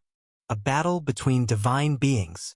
The citizens of this realm had probably grown up on stories of previous descents, when gods had battled using mortal vessels while entire cities watched in wonder. But those stories probably didn't capture the sheer terror of being caught in the crossfire when beings with that kind of power decided to test themselves against each other. Gwisini and I continued our silent standoff, neither making any aggressive moves. From the subtle tension in her posture, I could tell she was thinking the same thing I was. Rushing into combat without understanding our new vessels would be monumentally stupid. Unauthorized tail usage. If you spot this story on Amazon, report the violation. We needed time to adapt. That's when Elder Wan's voice echoed across the entire realm, projected through some kind of technique that made the very air vibrate with authority. Champions, the voice boomed, causing every person in the plaza to drop to their knees except for Gwisini and myself. You have 7 days within this realm to determine a victor. The trial begins now. A glowing 7 appeared in the sky above us, its golden radiance visible even in the afternoon sun. The number pulsed with each beat, like a cosmic countdown timer that would be impossible to ignore. Elder Wan didn't explain what would happen if we failed to produce a winner within 7 days. But I had no intention of finding out. Neither did Gwisini, judging by the slight frown that crossed her vessel's features. She stepped forward slightly and performed a small, formal bow. "Why don't we return here on day 7 at dawn and settle this properly?" she suggested. Inside my consciousness, I felt Mo Yuhang's terror spike. The thought of a battle between divine beings taking place in the heart of the city, with hundreds of thousands of innocent people nearby, was apparently his worst nightmare. "Divine One," Mo Yuhang's voice whispered in my mind. "A battle here would destroy everything. The entire city, everyone in it." His fear was so palpable I could taste it. This young man had spent his whole life in this city, knew every street and district. The idea of our fight reducing it all to rubble was unbearable to him. I considered the problem for a moment. Mo Yuhang was right. A serious battle between 2 tournament participants would definitely level the surrounding area. Neither Gwisini nor I would be holding back when our advancement was on the line. "Is there somewhere else?" I asked internally. "Somewhere safer for the people?" "The Resonance Peaks," Mo Yuhang responded immediately. "Mountains north of the city, maybe 40 li away. They're used for high-level cultivation training because the terrain can withstand massive sound techniques. No one lives there, and the formations would contain most of the damage." "Perfect." I raised my voice to respond to Gwisini. "Actually, might I suggest we move our encounter to the Resonance Peaks? I believe the terrain there would be more suitable for our purposes." Gwisini's expression shifted to what looked unmistakably like surprise, then something that might have been respect. She studied me for a long moment before nodding slowly. "You concern yourself with collateral damage," she observed. It wasn't quite a question, but I could hear the curiosity in her tone. "Unnecessary destruction serves no purpose," I replied simply. "Our battle is with each other, not with innocence." "Agreed." She inclined her head slightly. "The Resonance Peaks it is then. I will see you there in 7 days." With those final words, she turned and walked away, the crowd parting before her like she was still the goddess they believed her to be, which, from their perspective, she was. As the immediate tension of the confrontation faded, I became aware of a small hand tugging at my robes. Looking down, I found myself staring into the worried face of a 7-year-old girl with Mo Yuhang's eyes. "Brother!" Xiao Xiao's voice was barely above a whisper, thick with confusion and fear. The wave of protective instinct that surged through Mo Yuhang's consciousness nearly knocked me off balance. This little girl was his entire world, the reason he endured poverty and humiliation, the driving force behind every decision he made. Her well-being mattered more to him than his own life. I knelt down to her level, trying to project reassurance despite the layer of chi surrounding my form that probably made me seem like a completely different person. "Don't worry," I said gently. "Your brother is safe with me." But I could see the fear in her eyes. She was smart enough to understand that the brother she knew might not survive whatever was happening to him. The thought of losing the only family she had left was clearly terrifying her. I turned to address the city lord, who had been hovering nearby with barely contained nervousness, despite radiating the spiritual pressure similar to that of an early stellar realm cultivator. He was practically vibrating with the desire to please me. "City lord," I said, my voice carrying the authority one would expect from a divine being. "I want the girl given the finest care while I'm away, the best food, the most comfortable accommodations, everything she needs." The man immediately dropped into a deep bow, his powerful cultivation meaning nothing in the face of what he believed to be divine command. "Of course, divine one. She will want for nothing, I swear it on my cultivation base. The finest quarters in the city lord's palace, the best tutors, anything she desires." The sight of a stellar realm equivalent desperately trying to curry favor with me was honestly a bit surreal despite the similar treatment I'd received in the Starhaven realm and Blue Sun Academy. In the Azure Peak sect, someone of his power would be a minor elder, commanding respect from thousands of disciples. Yet here he was, groveling like a servant. But I understood the dynamic. The Azure Peak sect had clearly spent years building the mythology that presented outside cultivators as divine beings worthy of worship and obedience. It was an effective method of keeping the inner world's inhabitants subservient and cooperative. One of the city guards, wearing ceremonial armor that gleamed with protective formations, stepped forward to escort Xiao Xiao away. She looked up at me with tears threatening to spill from her eyes. "Will my brother really be okay?" she asked in a small voice. "He's not very strong." And the other divine being looked scary. The innocent question hit me harder than I'd expected. She didn't care about the life of luxury that awaited her. She just wanted to know if the person who'd taken care of her for years would come back safely. I reached out and gently patted her head, the gesture feeling natural through Mo Yuhang's muscle memory. "I promise you," I said, meaning every word, "your brother will be fine. No matter what happens in the next 7 days, he'll come back to you." And I meant it too. Even if my analysis of Mo Yuhang's protagonist potential was wrong, even if we were facing impossible odds, I wouldn't sacrifice an innocent life just to advance in the tournament. I'd find another way to win, or I'd find a way to lose without getting him killed in the process. Some things were more important than cultivation advancement. The little girl's face brightened at my promise, and she managed a small smile as she waved goodbye. The guard led her away gently, probably toward whatever luxurious accommodations the city lord had in mind. "Thank you," Mo Yuhang whispered, "for caring about her safety and changing our lives." "Don't thank me yet," I replied mentally. "We still have to survive the next 7 days." I turned back to the city lord, adopting a more serious expression.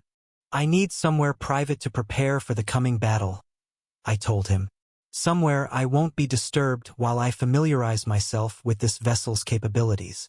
The man nodded eagerly. "Of course, Divine One. I know exactly the place. The Harmony Sanctum, our most sacred cultivation chamber.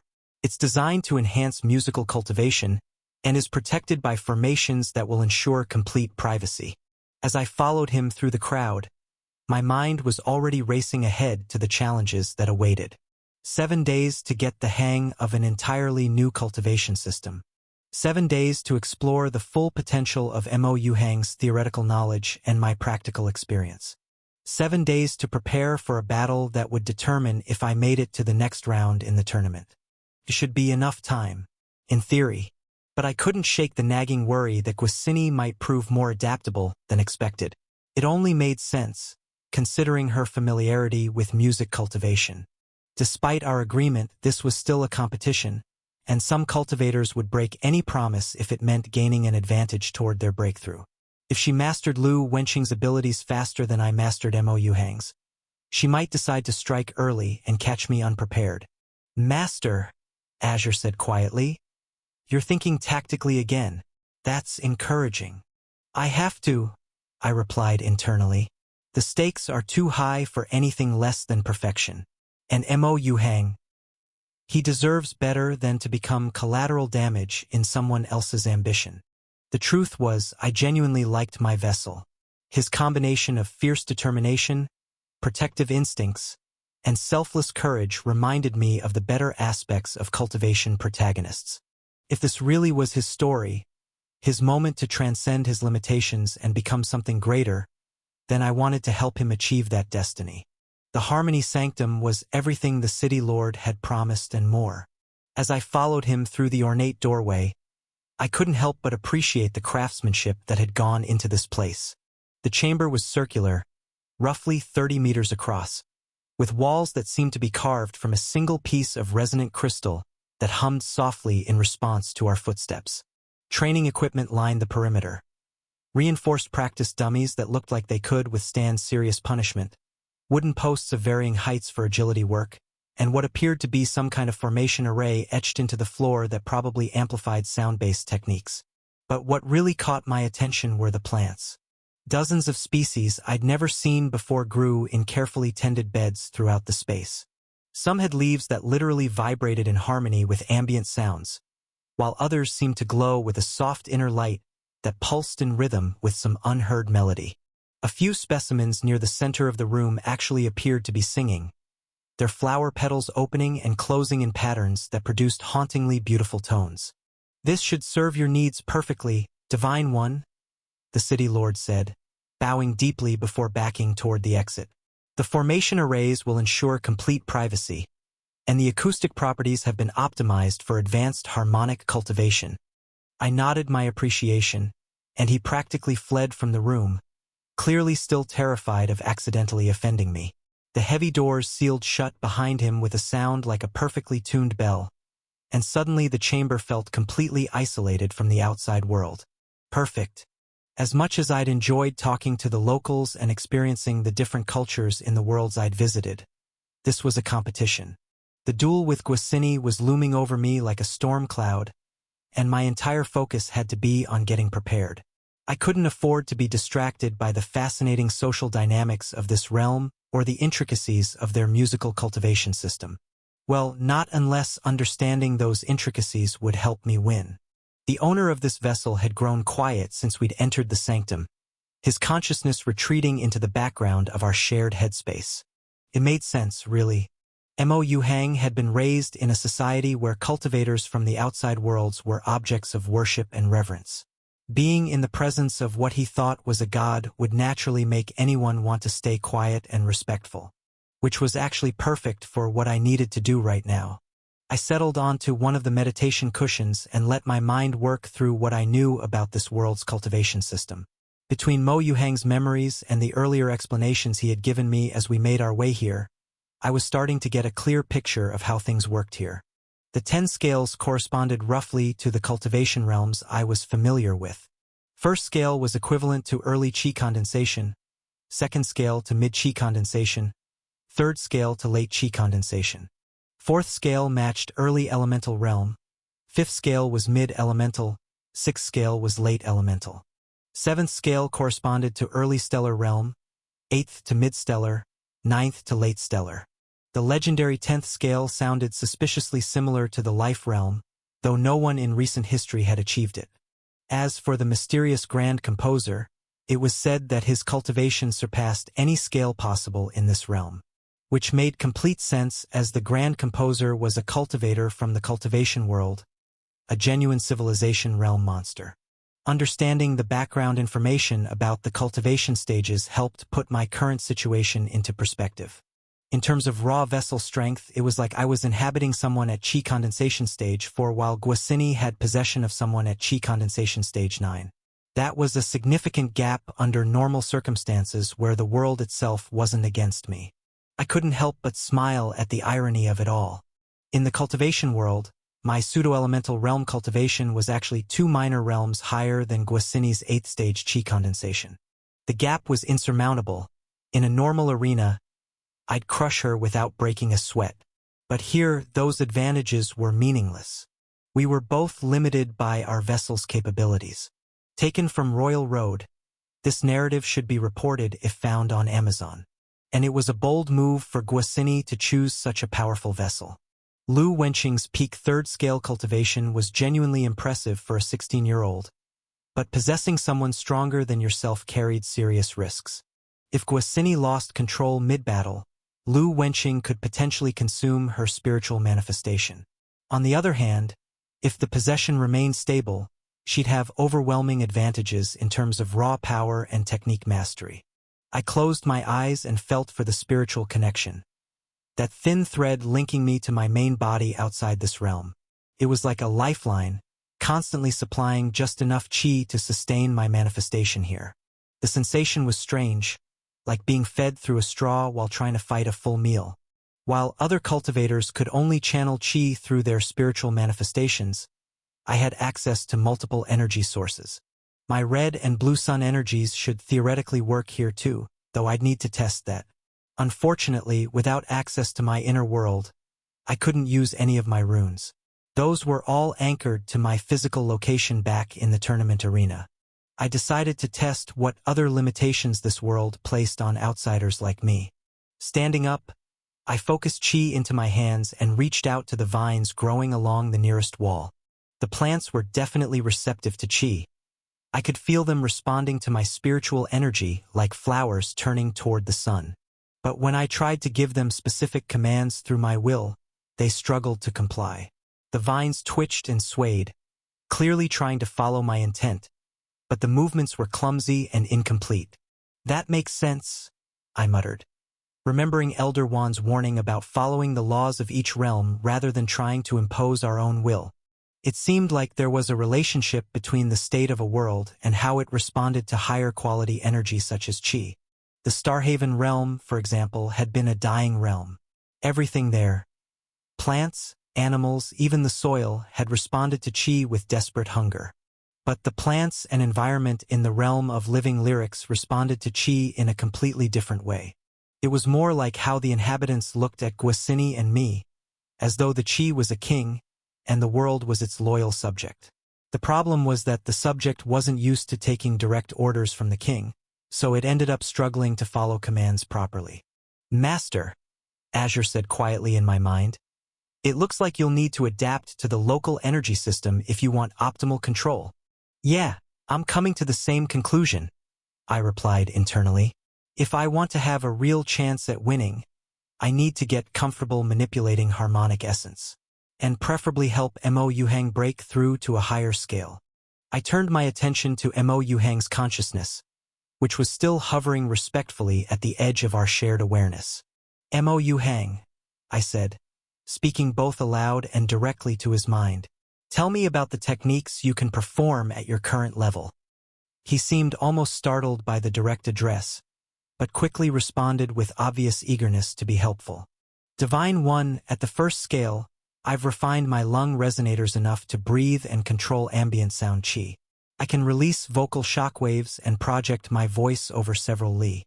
I've also been working on shaping my inner voice, though that's still imperfect. His mental voice carried a note of embarrassment on that last part.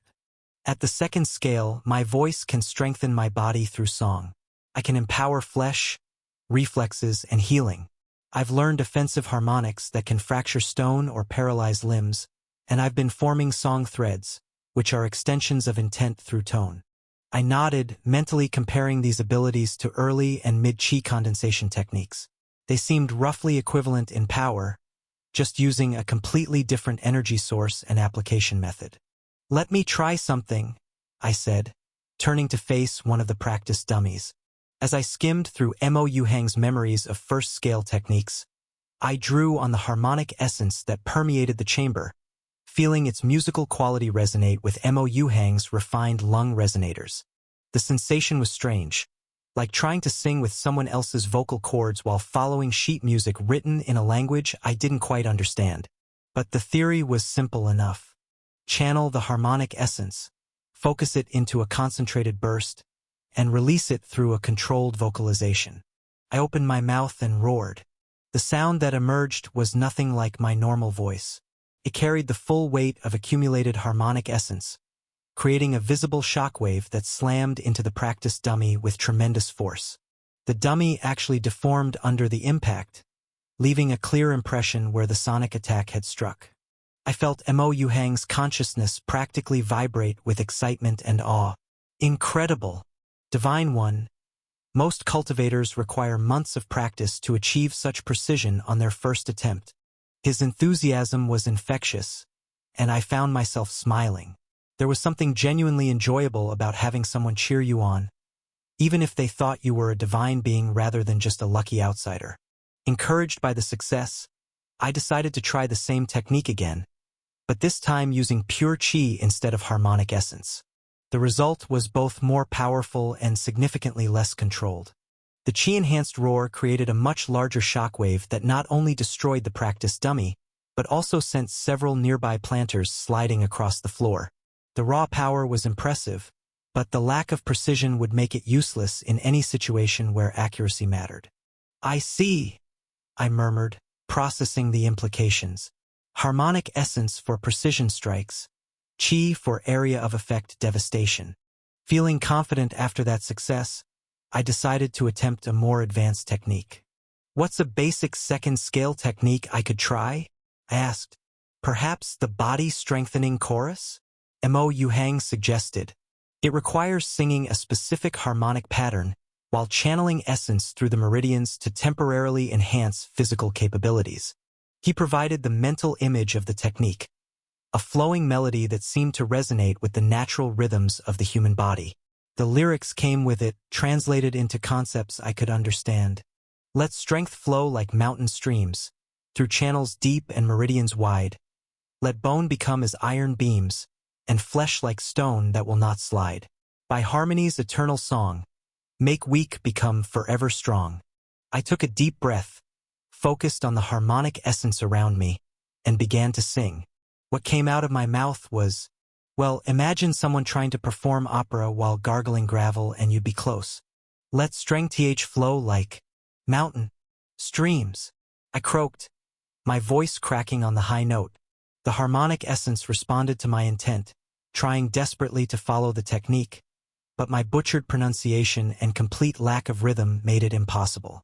Through channels deep and wide, the harmonic essence gave up entirely by the second line, creating a discordant feedback that sent visible ripples through the air and made several of the resonant flowers close their petals in what looked suspiciously like distress.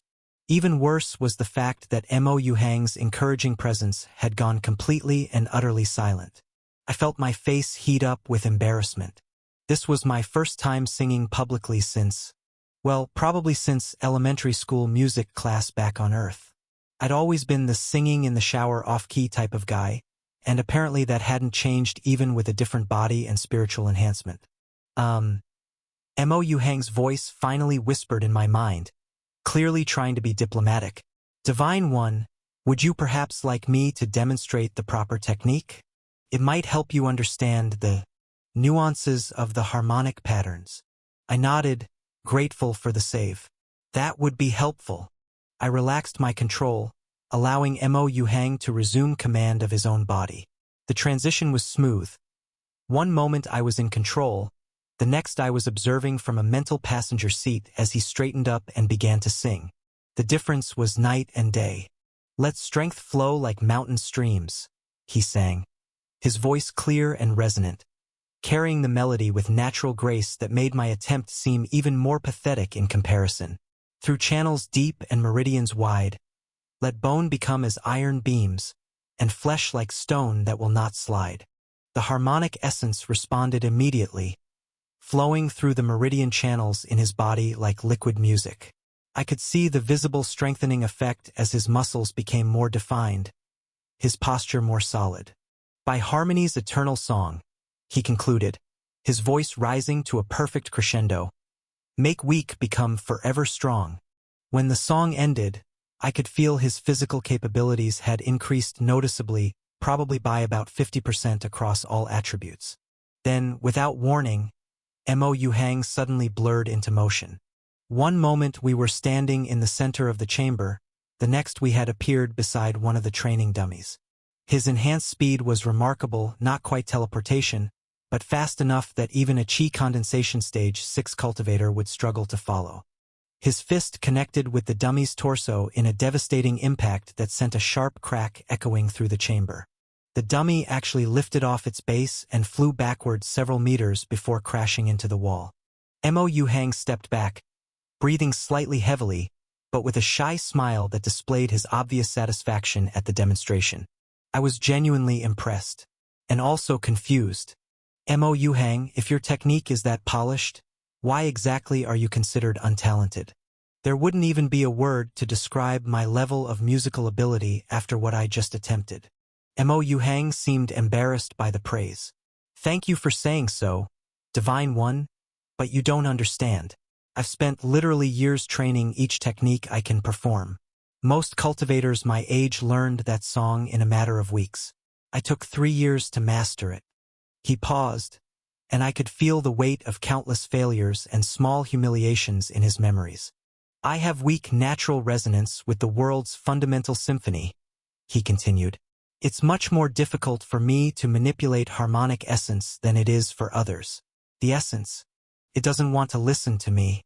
I have to beg and plead for every small effect, while talented cultivators can simply command it. And that's what prevents you from breaking through to the 3rd scale? I asked.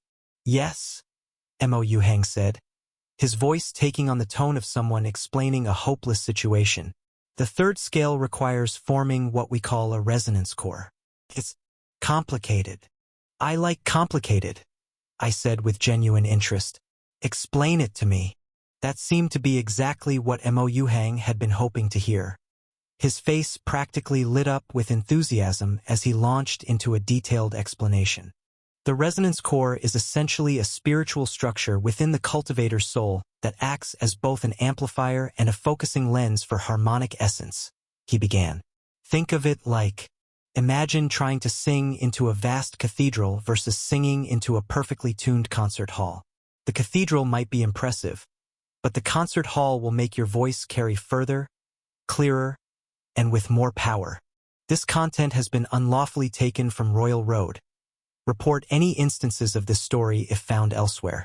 I could feel him organizing his thoughts, drawing on years of study and frustrated longing.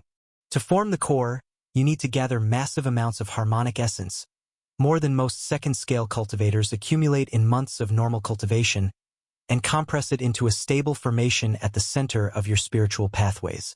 But it's not just about quantity. The essence has to be layered in precise harmonic intervals, each layer resonating with the ones above and below it.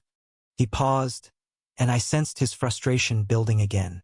The problem is that the formation process requires absolute control over harmonic essence flow. You have to guide hundreds of individual streams simultaneously while maintaining perfect pitch relationships between them. For someone like me, with weak natural resonance, he trailed off with a sigh. It would be like trying to conduct a full orchestra when you can barely play a single note correctly. When he finished explaining, there was a sad longing in his eyes. This was clearly something he'd dreamed about for years, but his natural limitations had made it impossible. Master, Azure's voice spoke up in my mind, unheard by Mo Yu Hang. There might be a way to help him, if Qi acts as a king to harmonic essence's subject. In this realm, we could potentially use Qi to command the harmonic essence directly. Force it to enter his system and help him advance. I considered the idea, thinking through the implications.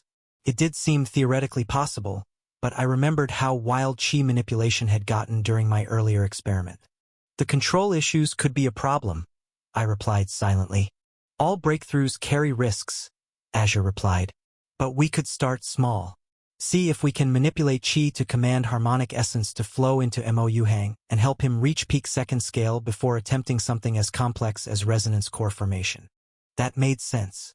Reaching the peak of any cultivation stage typically had 2 components: understanding and energy levels.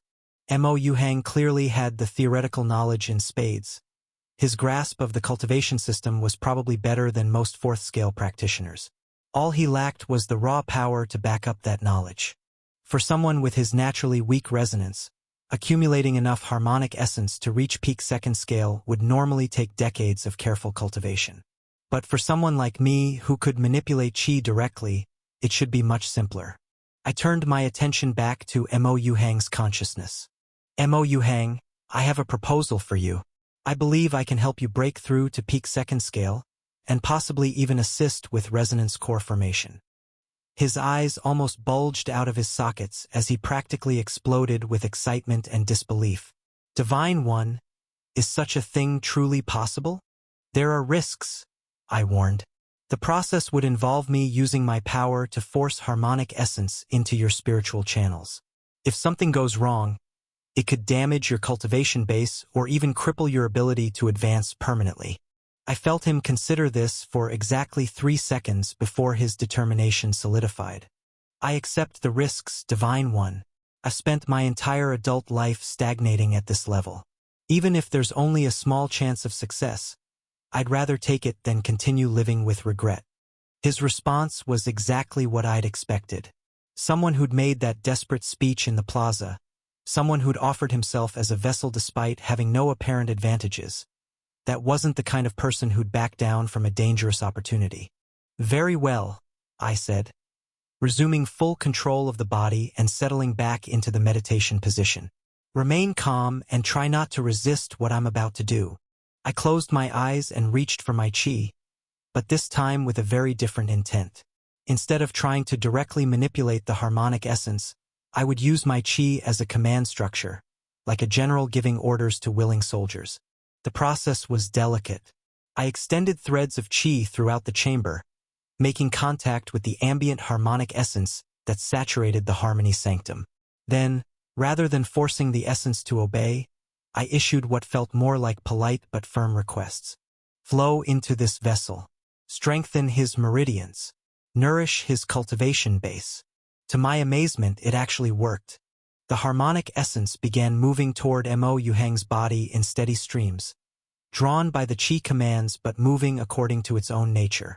I could feel his spiritual channels opening up as the essence flowed in, his second scale cultivation deepening and stabilizing.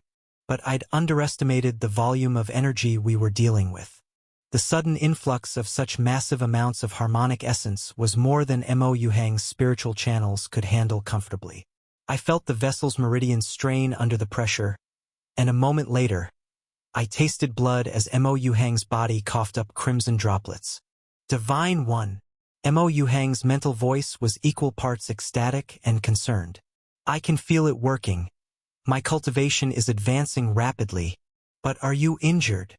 I wiped the blood from our lips with the back of my hand, smiling despite the discomfort. Don't worry about it. I had a feeling this might happen. The truth was, rapid cultivation advancement almost always came with some kind of physical cost. The fact that we'd only suffered minor internal injuries was actually better than I'd hoped. And I also knew how to fix it. Closing my eyes again, I reached through the spiritual connection linking this manifestation to my true body. The thread that sustained my presence here could carry more than just qi. It could also channel the power of the two suns. I drew on my blue sun energy, feeling that familiar azure radiance flow through the dimensional link and into my vessel. Blue sun energy entered Mo Yuhang's body with a warm, healing radiance. The azure light surrounded us, mending damaged meridians and repairing stress fractures in his spiritual pathways. What is this power? Mo Yuhang whispered in awe as the blue energy continued to work. Consider it a divine blessing. I smiled. A divine blessing. I almost laughed at the irony of those words.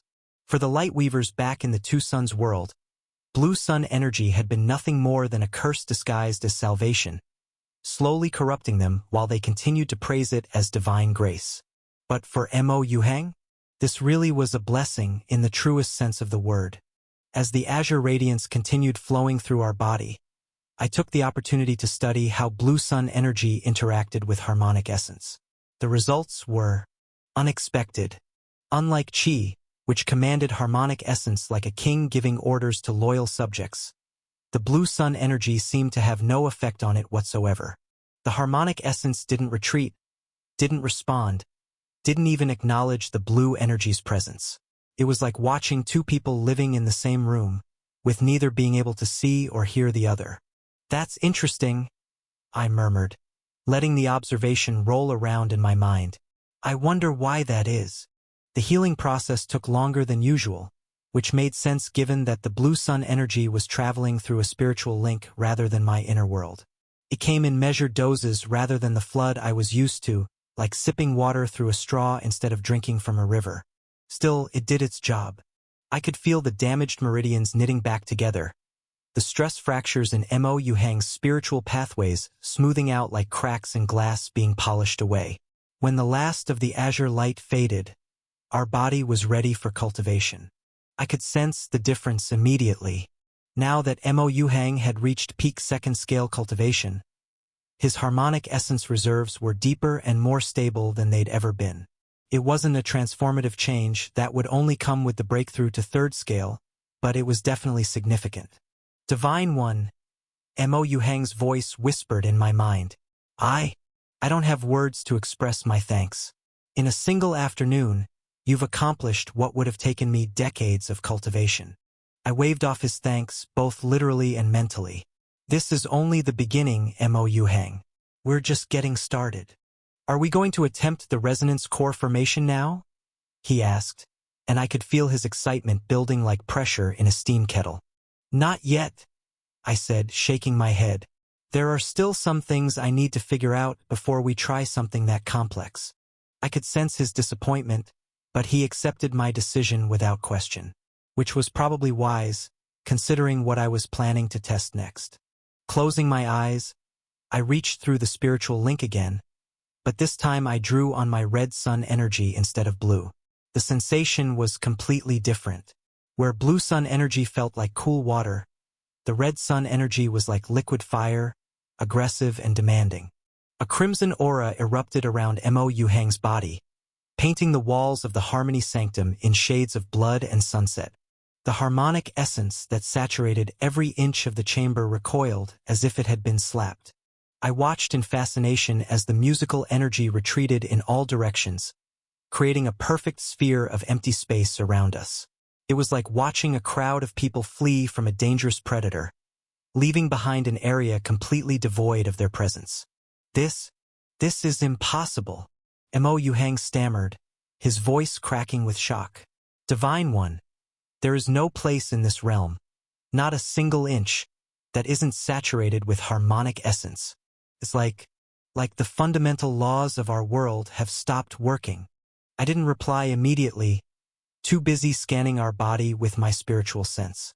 What I found was even more interesting than the external effect.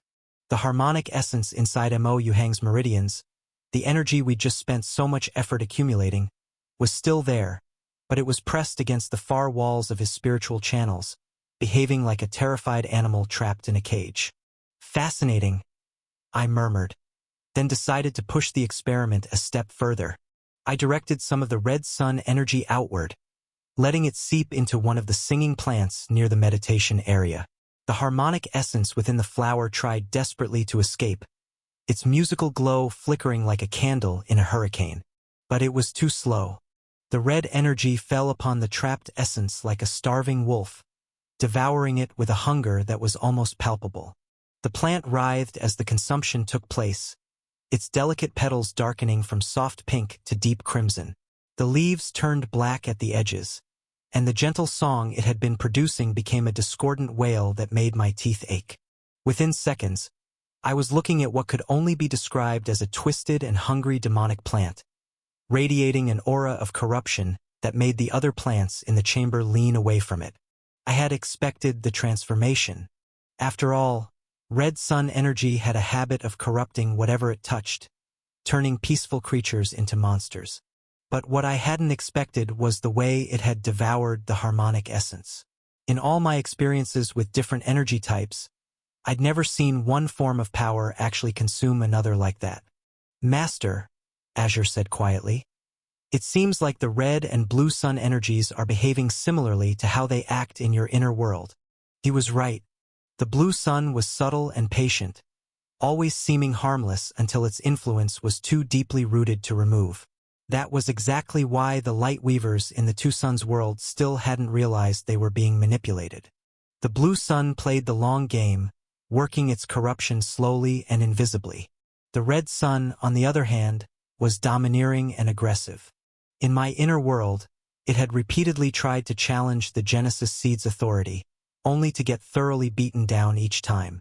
It also had a history of bullying the baby star like a schoolyard bully picking on smaller kids. And in the Two Suns world, the Skybound had been widely known for their bloodthirsty and direct approach to everything. Unauthorized duplication. This narrative has been taken without consent. Report sightings. So, it made sense that when it encountered a weaker form of power, it naturally tried to devour it. The Blue Sun energy, meanwhile, acted harmless and ignored it entirely, probably planning some kind of long-term infiltration strategy. But that raised an interesting question about their behavior in the cultivation world. While Blue Sun energy continued its patient, harmless act there, Red Sun energy didn't try to dominate Qi the way it was dominating Harmonic Essence now. Why not? Could it be because Qi was a higher form of energy than Red Sun power? That would make sense. But then why hadn't Red Sun energy tried to devour Rookie when I'd visited the Starhaven realm? The energy there had been weaker than Qi, similar to Harmonic Essence in some ways, but the red energy had been more cautious with it. I thought back to what I knew about how Civilization realm cultivators created their inner worlds. Most experts at that level developed entirely new cultivation systems and energy forms for their personal dimensions. These energies were usually similar to Qi in basic principle but weaker in practice, like diluted versions of the real thing. When I'd first encountered Rookie, I'd noticed the similarities to Qi immediately. But Harmonic Essence, while likely also being a lesser version of Qi, felt very different. It had a completely different character, almost like it had evolved along a separate path entirely. Did this explain why Red Sun energy had been hesitant to devour Rookie but would consume Harmonic Essence immediately? Was it because Rookie was a closer derivative of Qi, while Harmonic Essence was more removed from that original source? I wasn't sure, but it was giving me ideas about how to classify different worlds and their energy systems. For simplicity's sake, I decided to think of Qi and the power of the two suns as higher forms of energy, with Qi being the higher tier between the two. As for the energy systems found in Civilization realm inner worlds, they could be classified as lower forms of energy. Which raised an even bigger question: were the cultivation world and the two suns world themselves just inner worlds of beings who had progressed beyond the Civilization realm? Or were they something fundamentally different? Original worlds that hadn't been created through someone's cultivation technique? Again, I wasn't sure, but I was excited to find out. The more my cultivation advanced and the more worlds I visited, the closer I'd get to answering these questions. There was something thrilling about standing at the edge of cosmic mysteries, knowing that each step forward might reveal truths that would reshape my entire understanding of existence. But that was a concern for the future. Right now, I had a tournament to win. "Mou Hang," I said, letting the red energy fade away. "Walk me through the process of forming a resonance core." He'd been silent during my experiments, probably still reeling from the impossibility of what he'd witnessed. But my question snapped him back to attention. "Of course, Divine One," he said, his mental voice taking on the organized tone of someone who'd taught this material many times. "The resonance core formation process can be broken down into 7 distinct phases." I settled back to listen as he launched into what was clearly a well-rehearsed explanation. "First, you must gather harmonic essence from throughout your spiritual channels and concentrate it at the center of your dantian. This requires approximately 3 times the normal amount of essence a peak second-scale cultivator maintains at any given time.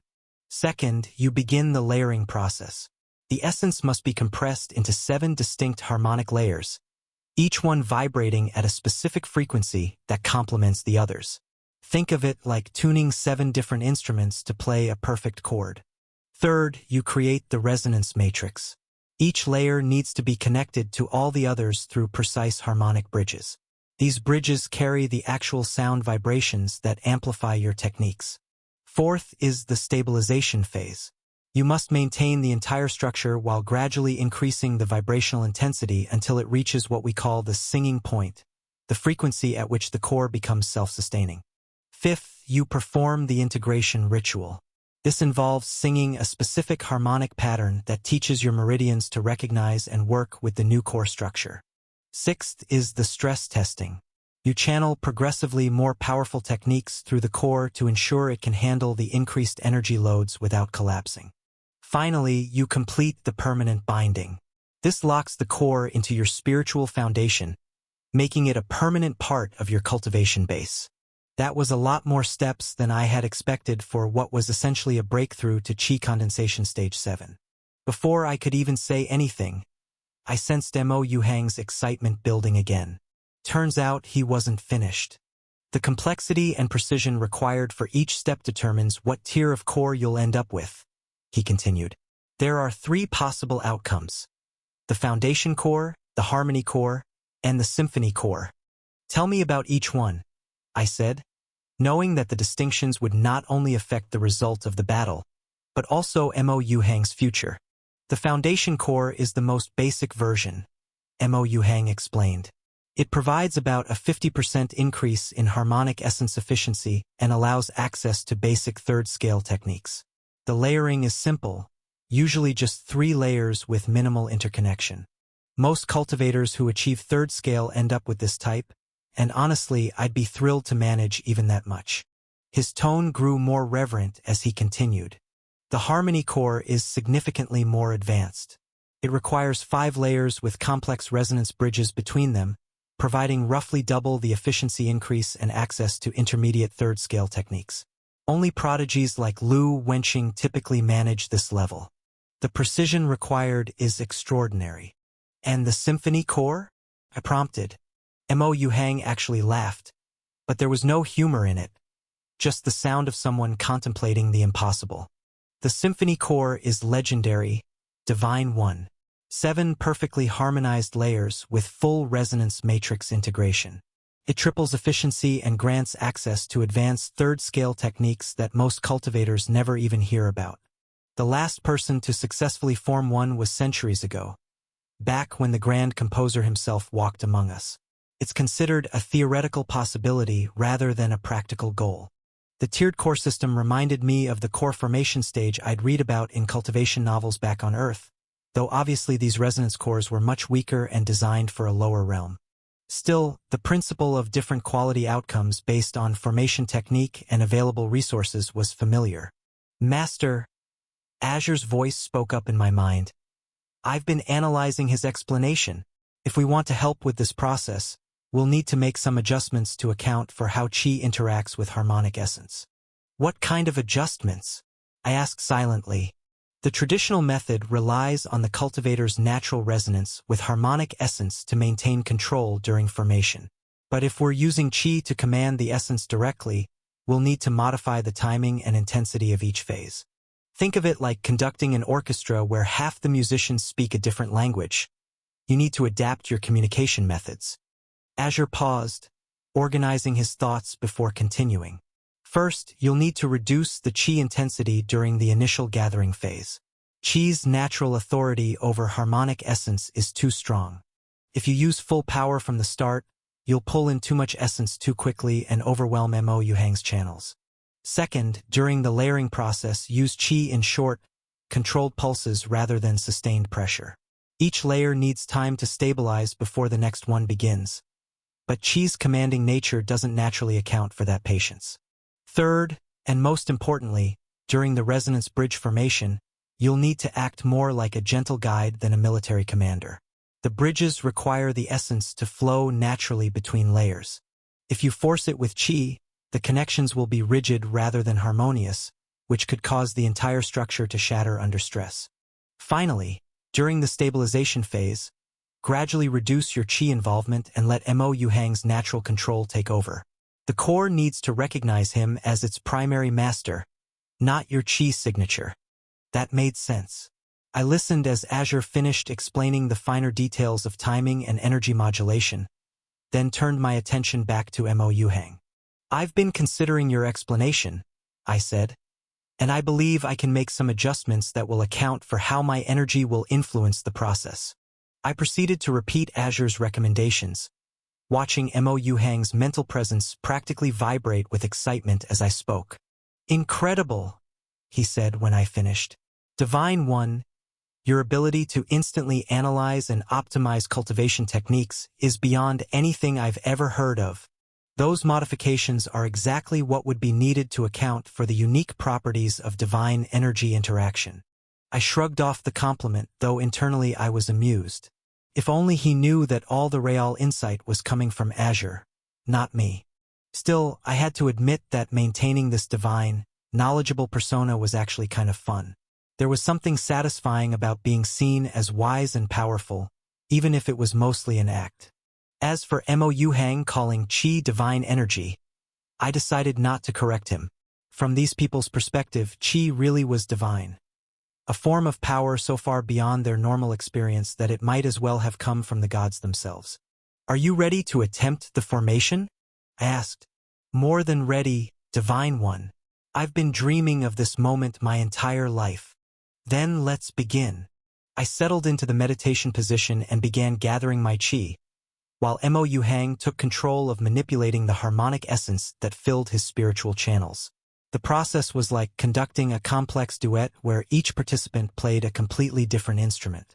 Following Azure's recommendations, I started with reduced qi intensity, letting my spiritual energy reach out through the chamber like a gentle current rather than a commanding flood.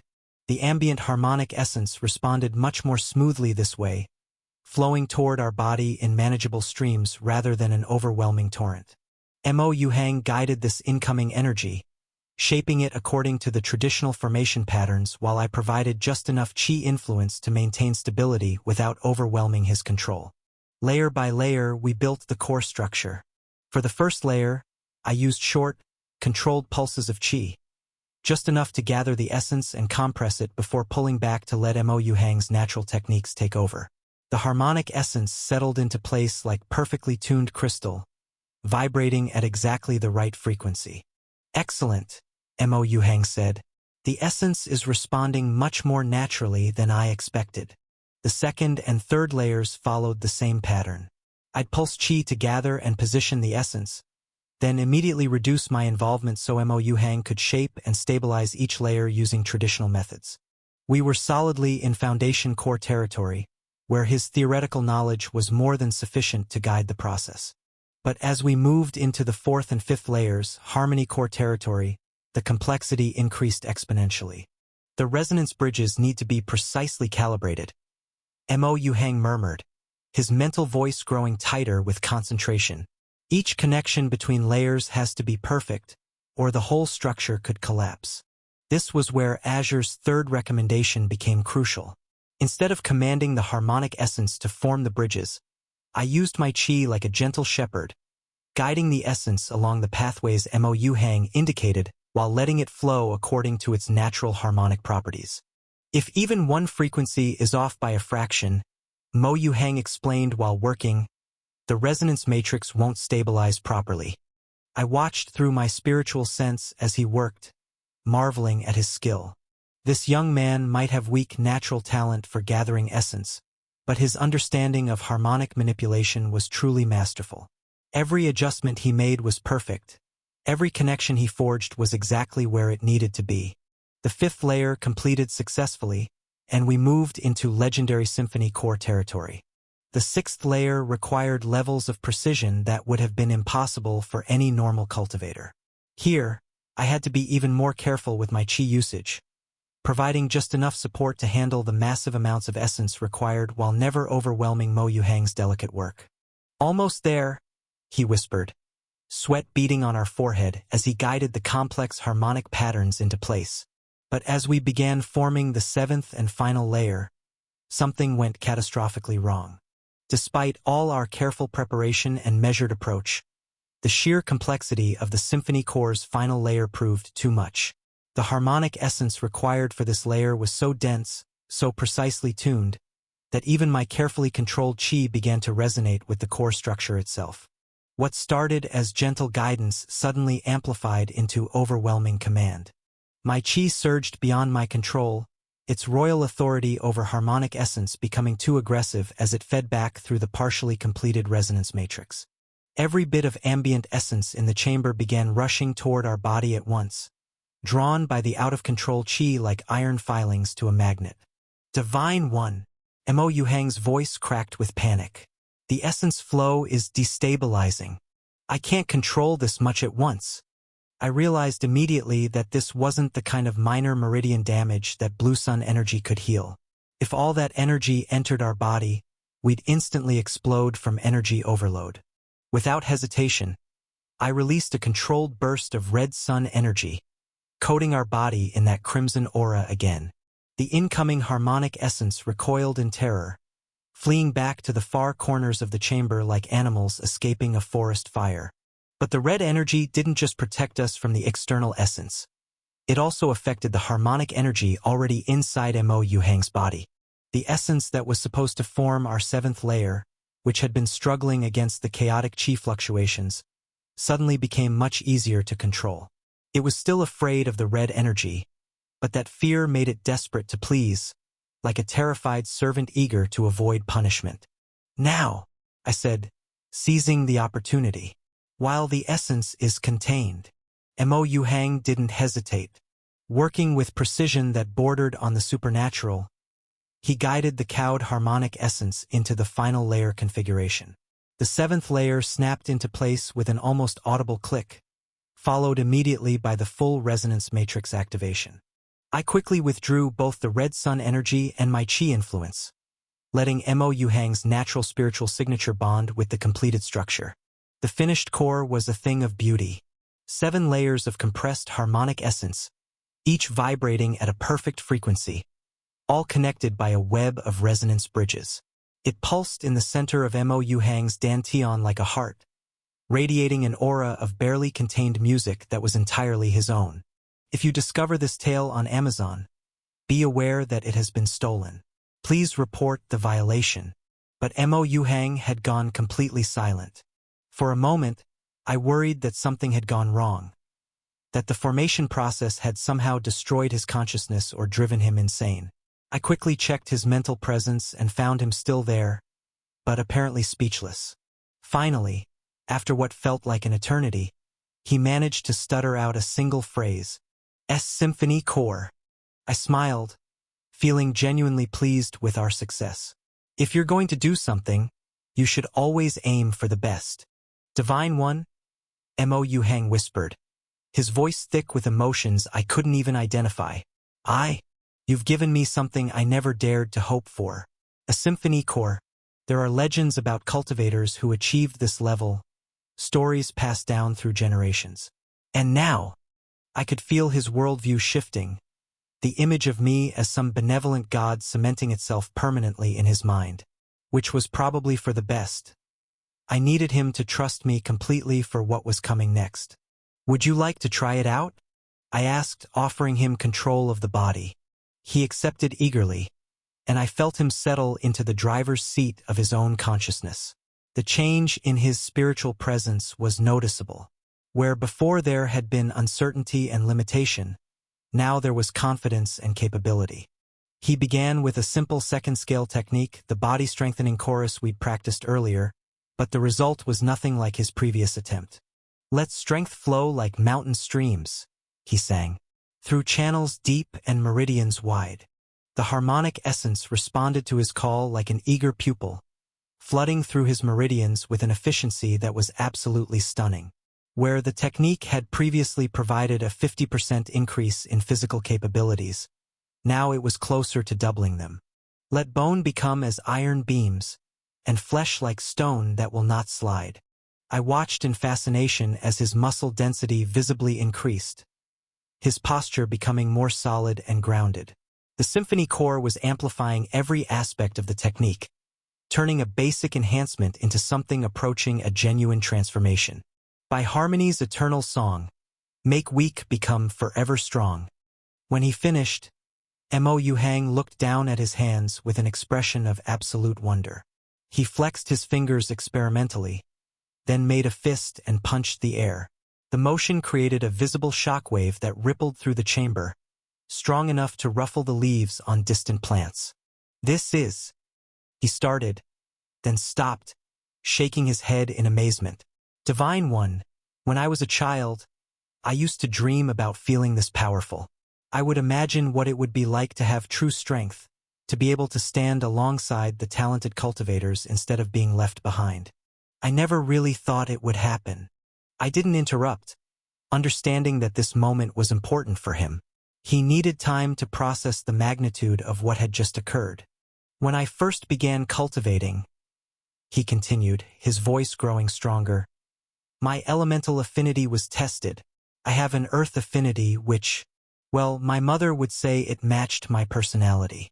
Steady, stubborn, slow to change but difficult to move once set in place."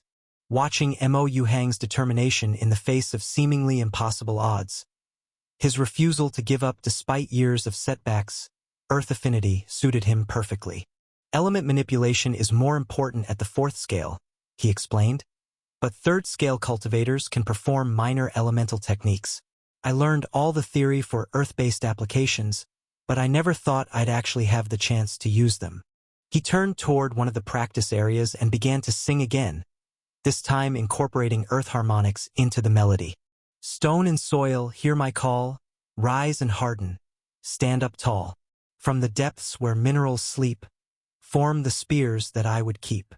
The stone floor of the chamber cracked and shifted, sending up a series of perfectly formed earth spears that gleamed like polished marble.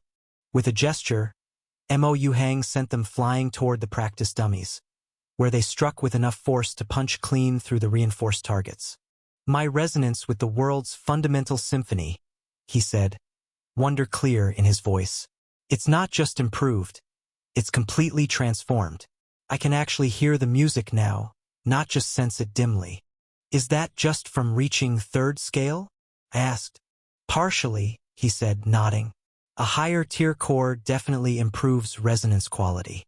But this feels like much more than I expected, even from a symphony core. It must be because of your divine energy's influence during the formation process." I agreed with his assessment. Having Qi help form the core had probably changed its fundamental nature, giving it some of Qi's natural ability to command harmonic essence. The result was a cultivation foundation that was probably unique in this realm's history. It turns out that I really was the fortuitous encounter that Mo Yuhang had been waiting for his whole life. As I watched Mo Yuhang continue experimenting with his new abilities, creating walls of stone, manipulating the earth to form complex shapes, even managing to make small plants grow faster by singing to them, an uncomfortable realization was crystallizing in my mind. Even with all these improvements, even with my vessel now possessing a similar cultivation level, and a core that was unprecedented for this day and age, there was no way I could defeat Guacini in a straight fight. Lu Wenqing had been peak 3rd scale before the possession, with years of advanced training and combat experience. And Guacini herself was a musical prodigy who'd already demonstrated her ability to dominate opponents through environmental manipulation. Who knew what level of power Guacini could unleash in what was essentially her perfect vessel? As for my own vessel, even if it reached the 4th or 5th scale, my terrible affinity for music-based cultivation would result in me being on the receiving end of a brutal beatdown. I would have the power but lack the skill to use it, which meant I only had one option. I couldn't treat this as a typical 1-versus-1 battle. I needed to change the fundamental nature of the encounter. "Mo Yuhang," I said, resuming control of the body. "I want to propose something unusual. Instead of me fighting Guacini while you watch, I'd like us to fight together. Truly together as partners." The silence that followed was profound. I could feel Mo Yuhang's shock rippling through our mental connection. "Divine One," he finally whispered. "In all the records of previous descents, in every story passed down through generations, the divine beings have always been described as arrogant, powerful, commanding. They used their vessels as tools, never as partners. No god has ever asked for a mortal's help in battle." His amazement was palpable, but underneath it I could sense something else. A fierce pride and determination that reminded me exactly why I'd chosen him in the first place. I accept, he said firmly. I swear to you, Divine One, I won't let you down. I know you won't, I replied, knowing he meant every word. Mo Yuhang was exactly the kind of person you wanted watching your back in a fight. Someone who would never give up, never surrender, never stop fighting no matter how impossible the odds became. Combined with his newly enhanced abilities and theoretical knowledge, he might actually be able to keep up with Guacini, at least for a little while. What's our next step? He asked. The preparation continues, I said. You've reached third scale and gained access to new abilities, but I'm not sure that's going to be enough to defeat my opponent. Which means I need to prepare some trump cards of my own. I could feel Mo Yuhang's curiosity, but he didn't press for details. Probably for the best, since what I was planning would be difficult to explain without revealing more about my true nature than was wise. Extending my hands, I began channeling energy through the spiritual link again. But this time, instead of using either red or blue sun energy separately, I called on both simultaneously. Azure light blazed around my left hand while crimson light erupted around my right. The two energies maintained a careful distance from each other, neither trying to merge nor conflict, just existing in parallel like two dancers performing different routines on the same stage. While I was still a long way from successfully merging the power of the two suns, that level of integration would require further mastery of each energy. I did have an idea for how to use each energy type to help us win this battle. Something no one would ever expect, because no one else had access to energy forms that could terrify, devour, and command harmonic essence the way mine could. Preparation continues indeed, I murmured, watching the twin energies dance around my hands like living flames. This was going to be interesting. I let the crimson aura fade from around my hand, watching the last tendrils of red energy dissipate into the air like smoke. The singing plants in the chamber slowly began to uncurl their petals again, no longer cowering from the aggressive energy that had just filled the space. I looked at my left hand, watching the azure light dance between my fingers. Where the red energy had been all domination and hunger, the blue felt patient, almost seductive in how it whispered promises of creation and possibility. Back in the Blue Sun Academy, Cal had explained that creating with Blue Sun energy was essentially programming. You didn't just paint a rabbit. You painted a rabbit with specific purposes, limitations, and behavioral patterns built into its very essence. The energy would then manifest those instructions into reality. If painting is programming, I mused, then the same principle should apply to the other mediums of channeling Blue Sun energy: sculpture, calligraphy, and singing. The idea crystallizing in my mind was audacious, but it made perfect sense. Instead of trying to create something entirely new, which would be complicated and drain far too much of my limited Blue Sun energy, I could use the manipulative aspect of the energy to automate something that already existed in this world. If I tried this method back in the cultivation world, it would be extremely difficult and likely fail. But here, Blue Sun energy was a higher form of power compared to anything native to this realm. It should be perfectly doable. Master, Azure said quietly in my mind, you're planning something that would normally be impossible for someone without extensive musical training. Normally, yes, I replied internally, flexing my fingers and watching the blue light respond. But we're not operating under normal circumstances here. The thing was, everything in this realm was already singing. I'd noticed it the moment I'd arrived. There was a constant, underlying symphony that most people could only sense dimly. It was like being in a world where every object, every grain of sand, every flower petal was humming with its own unique frequency. Mo Yuhang had mentioned that after forming his symphony core, he could finally hear the music clearly instead of just sensing it. But for some reason, I'd been able to hear it from the very beginning. Maybe it was because I was technically a higher being possessing this body, or maybe the Genesis Seed's influence extended even here. Whatever the reason, I intended to abuse it thoroughly. I moved over to one of the writing desks in the chamber, where blank sheets of parchment were stacked beside an array of scribing tools. The quills were made from some kind of feather that hummed softly when touched, and the ink appeared to have been infused with harmonic essence. Mo Yuhang, I said, offering control of the body back to him. I need you to write out the musical notation for one of the third scale techniques, you know. Something with a clear, specific effect. The transition was smooth as always. One moment I was in control, the next I was observing from our shared mental space as Mo Yuhang took charge of his own limbs again. Of course, Divine One, he said, his voice carrying that familiar mix of eagerness and reverence. Which technique would you prefer? Something that affects the mind or senses, I said, and write it as a proper musical score, not just the lyrics. Mo Yuhang nodded and selected one of the resonant quills, dipping it carefully in the harmonic ink. He began drawing the staff lines across the parchment, then filling them with notes, symbols, and notations that looked far more complex than anything I'd ever seen in my original world. This is the dissonant veil, he explained as he worked. It's a third-scale technique that creates a melody designed to disorient opponents by disrupting their spiritual equilibrium. The harmonic frequencies interfere with natural energy circulation, making it difficult to maintain balance or focus. I watched him work, fascinated by the intricacy of what he was creating. Each note wasn't just a sound. It was a precisely calculated frequency meant to interact with spiritual energy in a specific way. The whole composition looked less like music and more like some kind of mathematical formula written in musical notation. The technique works by establishing a bass harmony that initially seems pleasant, Mo Yuhang continued, adding what looked like dynamic markings and tempo indicators, then gradually introducing discordant elements that create cognitive dissonance. The target's mind expects resolution that never comes, leading to increasing disorientation. When he finished, I found myself looking at what appeared to be a masterwork of musical engineering.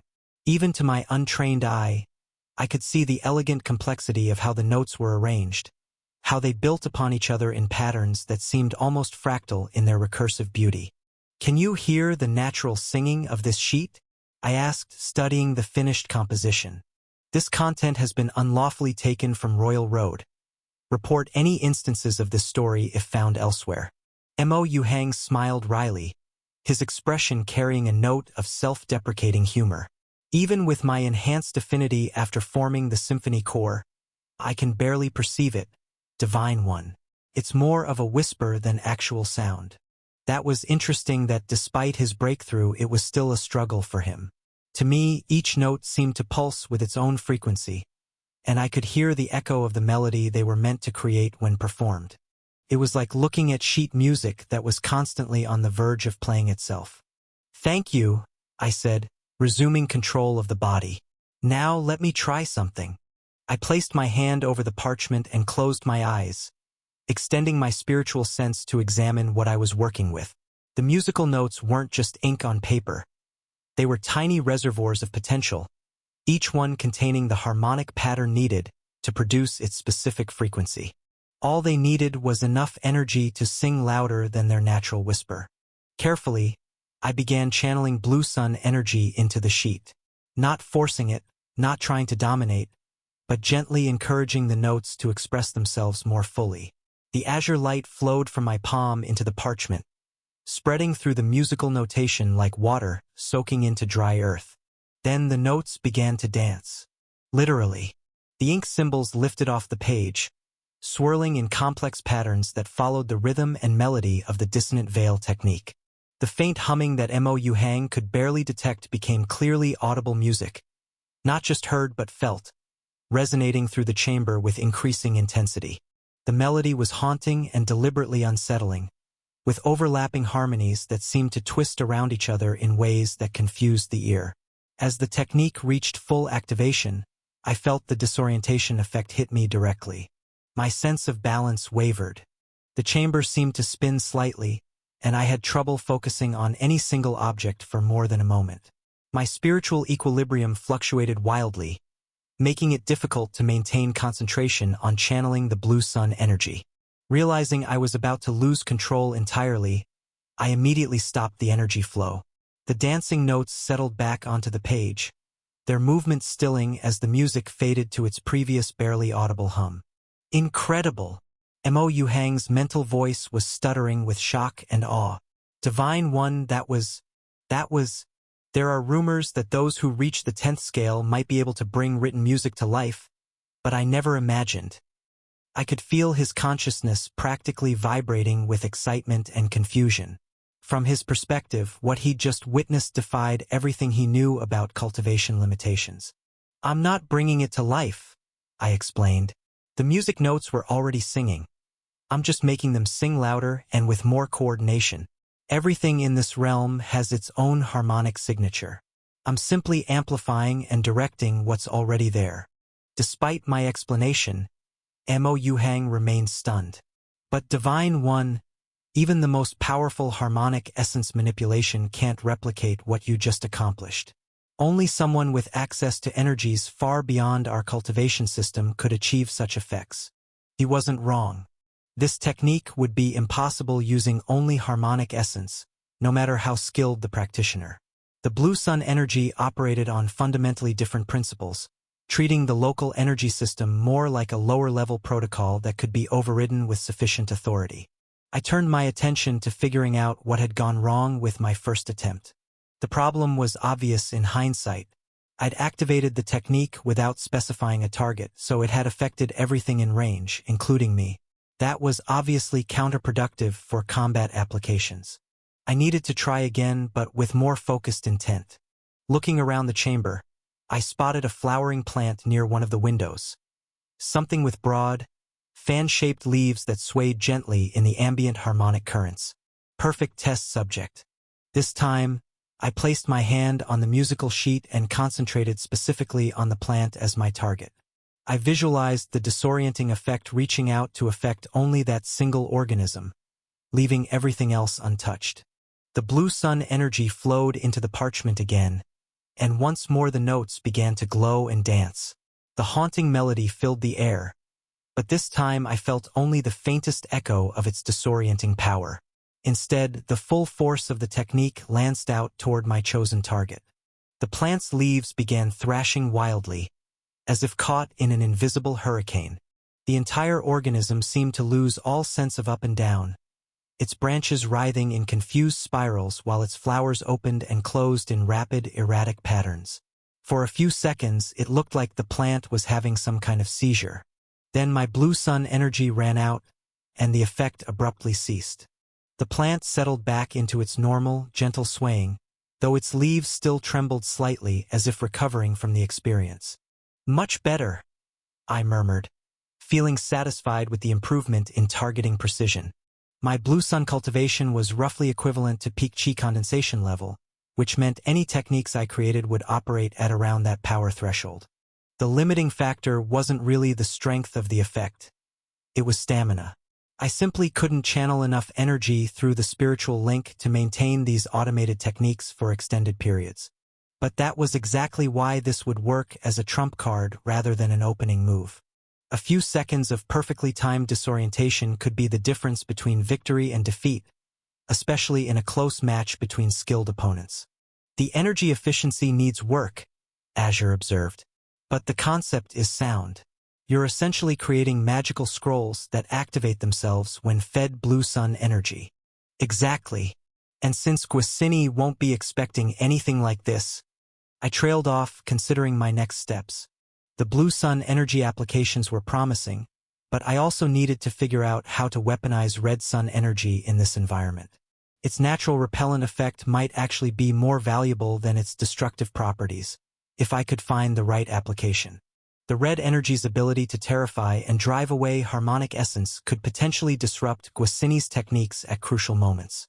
If I could create something that would cause her song-based attacks to recoil or falter just as she was building toward a major technique.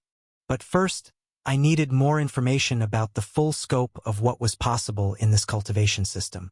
I'd learned the basics from Mo Yuhang's memories, but there had to be advanced techniques and applications that weren't commonly known. And I had the perfect cover for doing research. The smile that spread across my face was probably far too pleased for someone supposedly divine, but I couldn't help it. After all, I was currently perceived as a higher being who had descended to a lower realm for a grand battle. Who would question a god wanting to review local cultivation techniques to better understand his chosen vessel's capabilities? The doors of the sanctum opened with that same bell-like chime, and I stepped out into the corridor beyond. Sure enough, a young woman in servant's robes was stationed just outside, sitting on a cushioned bench with the patient posture of someone who'd been waiting for a while. She immediately sprang to her feet when she saw me, dropping into a deep bow. "Divine One, I am Ling Shuyi," she said, her voice carrying that same reverent tone I was getting used to. "This humble servant has been instructed to attend to any needs you might have." "How long have I been inside?" I asked, trying to keep my tone gentle. The poor girl looked nervous enough already. 3 days, Divine One," she replied without lifting her head from the bow. I frowned but wasn't really surprised. Time had a way of flying when you were deep in cultivation work, especially when you were going through a breakthrough or trying to master entirely new techniques. 3 days meant I'd used up nearly half of my preparation time, but considering what Mo Yuhang and I had accomplished, it had been worth it. "I need to visit the city's greatest collection of techniques," I said.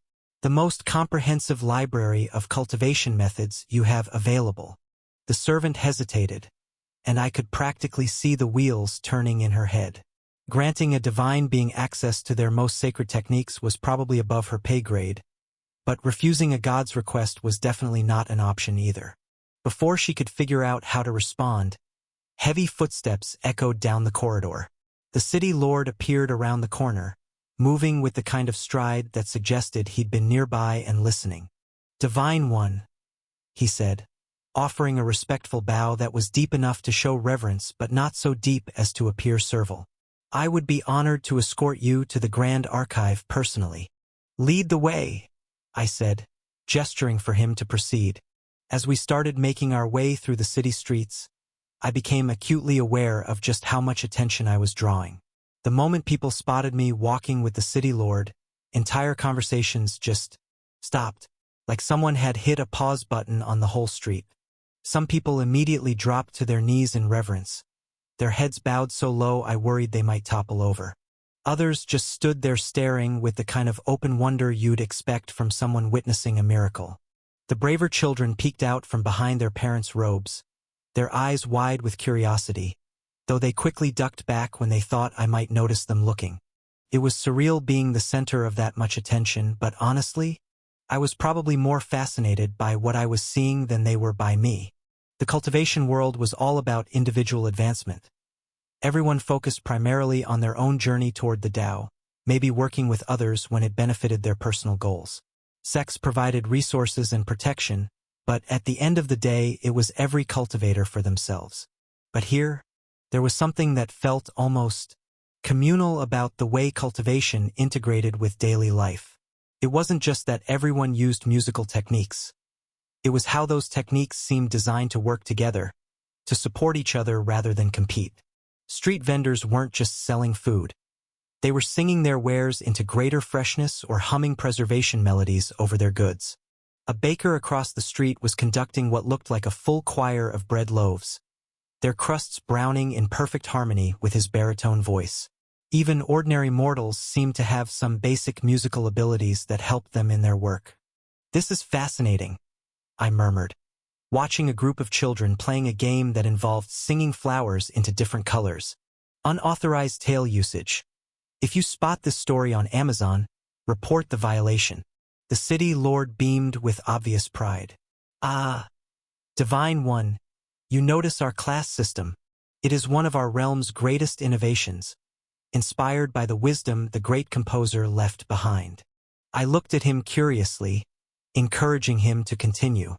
"Every citizen, from the mightiest cultivator to the humblest mortal, has a designated class that defines their role in society," he explained as we walked past a woman who was literally singing a house's foundation stones into perfect alignment. That woman there is a foundation singer specialized in construction harmonics. The bread baker we passed is a sustenance vocalist, trained in preservation and nourishment songs. "And what about cultivators?" I asked. "We have combat classes, of course, battle cantors, war drummers, siege chanters, but also support classes. Healing minstrels, weather weavers, beast tamers who use lullabies to calm spirit animals."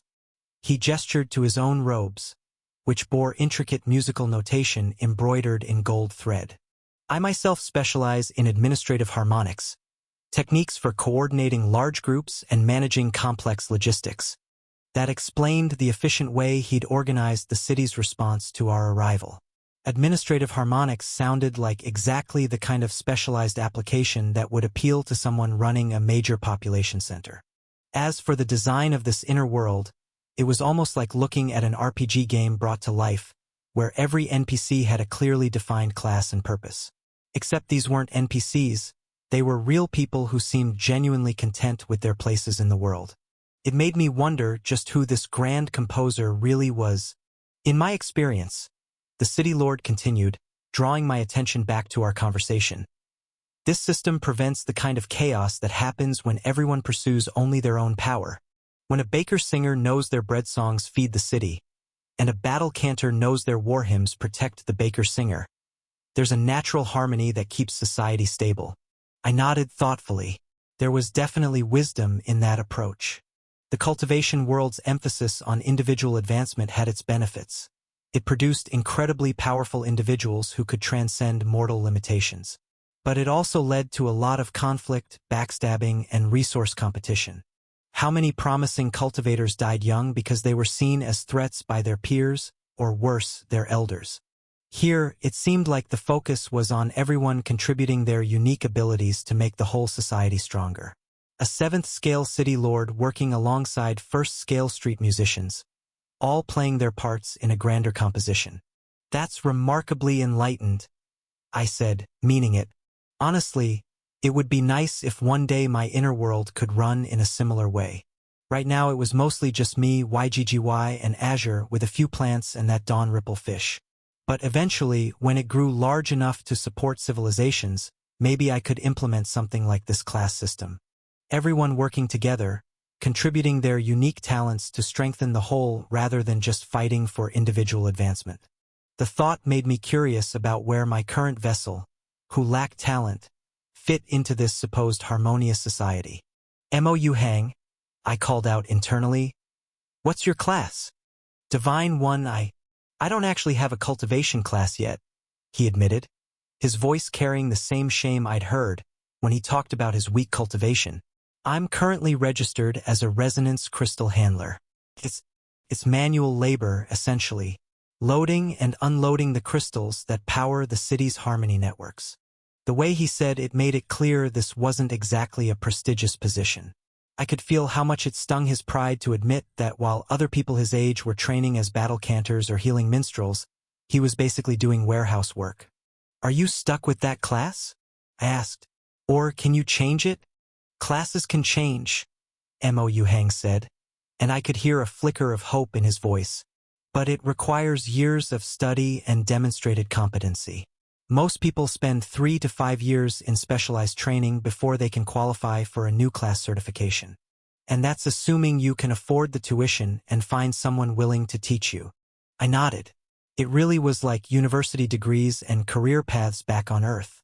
People could retrain and switch careers, but it took time, money, and opportunity, things that weren't always available to everyone.